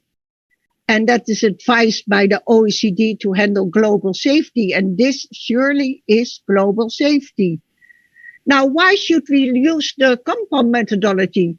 Because in this methodology, and the government knew that it was available, it could be very carefully analyzed what the whole problem is and what the effects for certain kinds of implementation and changes or scenarios will be.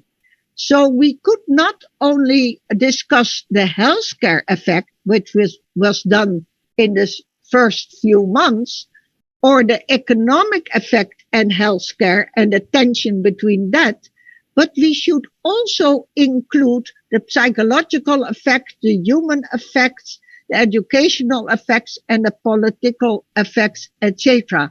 So the COMPRA methodology advises, when there is a complex problem, just look at the problem first. Define the problem, like we do that in system dynamics and system thinking.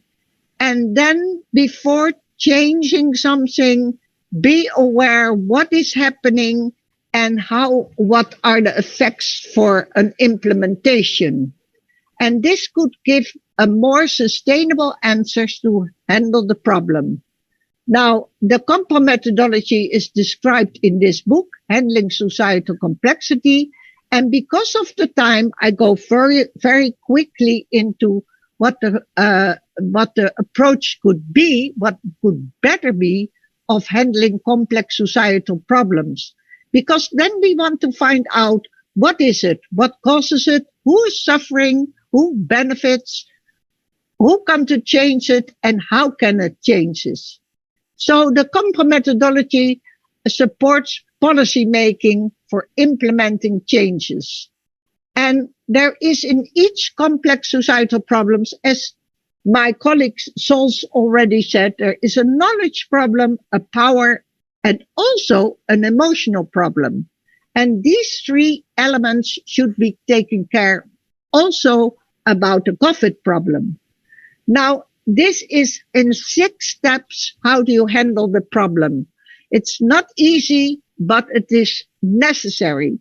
First, we look at the problem with experts. Then we find out what the problem looks like. Then there are in each complex problems a lot of actors. So we look at the power, which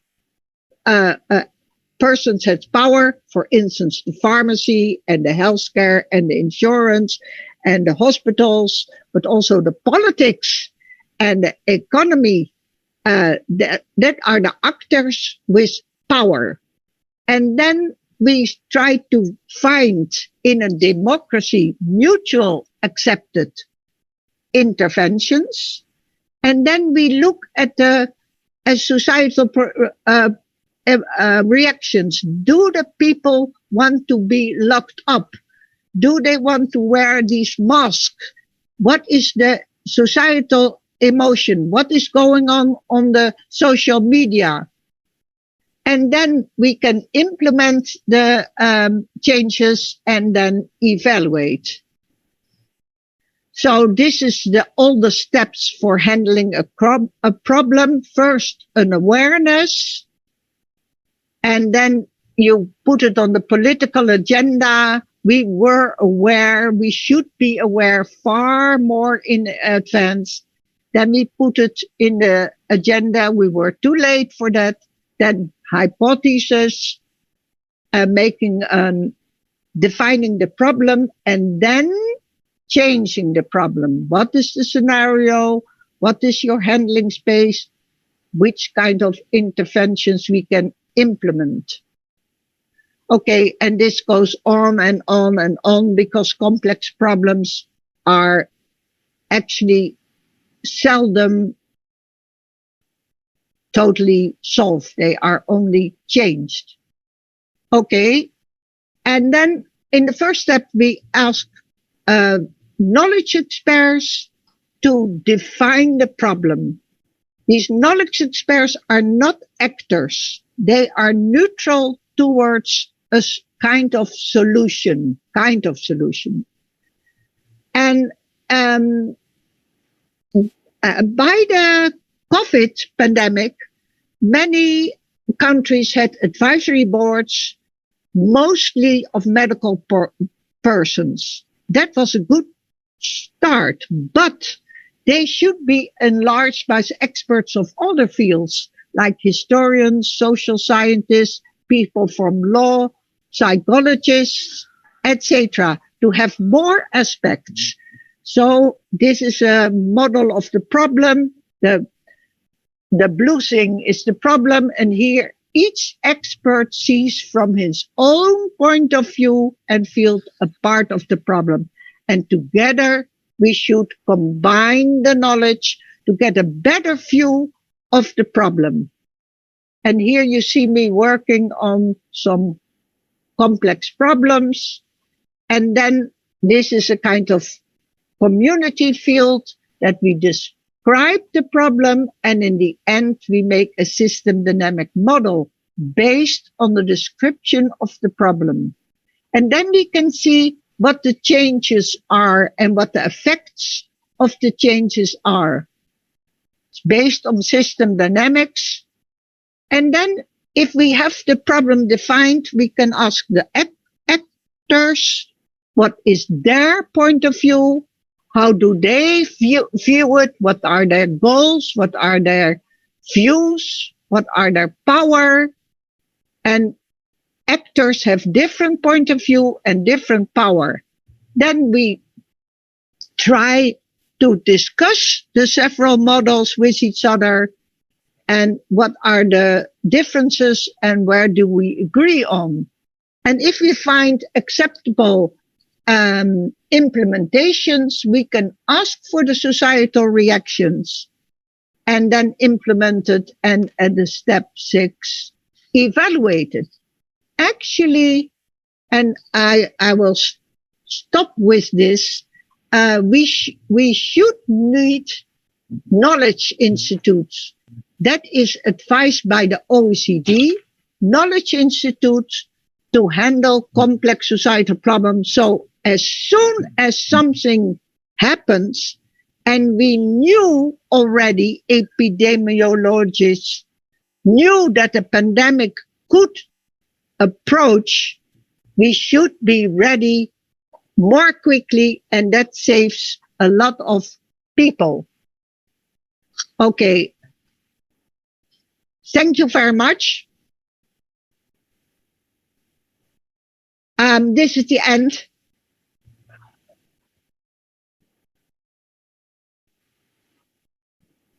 I'm ready. Спасибо большое, Дорин, за интересный содержательный доклад. Thank you very much, Dorian, for such an amazing report. Мы очень много узнали нового. We got a lot of new information from you. Although this topic is being discussed very intensively in Russian mass media, but things that you have covered seem to be new for Russian people. I would like to ask our colleagues who are decreasing in numbers. Are there any questions? Are there any people who have questions to Dorian?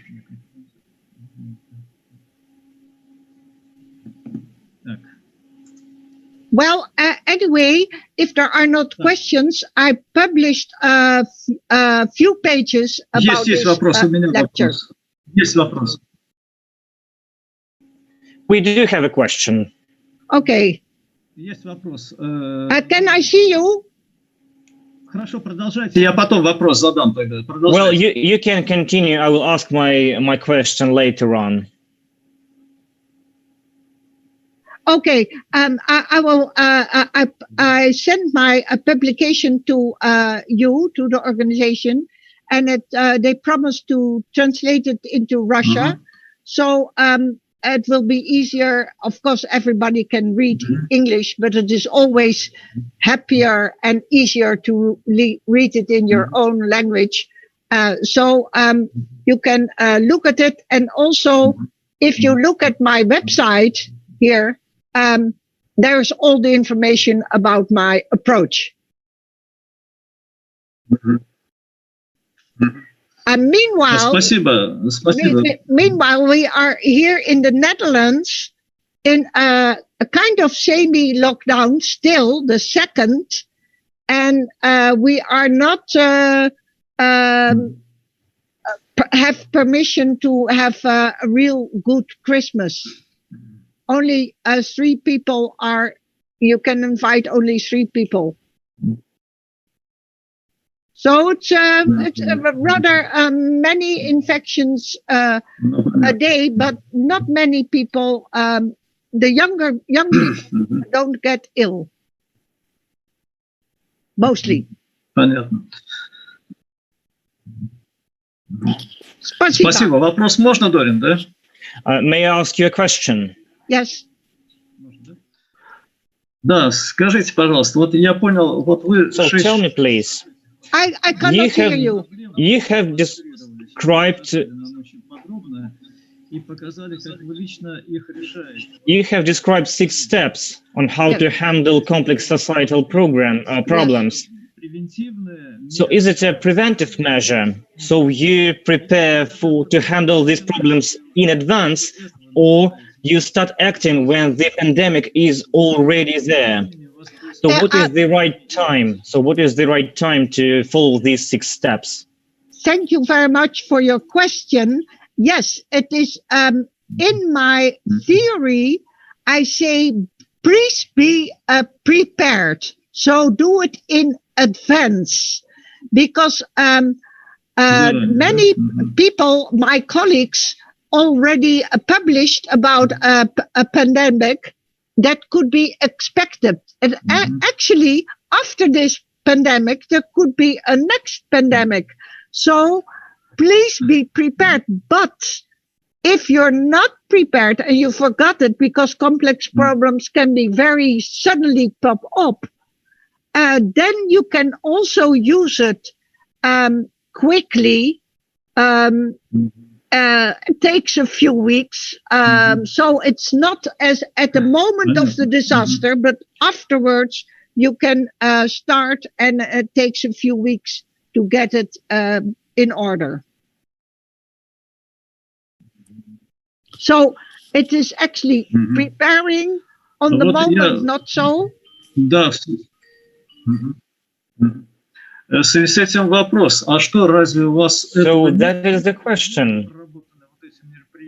It looks like you didn't think about these 6 steps before the pandemic outbreak. I'm asking this because in Russia, for instance... I am a scientist, not a politician, and I published an article 16 years ago about a pandemic. 16 years ago, I warned my government. But I'm not a politician. What can I do? No.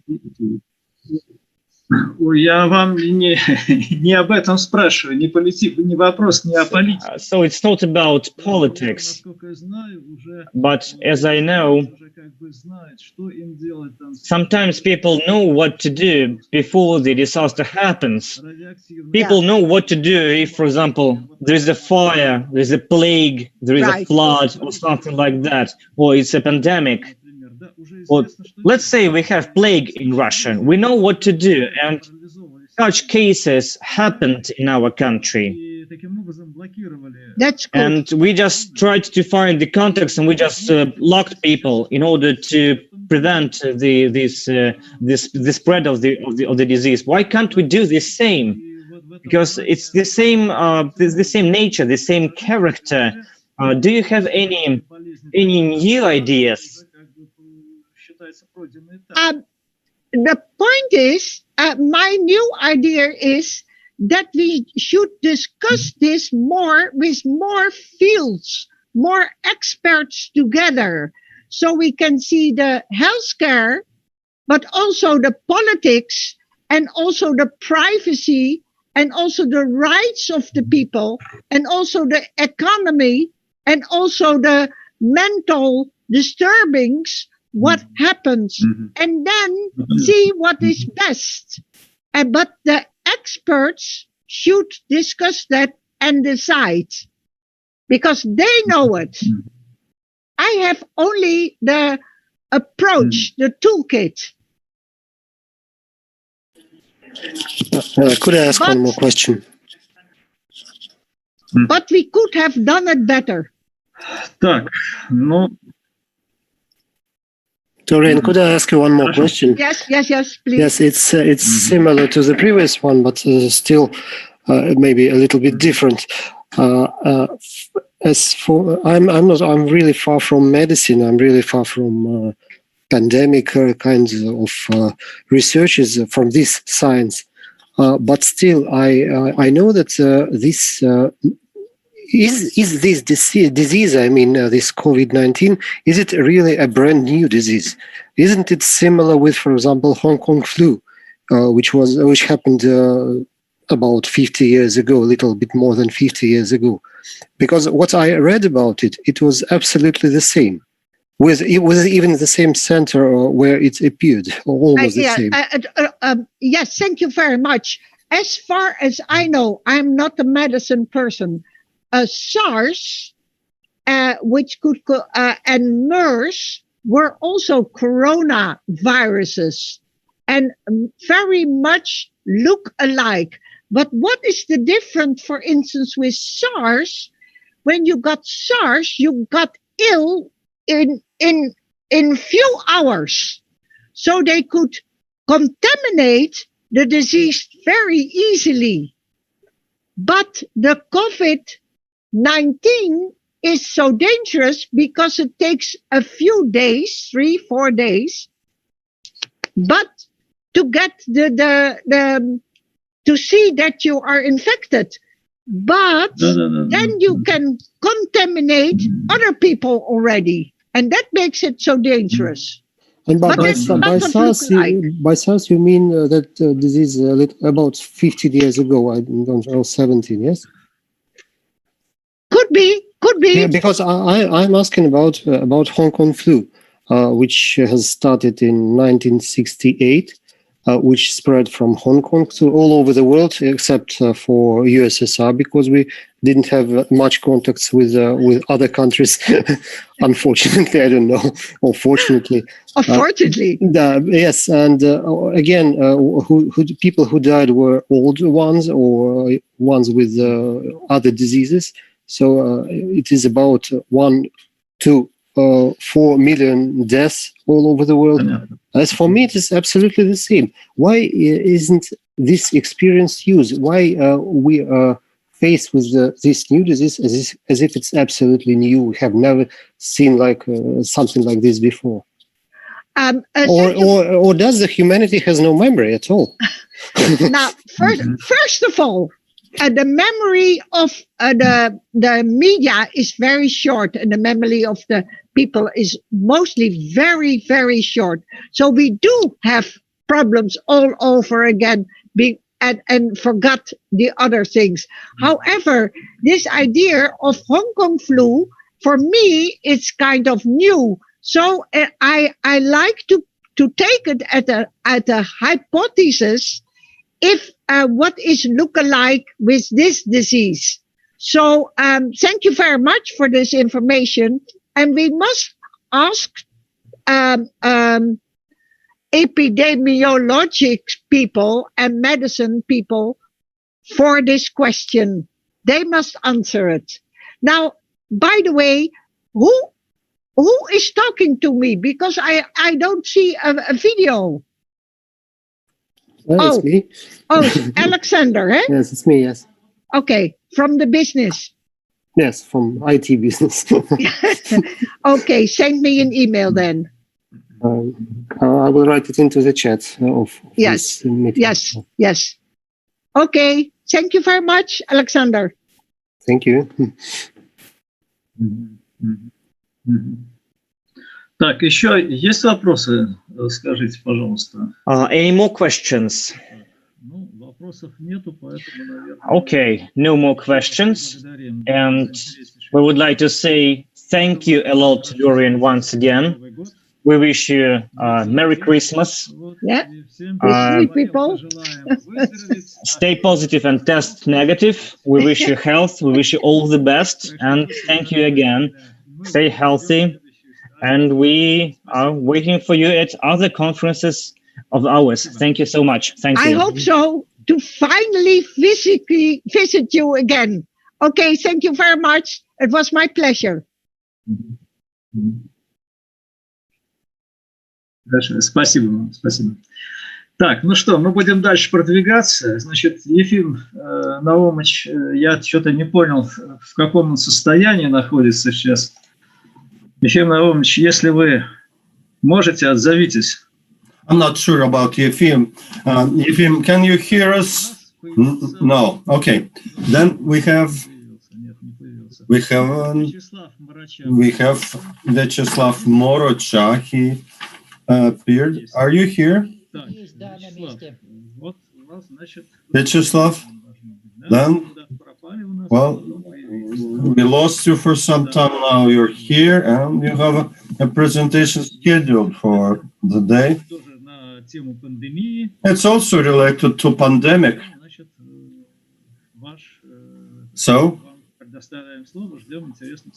you can start right now. So, does it mean I don't start on the scheduled time? Right, because we lost some people appeared, so the schedule has been reshuffled a little bit. Okay. Well, since the moderator tells me, I will comply. We actually lost one of the moderators as well. So I'm helping him out right now.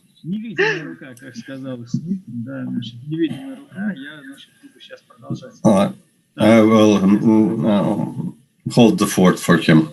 Okay, dear colleagues, the subject matter of my report is the pandemic COVID-19 as a socially communicated disease, two competing reductionist discourses and holistic interpretation from the position of the ontology of three worlds.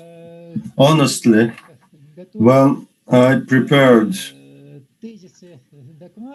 the main points for this report, I didn't know that I would suffer from the disease in person. Well, I was confronted by it. Well, and actually now that has corroborated some of the things that I had in the report. And actually, in my childhood, I also had that experience of the interaction between material and intellectual aspects of human conscience and mentality.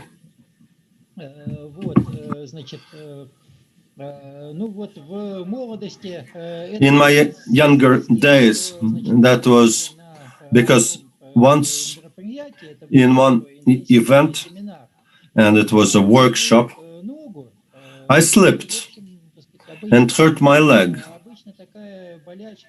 Normally, the recovery takes a week, but that was the case because of intense workshop and intense intellectual activity.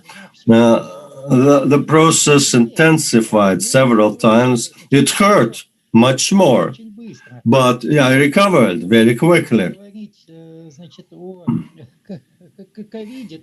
Talking about COVID, I also experienced something similar.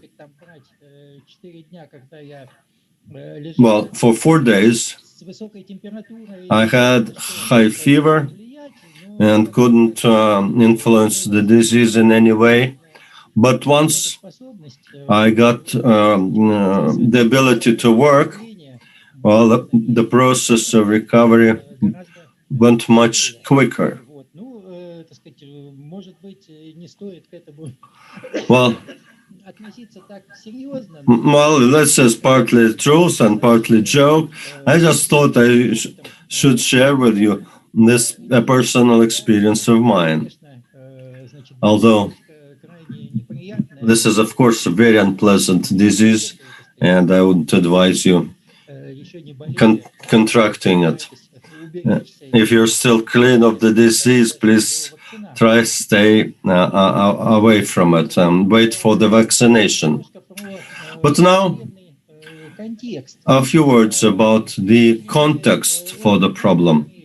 During this year, when people started to try to evaluate what the problem was, and back then a social disease, that word combination was used quite often. Like Georgy Satarov, a prominent personality, called COVID a social disease. I would be satisfied with that term had it not been too vague. So when I tried to figure it out, what a social disease means, I found that there are three approaches to define this term. The first one, I call it a caustic approach. While many authors would call tuberculosis, alcoholism, infant mortality, venereal disease, would all call them social diseases. And the main criteria they use to identify a disease as a social disease is the pathological state of a person because of the negative effect of external conditions. That was one. Second, I could call general social approach. Well, that would consider any negative or stable negative conditions of society and state as a social disease that is rooted into olden times, metaphorical perception of the state as a body, as a living organism. Since we have an organism, then we have disease. Like we have diseases in the body, we have disease in a country. But again, it's quite a generalistic definition. And then there's a third approach. We call it medical legal approach. This one tries to move from metaphor to specific thing, trying to define everything clearly in legal terms. Like there was a resolution of the government of Russia, December the 1st, 2004, number 715, which contains two lists. A list of socially important disease and another list disease that pose a threat to other people. Second list has coronavirus infection, and the first list, it did not contain the disease because apparently that list was formed based on approach number one, causes, and associated with such negative traits of our lifelines, poverty, crowdedness, bad living conditions. Of course, COVID-19 is a disease which attracts a lot of attention from the government because of high mortality and the need for expensive treatment. But unlike that list, coronavirus can attack all population, from the richest to the poorest. And a feature of COVID-19 is that it uses normal living processes to spread, because people live in families, people live together, people use public transport, they live together. Therefore, it so happens that not a single of those three approaches is satisfactory for COVID-19. We need some special new category of social diseases that would apply to COVID-19. In this report, I will try to make such a definition. I call it socially communicated disease, which represents the specific feature of COVID-19. I considered two main competing discourses about COVID-19 and how to fight it. And I'll try to offer a reductionist character in that discourse. As an alternative, and this is number 3, I'm offering a holistic interpretation of this problem from the position of the ontology of 3 worlds. What do I mean when I say socially communicated disease? What I have in mind here is such social disease that have dual nature, medical, biological on the one hand, and social on the other. When I say social nature, it's not just external environmental conditions like in that cause and effect approach. No, the very mechanism of persistence of the virus, the reproduction of the virus through social communication. The objects with such a dual nature is described as a system written on a system. That term comes from Mr. Lefebvre, a mathematician and psychologist. Quite surprising. A system drawn on a system. The simplest example would be a computer, hardware and software. On the one hand, the software cannot work unless we have hardware, or if we have a problem with hardware. On the other hand, it's clear the software code not emanates from the hardware. It has its own source. In that sense, a piece of software, and that's what we say in language, it is installed on a computer, implying that it has its own nature and its own existence. But the system of hard and software, it's a dual system. And I'm using this as a principle when I consider other systems as well. Now, this discussion of COVID-19 and how to fight COVID-19. I call these two things technocratic and social constructivist. Technocratic discourse formulates measures from medical and biological situation. The social distance between people is considered not like social distance, but safe physical distance, where normal communication does not make this distance possible. What is suggested is to disturb the communication, like quarantine or lockdown. So to be able to solve the problem of social disease, you have to improve living conditions, but to fight COVID-19, you have to fight social things to prevent the spread of the infection. But that cannot be done because that destroys human society, destroys the economy, and creates problems which may be even worse than COVID itself. A social constructivist approach puts the disease outside the action of social factors. Information effect, panic, manipulation of the minds of people, things like that. One example would be the work of our colleague Gundarov.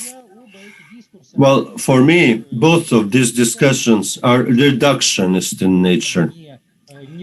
That is, reduce the essence of the things to smaller things.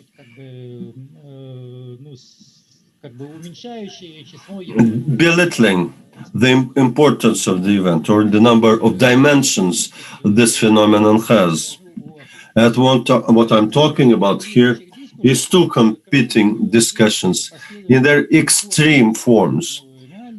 And in actual fact, of course, we have something in between that have combined features, but contradictory in nature. Having said that, the contradictions that we see there are a social version of a well-known psychophysical problem, the body-mind problem. This problem allows for monoistic, dualistic, and pluralistic solutions. Well, monoistic solutions, and older people may know that, like the main problem of philosophy, materialism or idealism, that was monoistic. Dualistic is Descartes, who admitted that the body existed and thinking substance was present.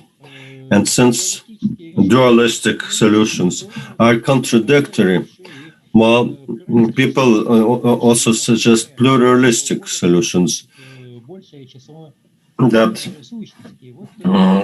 provide for more essences. So what we suggest is a pluralistic approach.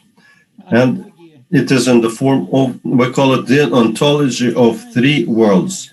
Yesterday and today,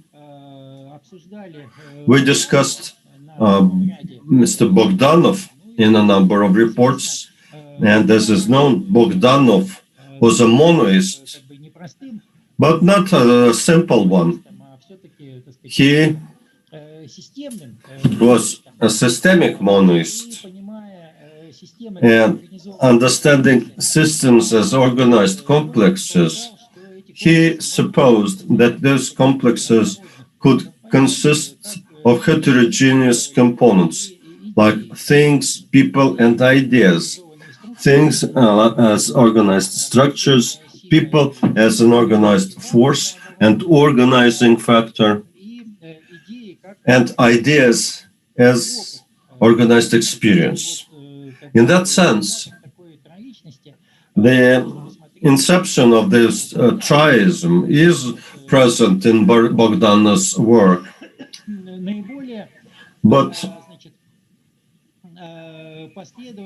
in the most consistent and well-worked form, the pluralistic solution of a physico-psychic process comes from Karl Popper in his critical rationalism, where he suggests to use the ontology of three worlds, including the world of physical objects and events, the world of mental conditions of human psyche, and the third world is the world of so-called objective knowledge. In this case, we are dealing with not with dualism of body and soul, but with the dualism of medical biological processes and social practice. Therefore, we need a somewhat different arrangement here. Therefore, I introduce this ontology of three worlds in the following world. The natural world, the medical biological process and medical manipulations, then socio-cultural world. This is the place where social interaction and communication happens, and the world of ideas and actions. That's Popper's world of objective world with collective processes of joint intellectual activity added to it. So this is how it works. This is the meaning of this holistic model of the ontology of three worlds. The world of ideas and actions, we call it like this, because it sets by a pattern worked out by the Moscow methodological circle headed by Mr. Shadrovitsky. This is a schematic of how it works, the ontology of three worlds. In the center of the picture, we see that from the natural and activities and socio-cultural world, the same people, they experience different types of regulation. On the one hand, technological standards, including medical standards and administrative things associated with this. And in the socio-cultural world, there's the effect of cultural norms upon the individuals. And there's conflict between the two. And in this particular case, it's being resolved through the operation of the third world. And this is the portrayal of the third world, the ideas and actions. Upper layer is mental ability, middle layer is communication, and below is actions, practical situations associated with reflection and cognitive processes. which makes it possible to deal with heterogeneous material, including the systems drawn on systems, and address problems from many angles. And well, the areas where we can apply this methodology, well, in the narrow sense, we can build conceptual grounds to study COVID-19 that would take into account the dual nature of the infection and also the development of balanced systems to fight the pandemic that complies with peculiar features of particular countries and regions. They should be effective measures in terms of medical biological approach, and also they should support the persistence of a social life and life-supporting infrastructure. So this addresses the dualism and looking for balance between the two components. And the limitations of the rights of people should be done based on the size of the threat, and the measures should be shock resistance. Everything should proceed from the principle of sustainability and long-term viability of systems. Being more specific about systems methodologies, what is mentioned here is Bogdanov, quite about a lot of promise in that methodology. Also Stefan Weir, talking about life-sustaining systems, and also dealing with social communication, values, etc. Well, that could be used for these purposes. Well, maybe other methodologies as well, in particular what Dorian talked about. And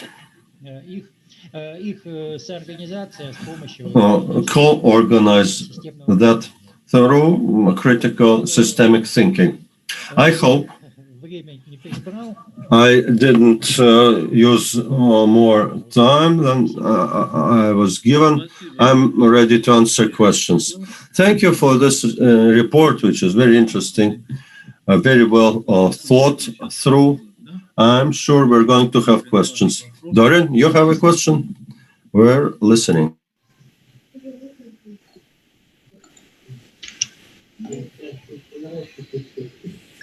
Так,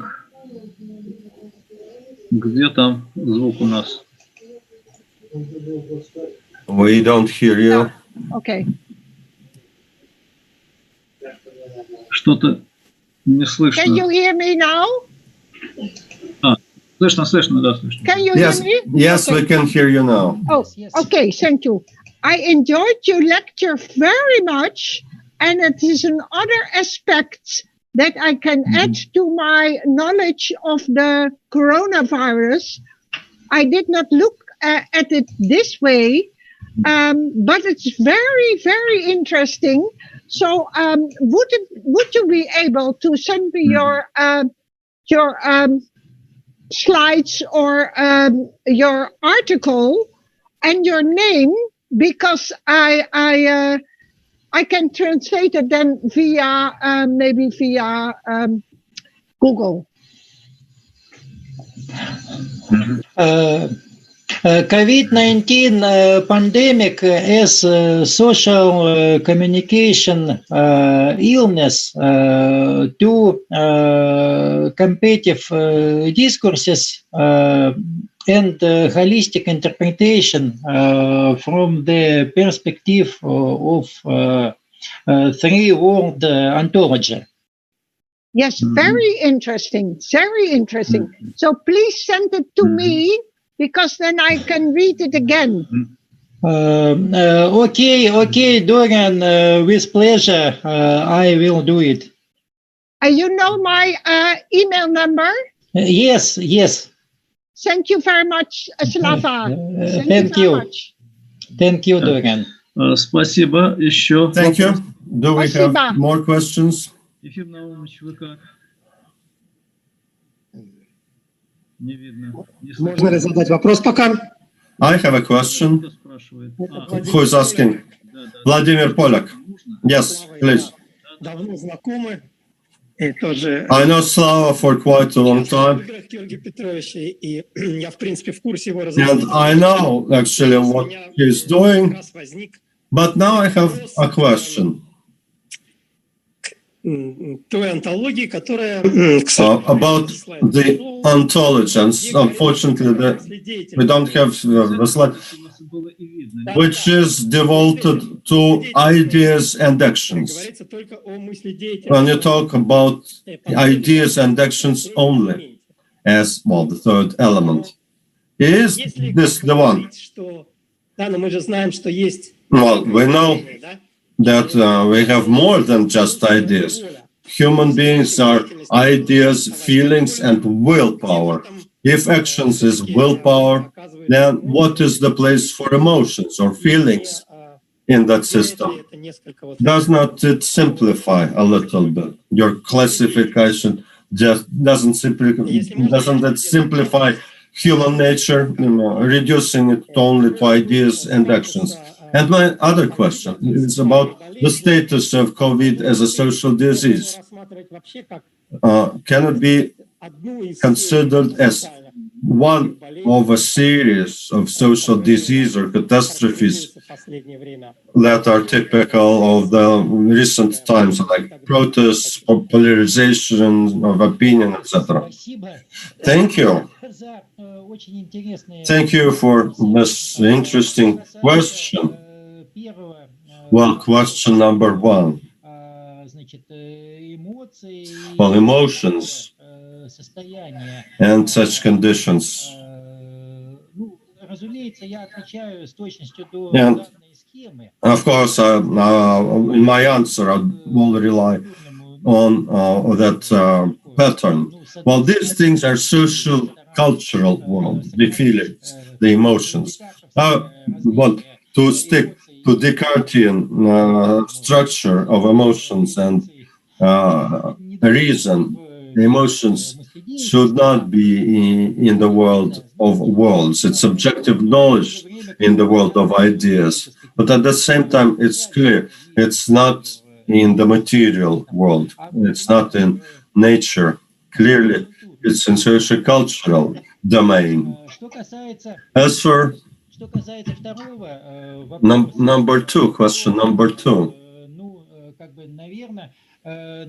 it seems, well, if we introduce the notion of social communicative disease, the disease from which the social communicative mechanism of public reproduction suffers, then clearly there will be other pathologies that fall within the same category, which result in similar negative effects. Like, for example, and I have to apologize to people in America if they can hear us right now. But what's happening in the United States right now is clearly the disturbance of the social communicative mechanism, and the material consequences are evident.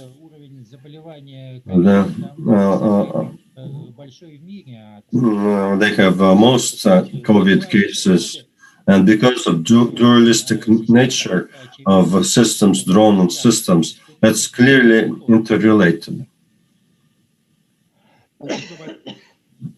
God bless you. Thank you. I have another question. Well, it says social communicative mechanism. Can you give us more detail? What does it look like? Well, we can presume from the name, well, we see the semantic core there, and that's common. But, well, the mechanism implies that there are certain parameters to it, some variables, some connections, something that make it visible, maybe measurable, that makes it possible to use it. That's our conference is called Systemic Analysis in Economics. It would maybe easier to give an example from economics. In economics, we all know what reproduction means and the division of labor, what it is. The division of labor presumes that there is cooperation, and cooperation, if it's a system of any complexity, then it would not be done silently. It would require common language and understanding of each other. And here the reproduction process gets the social communicative mechanism attached. And the parameters,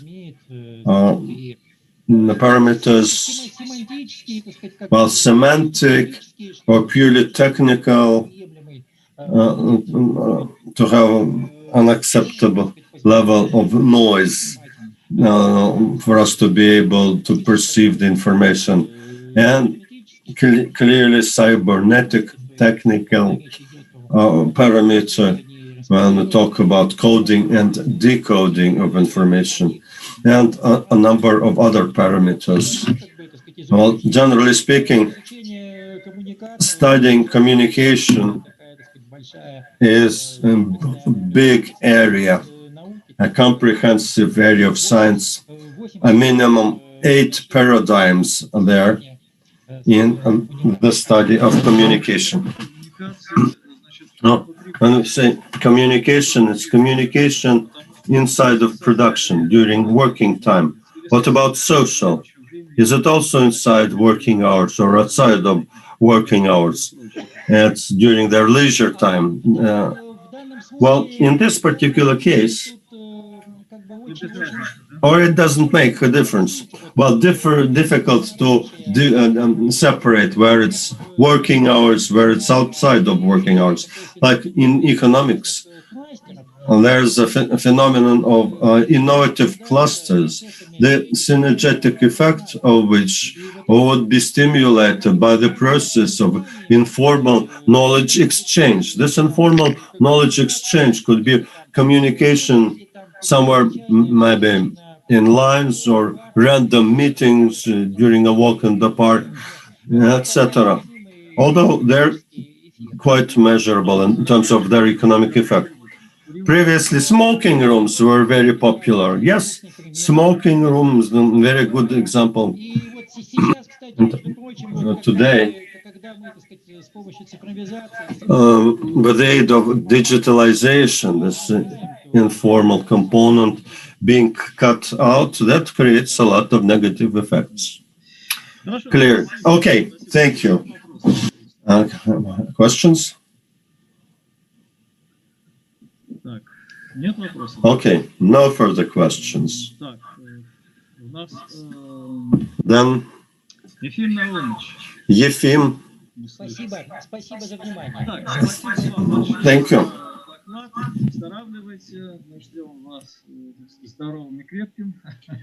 Thank you very much for your report, and recover soon.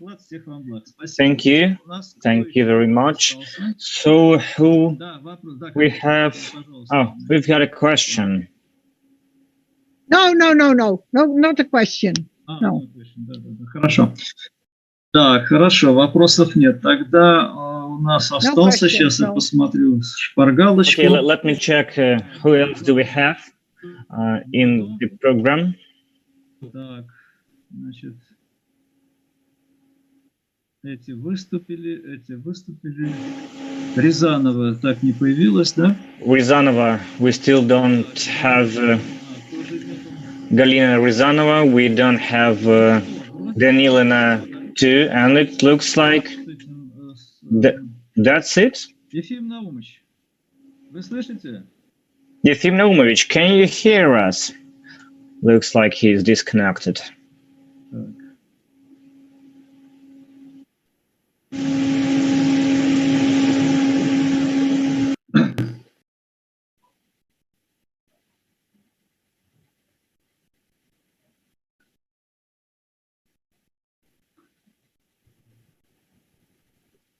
Что-то и это самое, и мобильная связь как-то с ним очень плохая. Видеть, не знаю, в чем дело. Я просто... Наумович. Ну что, у нас все выступающие все закончили. Да, вы включили звук, замечательно. Ага. Так, все выступили, все. Что? Нет, не все. Дело в том, что у нас еще есть Рыбачук и Данилина. Рыбачук наш.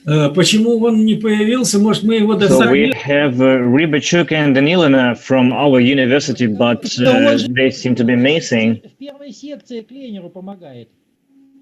But looks like he's helping cleaner in session 1. That's why he's missing.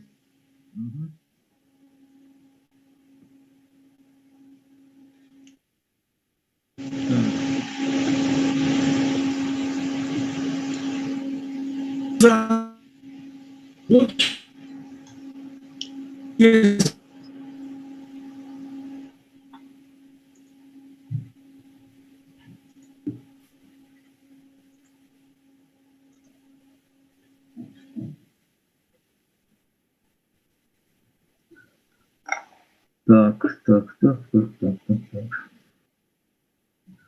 Да, потихонечку все уходят. Остается у нас уже... So looks like we have run out of speakers and we have only 7 participants left. Just 2 interpreters, 2 co-hosts, and our dear Dorian.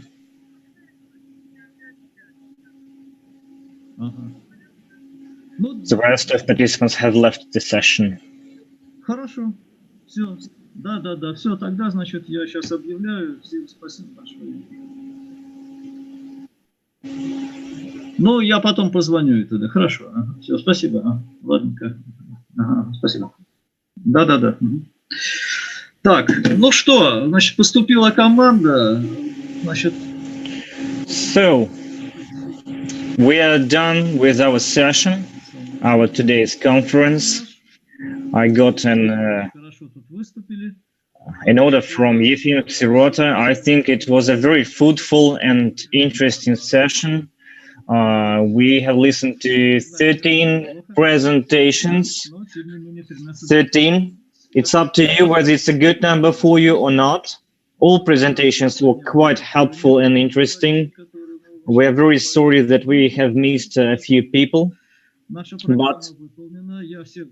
we cannot do anything with this. We are done with the program, with the agenda. I would like to say thank you to everyone for joining us, for staying with us throughout the day.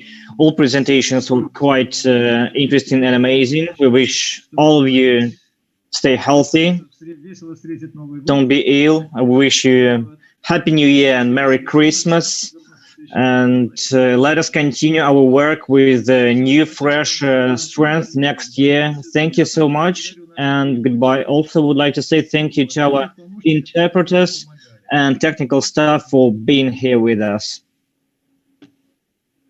Yes, thank you. Thank you and goodbye.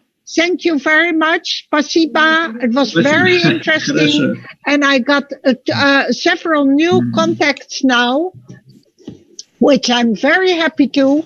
And thank you for the interpretation. It was very good. Thank you, technical people also. Спасибо всем. До свидания. Замечательно, хорошо. Спасибо еще раз вам за участие. Все, до свидания. Thank you so much for being with us. Thank you and goodbye. Our conference is over. Хорошо.